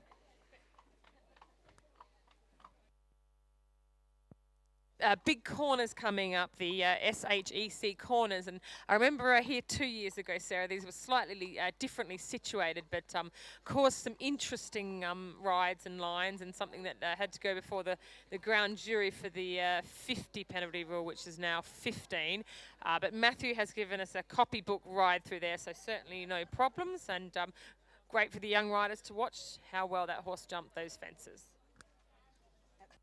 Absolutely, foot perfect there as well over the Rosehip Vital Ditch Palisade, and a very long galloping stretch. The XL Earthworks Triple Brush, which is a skinny fence just prior to the water, will be the next fence that this combination faces. ×2 is a warm blood thoroughbred gelding by Royal Hit, but looks very thoroughbred in his way of going. Lovely distance to that skinny brush, keeps the forward. Oh yes, a lovely piece of riding great cross-country riding there from the Queenslander Matthew Gasky in times 2. Shot at the triple bar, but the horse is a little bit low over that. So it was interesting to see how quickly Matthew reacted, said, come on, let's go. And he really picked him up there. He's now coming down to the Boto Hollows and Diamond. So we'll see how confident he is through there. Yeah, pretty good. Pretty happy with that. So it's clear through there is now coming up to the... I suppose the combinations come thick and fast at this point. We've had the Water at 14 AB, the Cuberto Hollows at 15 ABC, and now we have the Pride's Easy Feed, Gate, Steps and Hedgehog.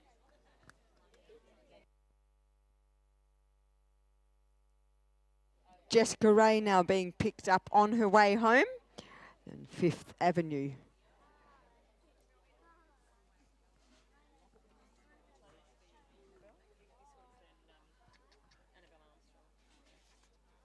Yeah, she's blue.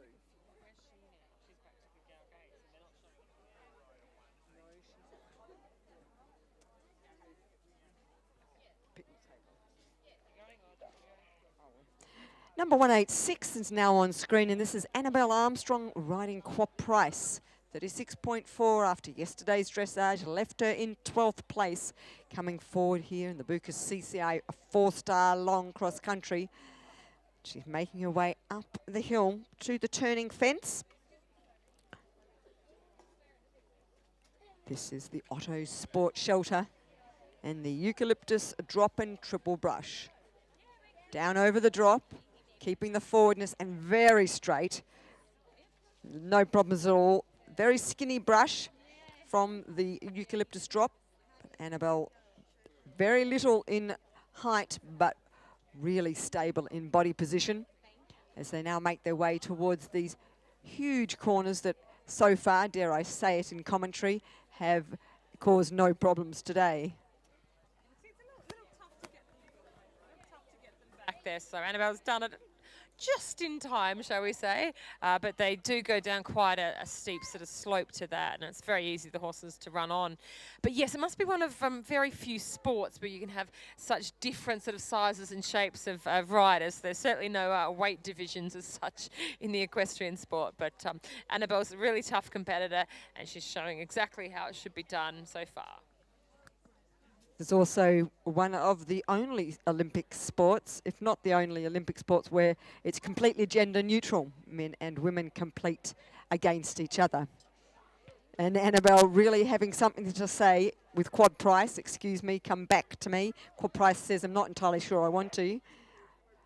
But gets it job done and keeps the forwardness over the middle element and over the C element. A lovely piece of cross-country riding.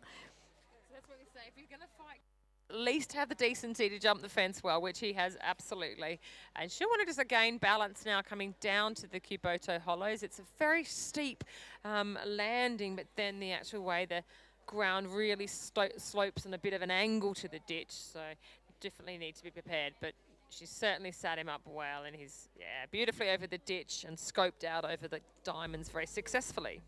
She's now heading up to, again, another combinations. 3 in a row. The Pride's Easy Feed, Gate, Steps and Hedgehog.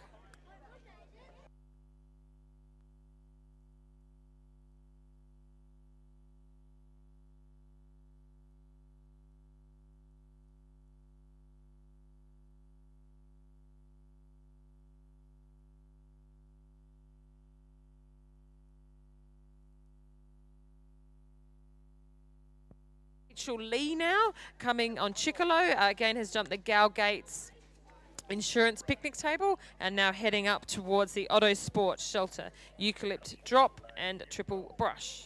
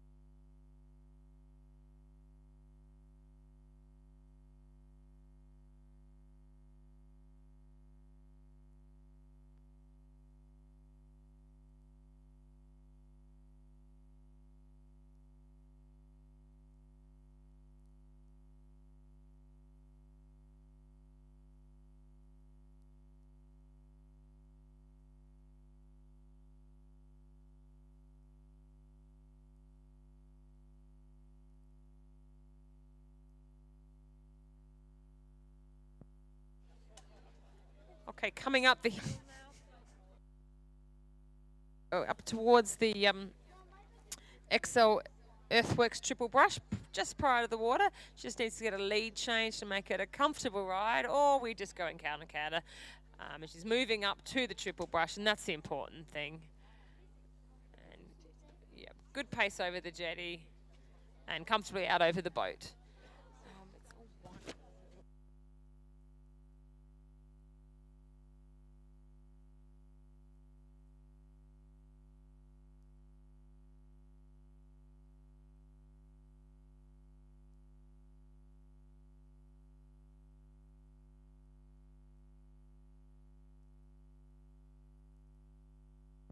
Done there, Rachel. A little bit of hard work, and it is a very difficult fence, but clear is clear, so she's looking good now, heading up to the big enough combination. Pride's Easy Feed, gate, steps, and hedgehog. Next fence for her.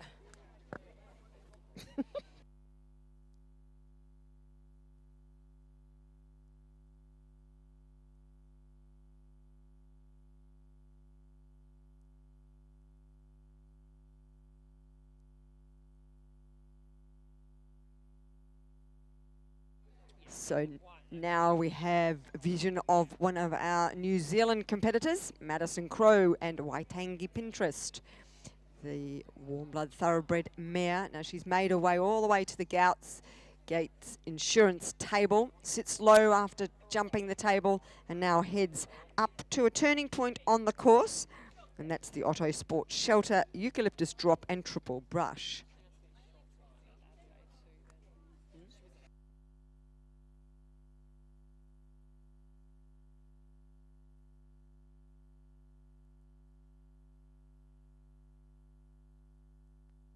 Sitting up strongly around the corner, only one stride off the corner to the shelter, and then keeps turning to the drop and finding the distance to the skinny without issue for our New Zealand rider Maddie Crow. And the mare Waitangi Pinterest now coming back across what was the dressage area yesterday to the double of corners. Interestingly, both corners have MIM devices on them, in case any horse gets them wrong. But so far, they've jumped beautifully for the early half of the course. We are in the second half of the Bucas CCI 4-star. And that another combination to make that look so easy. And if anybody wants to go for a walk, you can have a look at that line and the size of those corners, and you can tell just how good this riding is, because they're certainly not little. Over a flyer there for the Rosehip Vital Ditch Palisade. Now make their way very rapidly up the hill towards the water complex. She's looking very confident out here. And have a really good run at the Australian International 3-day event 4-star short format as a final lead up here to the 4-star long format at Wallaby Hill. She's had a bit of a left-right sort of deal going on there with checking the leads, but had a positive ride to the triple brush, which has given her a good distance and a great jump over the jetty and then coming out. And I think sometimes we can faff around, but the most important thing is that we ride forward to the fence, which Madison certainly has done. So she's heading now down towards the Kuboto Hollows and Diamond. Interesting to watch the time for this combination, because every time she lands over a fence, she closes her legs and accelerates away from it. It's quite obvious, and we get a different vision as they come out over the diamond, and certainly a relentless gallop for this combination. Waitangi Pinterest and Madison Crow.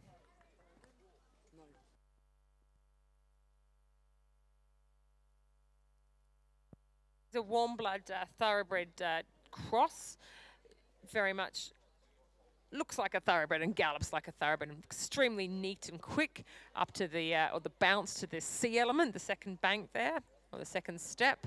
And now she's heading quickly, shall we say, to the PSE angled ditches and brush. Then we head, hopefully we'll get some vision of them heading towards the red telephone. It's a beautiful fence, yes, so change the camera angle over the angled ditch and brush.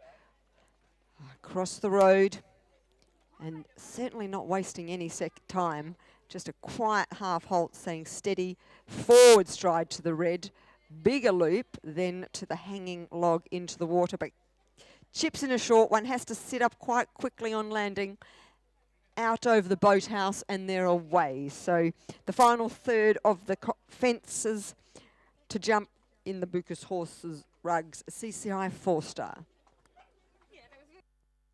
Madison's right. Sometimes having the bigger fence at the telephone or the bigger stride there made the turn a bit tough. So I thought the mare actually was very good to, you know, jump from that deeper spot and actually still jumped in comfortably. But yep, moving on now. She's got a lot of galloping to then go up to the down over the log and elephants, and then yeah, up to our final difficult lines with corners. So still plenty for her to jump.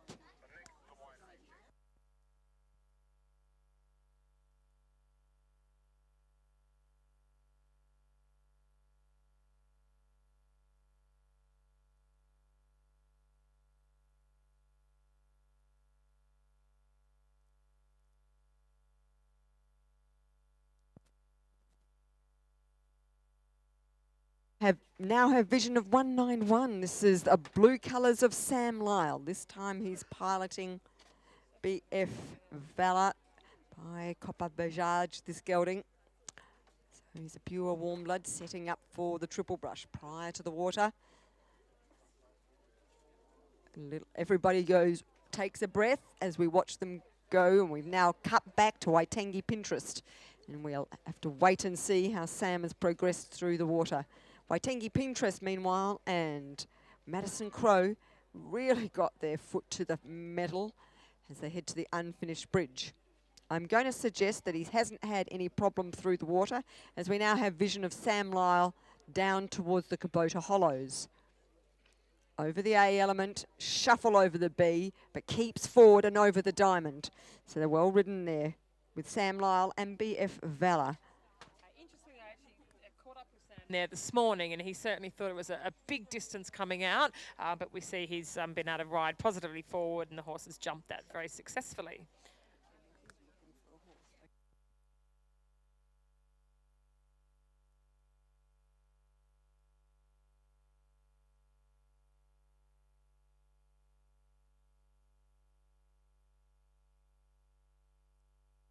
So we have our leader out on course and on vision at the moment.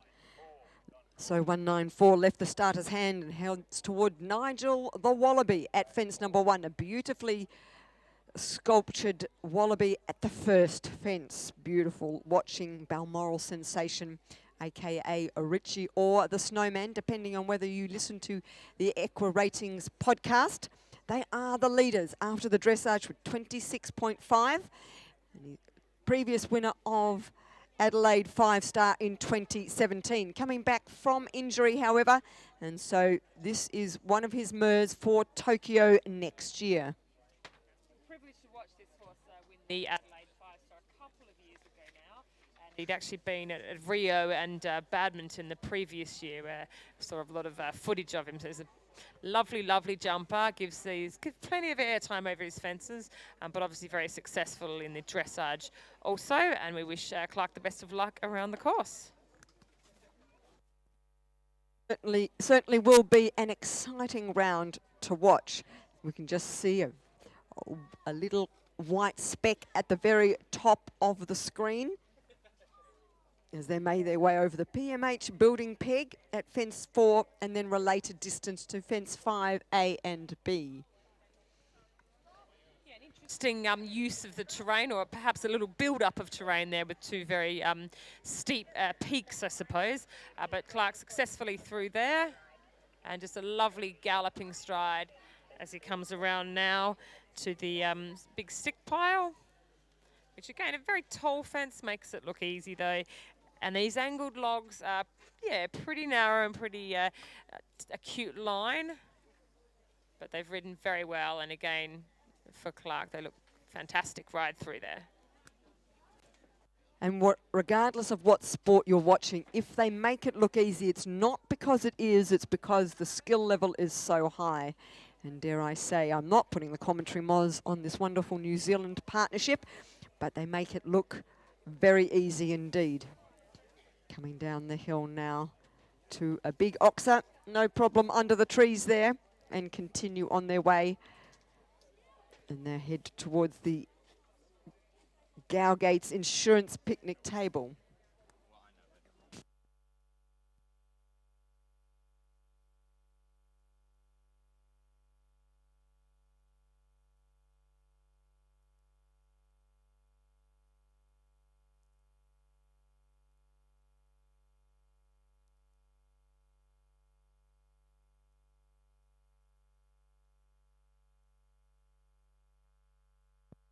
And a lovely shot at the picnic table there, sponsored by Gowgates Insurance. And again, coming up the hill now to the combination that's ridden really well. We only had just the one glance off there at the Otto Sports Shelter, Eucalypt Drop and Triple Brush. Yes, Clark tells us in his commentary sheet that he's delighted to be competing here at Wallaby Hill for the very first time, as he's always wanted to compete here. A lovely over the first element there, very neatly over the three. So no problems, they carry on forward. The corners will be the next combination fence they see. To watch, one of the best sort of combinations at this, and it's hard to say sort of best in the world. We'll have to prove that in Tokyo next year, but certainly one of the best jumpers I've seen in recent times in the sport. Statistically known for his clear show jumping, does a slight curved line between those two corners, and beautifully done. So now picking up the gallop towards the Rosehip Vital Ditch Palisade at fence 12. And a lovely shot there as the sun sadly has gone behind the clouds. As the clouds roll in, we just ask the weather gods to keep the rain at bay for a little while longer and then bring it down when we finish this afternoon. Think that might work? We'll give it a shot. Yeah. No. Rain, hail, or shine in this sport. So lovely ride to the Triple Brush. And have been very comfortably over the Jetty in the middle. And yeah, another copybook ride through the Earthworks combination through the water there. And it's a lovely sight watching this big grey horse and Clark, who have such a wonderful partnership. Setting up now from the Kubota Hollows. Oh, pops over and out over the diamond and making that look very easy indeed. And Yeah, we can see Balmoral sensation. Happy to keep moving, why steady me up so much. But Clark's done the right thing. It is very steep terrain there. And interestingly enough, the horse just perhaps landed a little short coming up the bank and had to move up to the apex at the C element. And again, just how much ground did he make up jumping over up the first step, and had to be very quick to jump the C element. And watching Clark actually made quite a tight turn onto that, so he certainly predicted that may be an issue for his horse, and a very clever sort of planning, I suppose, and very much knowing a horse there too. absolutely lovely partnership to watch here as they jump the angled ditch and brush at fence 17. Now heading across the road and sitting up for this red telephone. Clark just saying steady on. You have to turn. His little shake of the head. But Balmoral Sensation just pops in like that was easy. And then out over the boathouse at an angle to save time. It was very interesting how we talked about earlier, the big jump there made the turn difficult. Clark really sort of stayed to the right-hand side, and I think got 5 strides to the in over the water, which much closer and a shorter turn than we've seen others make. But he certainly had a good shot at it, and the horse jumped in very comfortably. Every second counts in the long format, and Clark is certainly not going to give away his dressage lead of 26.5. This horse's gallop perhaps compared to some of the more thoroughbred horses. So he's a New Zealand warm blood by breeding, and he's possibly just a little higher knee action, perhaps not quite as fast as some of the thoroughbreds. So really interesting to see his time, but we can see Clark's been extremely efficient and kept really tight lines as he now approaches the log and the elephant trap down the hill. A tight line and what I call a relentless rhythm. He barely disturbs the rhythm of forwardness in the fences. And having said that, he really had to reorganise him between the log and the elephant trap. A shake of Balmoral Sensation's head and Clark Johnson. There was no subtlety in who was saying what there, but they got away with it, and that's what partnerships are all about. It was interesting in that it became sort of a bit four and a quarter, but he just left the ground and did it successfully, so that's the important thing there. And he was like, "Dad, get off my head, I've got this."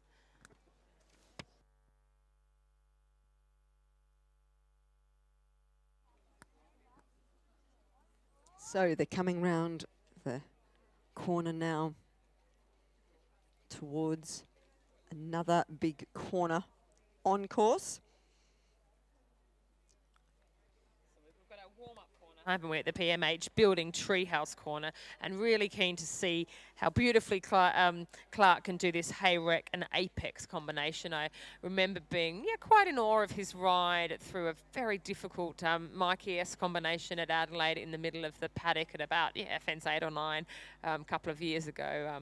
So keen to watch this. Say that was foot perfect and made a complicated fence look very easy.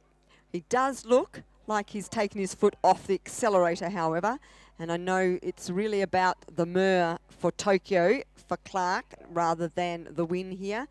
So it's an interesting one. He's had a good dressage, but we know that time penalties can rack up quickly, and I'd be really interested to see. The horses looked fabulous. He's jumped beautifully the whole way round, but it'll be interesting to see what the clock says, because that's the objective one, and we don't get points for style, but as commentators and as spectators, we certainly enjoy watching a horse when they jump the fences very well.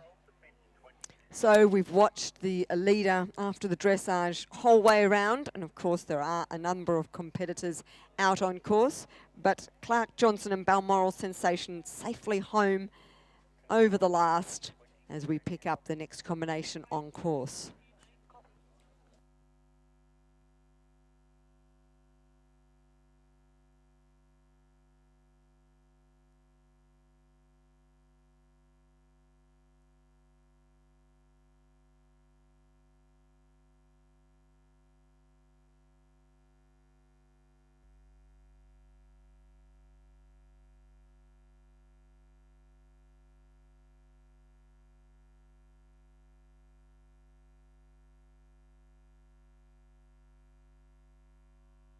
Now we have some vision of Kirili Hosier and a Regal Red Jasper 197 in your programs. This is a thoroughbred gelding by Lion Cavern. And they're streaking across the country now, heading up the hill to the brush, heading to the water. Neatly in over and keeping the canter forward over the jetty. Just the boathouse to go. Ooh, chipping in a short one, but getting away with it as the skies get blacker. She gallops on down the hill. So Kirili Hosier, number 197, and Regal Red Jasper.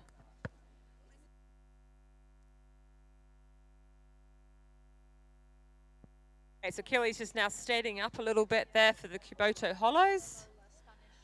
And got comfortably in. And has the 3 strides going out, but again, made it look very comfortable and jumped to the diamond very well.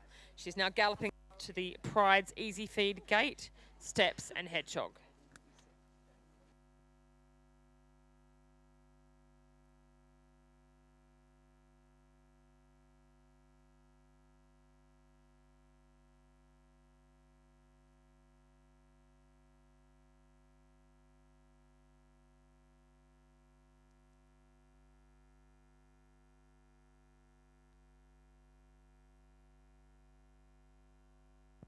We have Kirili heading towards the PS Angle Ditch and Brush. That's just coming into screen after she's jumped very successfully up through the Pride's Easy Feed gate, steps and hedgehog. Nicely over that, Sarah. So she'll be now approaching the telephone and the IRT angled log and cabin. choosing to jump on the left-hand side of the telephone to get her right curving line to that big hanging log into the water, and jumping out over the right side of the house. So every horse and rider, well, every rider taking their horse in a line that suits them. And Kiralee Hosier, and 197 on the back today, and Regal Red Jasper. I believe this is their first 4-star long start as they gallop across the country and have a few fences left to jump. Number 20, the log in the trees, will be the next fence they get to see.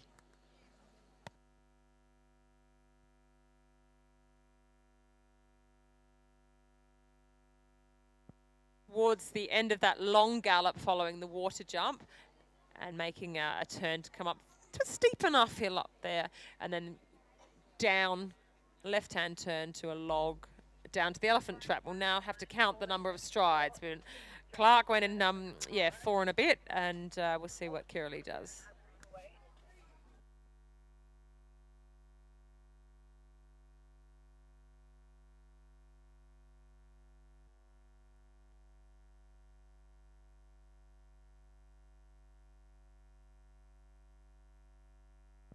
Comfortable 5 strides down there, so good balance, but kept the nice forward ride, and she's now got a big gallop to the unfinished bridge before her corner and corner combination to finish.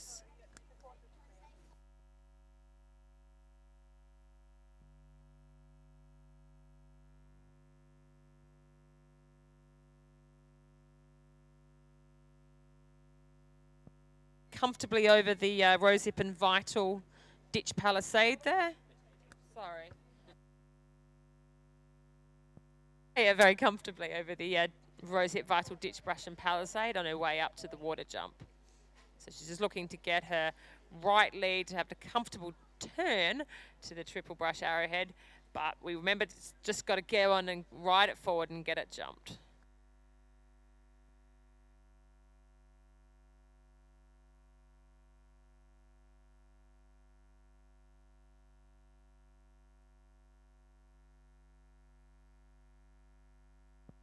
Out over the jetty and then the boathouse for Matea, and she's now heading down to the Kuboto Hollows and Diamond. Have word now that number 200, Amanda Ross on her second ride, is out on course, as Matea Davidson and APH Charlie Brown set up for the Kubota Hollows. And they make that look such an easy fence. No problem at all there for that combination, and they gallop on now.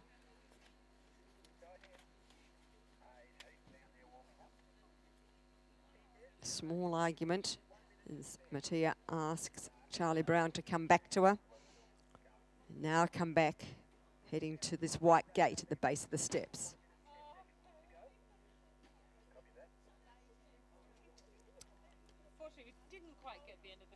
Matea Davidson through the Pride's Easy Feed corner, but again she'd set up and really brought the horse back to jump that successfully, and we've just now seen Kiralee Hosier over the Yes Events table to have a successful completion, so well done.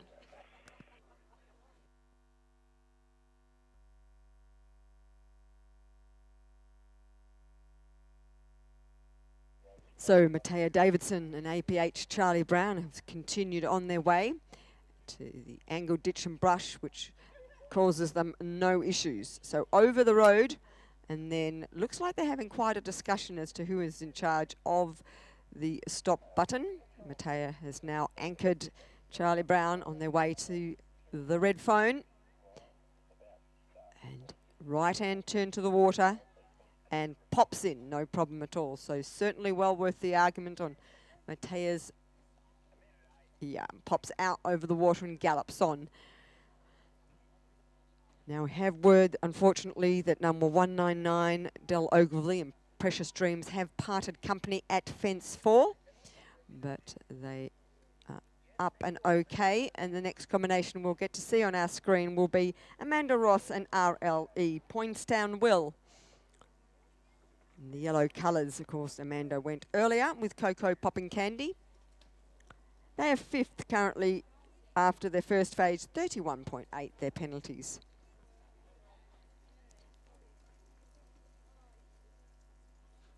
Mattia Davidson and APH Charlie Brown. Warm blood thoroughbred gelding. Mattia's aim for this weekend, she says on her commentary sheet, is a 4-star long qualification. So another rider getting a mare under her belt for the next step up in classes, which of course is 5-star at Adelaide. Yes, I think it's a good progression. This is a lovely 3-star competition. So try again, old 3-star? No, a lovely CCI 4-star long format competition here. Again, maybe it's more experience at the Melbourne International in the middle of the year, prepares the horse the best as they can do for the 5-star at the Australian International 3-day event in November.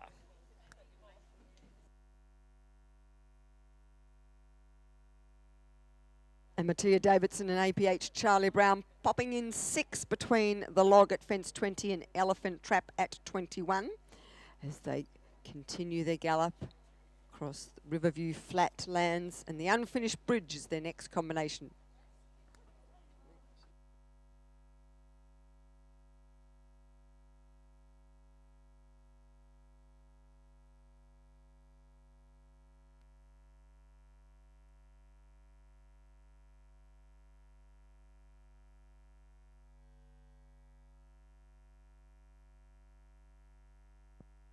Davidson jumping the Unfinished Bridge very comfortably, so she'll have one more sort of big gallop up the hill now to the we say the practice apex at the PSE Bird's Nest. Sorry, we'll come again with that one. The PMH Building Treehouse Corner before the difficult hay rack and apex combination.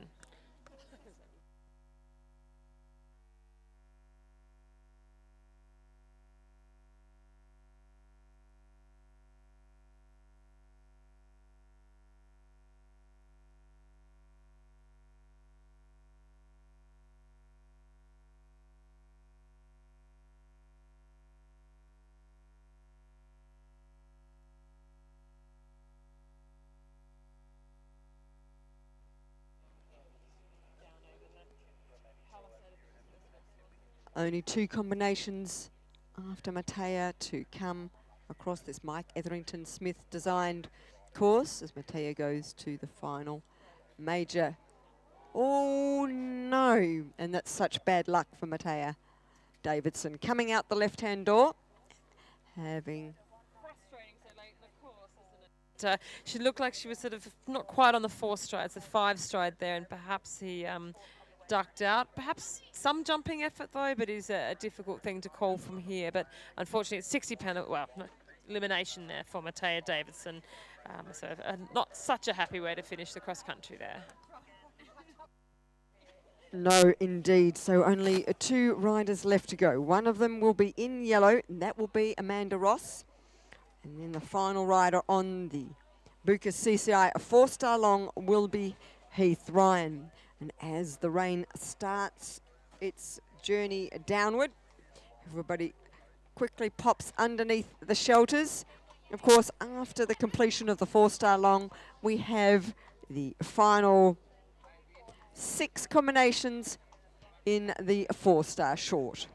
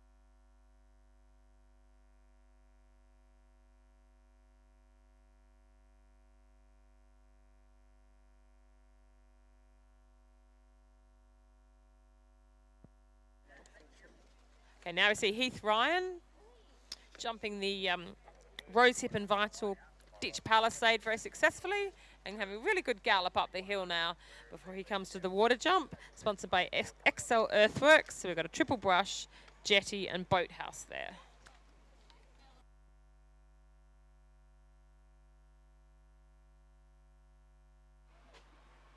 Over the jetty without issue. And the boathouse on this stallion, Wimborne Constable, is, I understand, the only stallion in Australia currently competing at 4-star level. Interesting statistic. But Heath had a super ride through the water, went in the 4 strides, and just a lovely ride. So back a little steadier now for the Kuboto Hollows and Diamond, but beautifully through there in the 2 strides and 2 strides.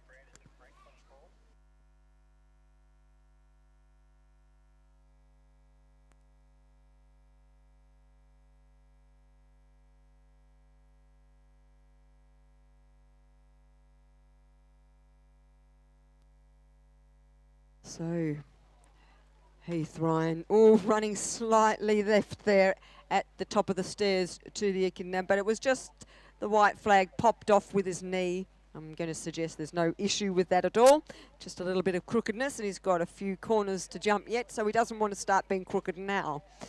They continue on their way to the PSE angled ditch and brush at fence 17. They popped that, and this was just a little quiet, I'm going to say, through the air, so time might be a little difficult to manage as the rain really comes down now. Could have just held off a little longer. Oh, very tight line to the water. Wimborne Constable getting very deep, but being super honest and out over the house. Lovely job there by Wimborne Constable.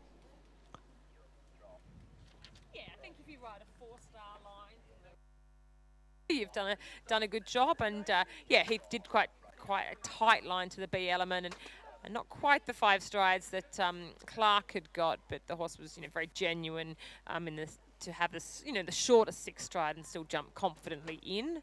And we're now watching him. Got a fair bit of a gallop time now before he makes a left-hand turn through gates up a hill, to then come back down to our log apex combination.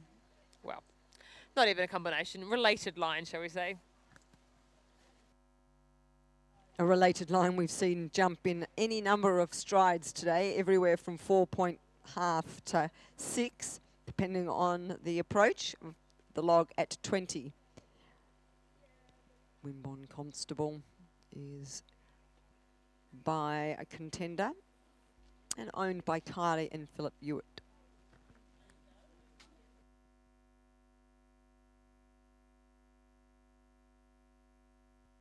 On the corner to 20 in counter canter. But a lovely job down to the elephant trap at 21. So on to the unfinished bridge. I looked at like the predicted rain. They were really accurate.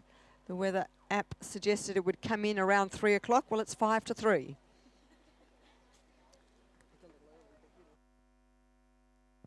Really heavy yet, is it? It's just sort of putting the dust down. But watching Heath now come towards the unfinished bridge. A little steady, but it's worked fine. The horse has jumped it well. And he's now galloping up his last significant hill, I suppose, to the practice corner, and then the combination with the big corner as the B element.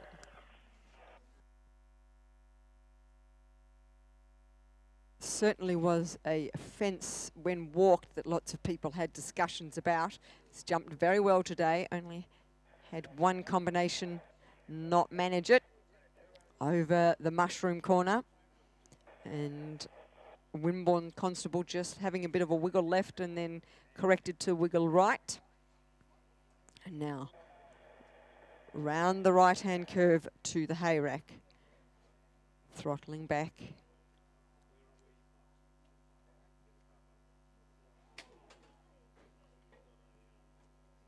He gets 5 distance there in Wendy. Yeah, didn't get a fence over the big tabletop, sort of put his back end down on that a little bit, which no doubt sort of slowed things, but he actually got a good ride and a great jump over the apex. So well done, Heath, for recovering that situation well. What good cross-country riding is all about when things go wrong, being able to correct them and keep going. So one offence left to jump for the final combination in the Bucas Rugs CCI 4-star long here at Wallaby Hill International 3-day event for 2019. And over the last there for number 201, Heath Ryan and the Stallion Wimborne Constable. As soon as the scores are available, we'll get them to you. Meanwhile, remember, we still have the Wallaby Hill CCI 4-star short to come.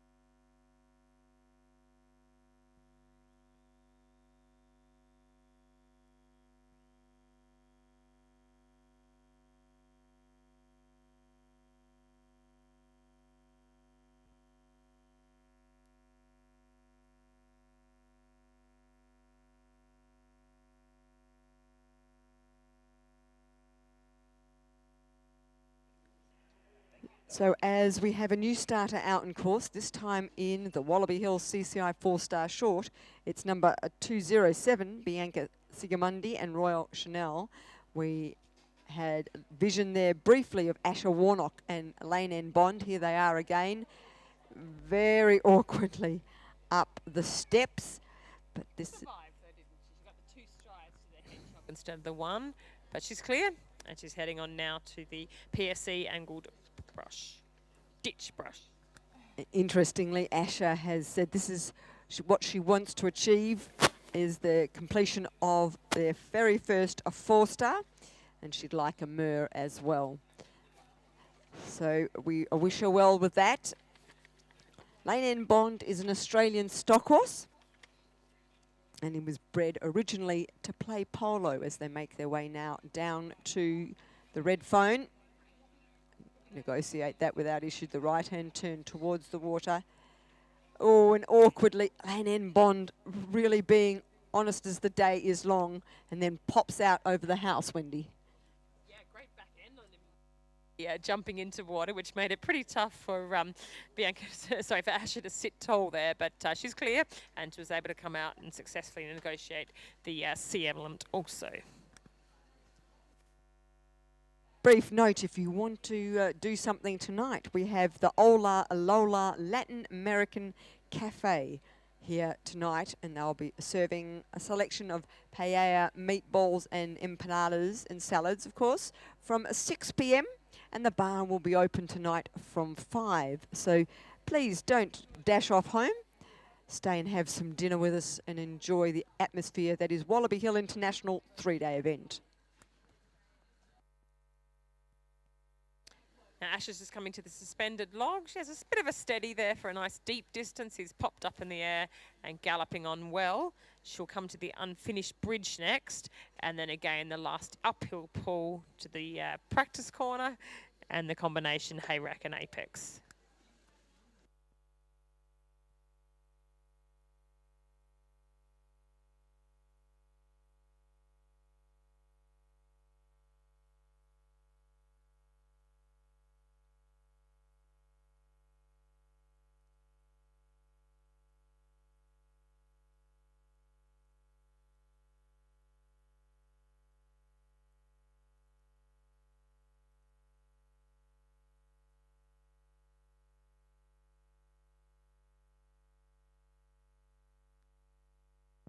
Now approaching the PMH Treehouse corner.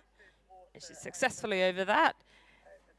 And coming up now to the Hayrack and Apex. Now, interestingly, they have the number of fence 20 is called the Apex back rail. So it's interesting to actually go and see how they've labelled or numbered the fence. But she's coming into that now, so we'll let you watch that.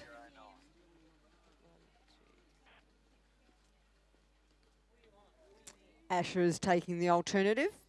That is around over the white rail. And then doing another right hand. You can do the corner, and that makes one jumping effort out of two jumps.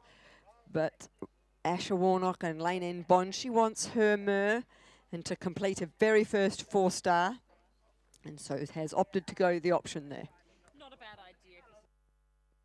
Again, it's a very big apex there, and it suggests most horses that have jumped successfully in the long format previously are more experienced horses than Asher's is. Only one fence left to jump for a horse that was bred to play polo. This is Lane End Bond, heading now towards the Yes Events table at fence 22.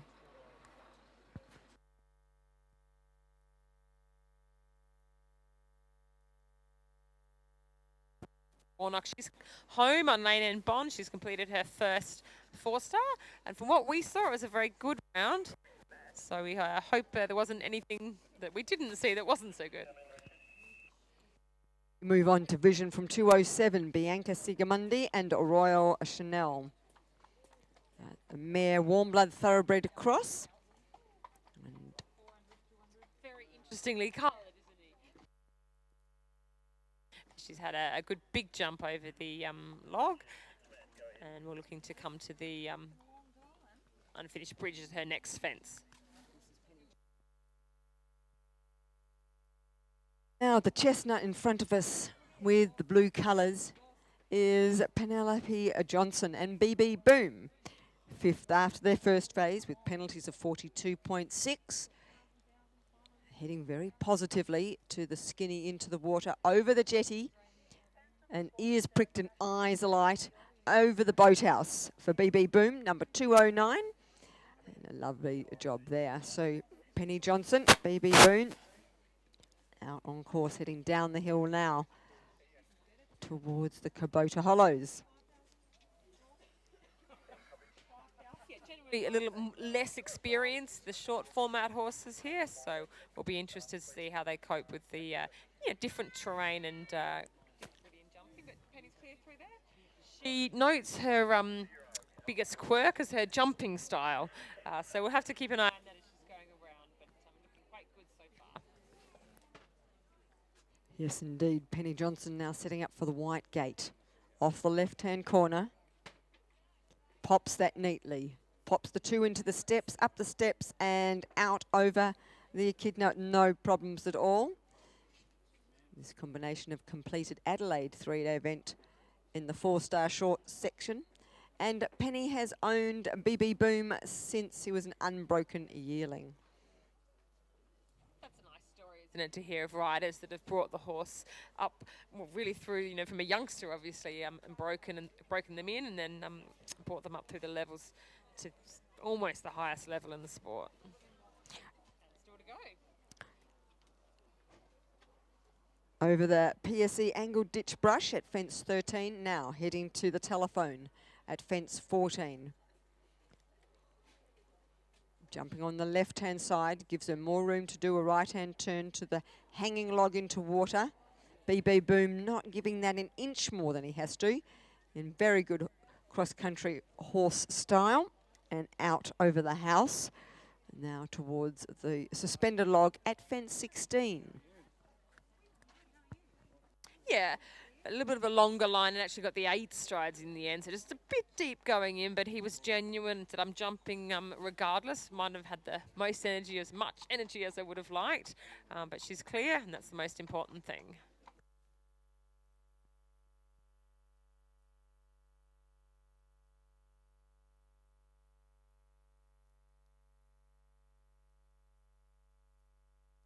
So we stick with sight of the Chestnut, BB Boom, and Penelope Johnson in the plate towards the hanging log. Just quiet pace before they head towards the unfinished bridge.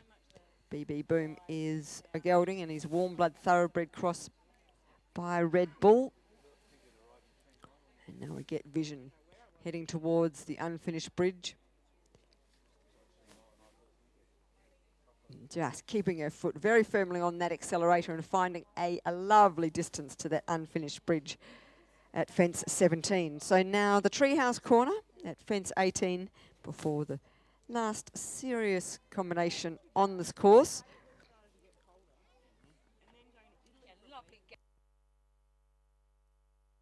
Quality of the animal. He's got some warm blood in him, but I'd suggest a bit more thoroughbred blood. And jumps the Treehouse corner very successfully.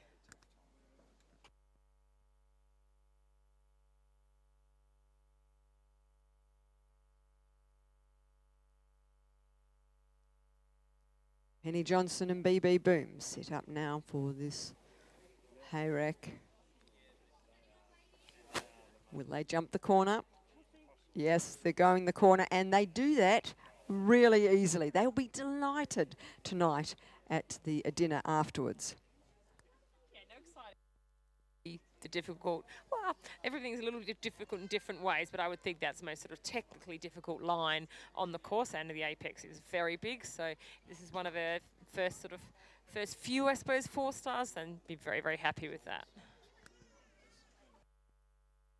Have word we've got a new starter out on course. The new starter is number 211, Sam Lyle and Satch Hill. Very competitive dressage score of 35.1, then left them in second. As number 209, Penny Johnson and BB Boom head down to the Yes Events table at the last. Over that, and will be very happy to be through the finish flags.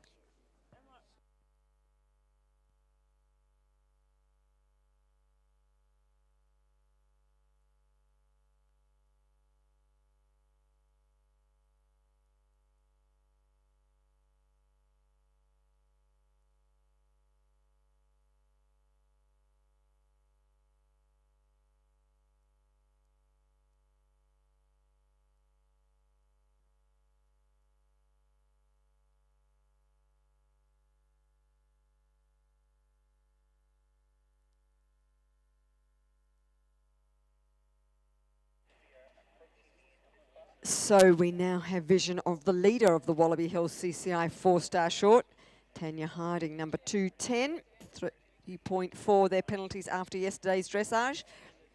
And they're heading towards the suspended log. And they do that in a lovely rhythm, head down the slope, and the unfinished bridge will be their next big upstanding horse, this Jumeirah Yorkshire, as we have a vision very quickly of Sam Lyle and Satch Hill grinding to a halt. And the element in the water. And Sam having to really ride Satch Hill very forward to the boathouse out.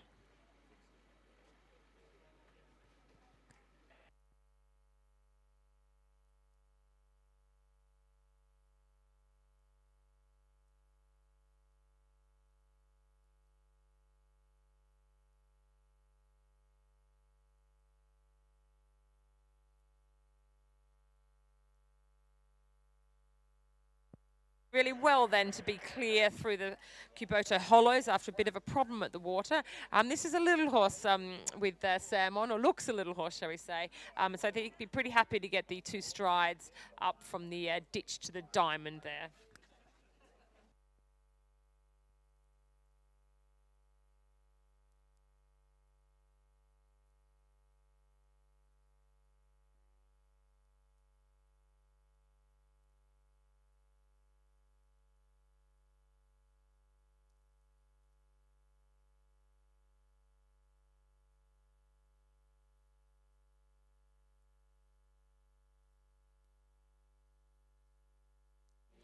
So Sam Lyle and Satch Hill having, unfortunately, the 20 penalties at the first water.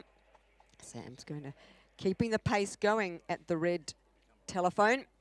Lovely fluid line. And that, I think, is what Sam was concerned about. He was very positive to that hanging log. And I think he's decided that discretion is the better part of valour for the day. Put his hand up and said, no, today's not our day. It's going to take the long walk home. So there's only one combination left to go here in the Wallaby Hills CCI 4-star short. And we should have vision of 212 Rachel Lee and Lancina very shortly, because we can just see the sight of Tanya Harding in Jumeirah, Yorkshire, trotting along the other side of the fence line to Sam Lyle as he walks home, and they've completed their course. Okay, so last horse on course is Rachel Lee and Lancina. So she's already been around at the beginning of our 4-star cross country and successfully completed there. So she's just jumping now the stumps on the angle, so the angled logs, and about to head to the water jump, sponsored by cci-l Earthworks. Remembering this is the 4-star short, so they're going a different direction towards the fence. Rachel's kept the forwardness to the jetty, and she's come back to top-level competition after having baby Jack in June. So it's lovely to see her out on course. Pretty quick return, would you say, Sarah? No. No, very impressively. And she rode that so forward into the water, it was almost a little steady to the jetty. So we'll see how we go here. A little bit of a steady approach. And then a push out for the 2 strides. So well done, well ridden. Rachel agreed with you, gave Lancina a pat on her depart from that as they now prepare the left-hand turn to this white gate. Another one of our fences that have been mimmed for safety. Pops over that. Shuffles in the 2 up and gets the 1 before the echidna and gallops on. Yeah, it was very sharp, didn't she? The C element that very close through, almost looking like she was going to jump both steps in once, even though she had a steady ride into the white gate coming in. So Rachel had to really sort of say, whoa, but jumped successfully over the hedgehog on the way out. And over the PSE angled ditch and brush, and interestingly, Zena, as she's known in the stable, was purchased as a 5-year-old from Germany. So this combination have been together a little while now. Jumped the red phone, right-hand turn to the hanging log, and a brave and bold jump into the water. Rachel sitting up on landing in the water and out over the cabin. So now the final 6 fences on course for this combination. There she gave her a really nice ride and positive distance in, and didn't the mare jump. So yeah, Rachel just had to hang on a bit there, but very boldly and confidently through the water, which is great to see.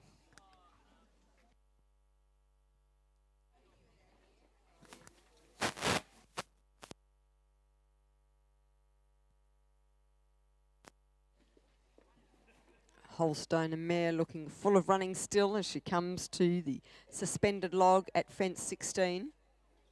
Meets that at a good distance. And streaming out now across the area at Riverview that was used for their dressage yesterday. Heading towards the unfinished bridge.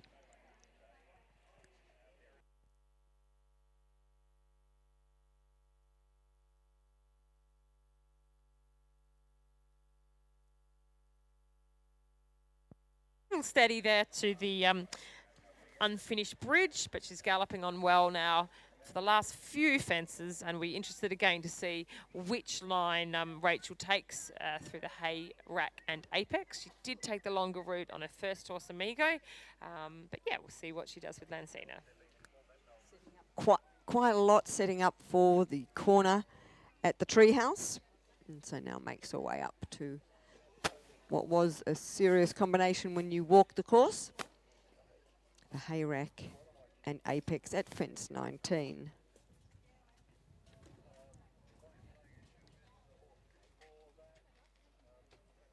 And it would seem that Rachel has decided that the alternative on both her horses was much the best option. So she's taken that quite cleanly. Jumped the picnic table and the first of the white rails. Almost certain to incur time penalties. Very difficult to get time on a 4-star short, but she wants the clear to her name. So only 2 combinations left to jump for our final combination in the Wallaby Hill CCI 4-star short. Remembering we still have action out on cross country if you want to walk around, because we have the EA a 95 on course after this last horse completes for the Wallaby Hill CCI 4-star. Rachel Lee, number 2, 12, and Lancina stream on down the hill. 35.1 after their first day of competition yesterday. That left them in 2nd place. And she's had a lovely ride across the country, so she will be well delighted with that. So, ladies and gentlemen, that completes the Wallaby Hill CCI 4-star short. As soon as the scores are handed to me, I shall let you know where the standings are in both 4-star classes.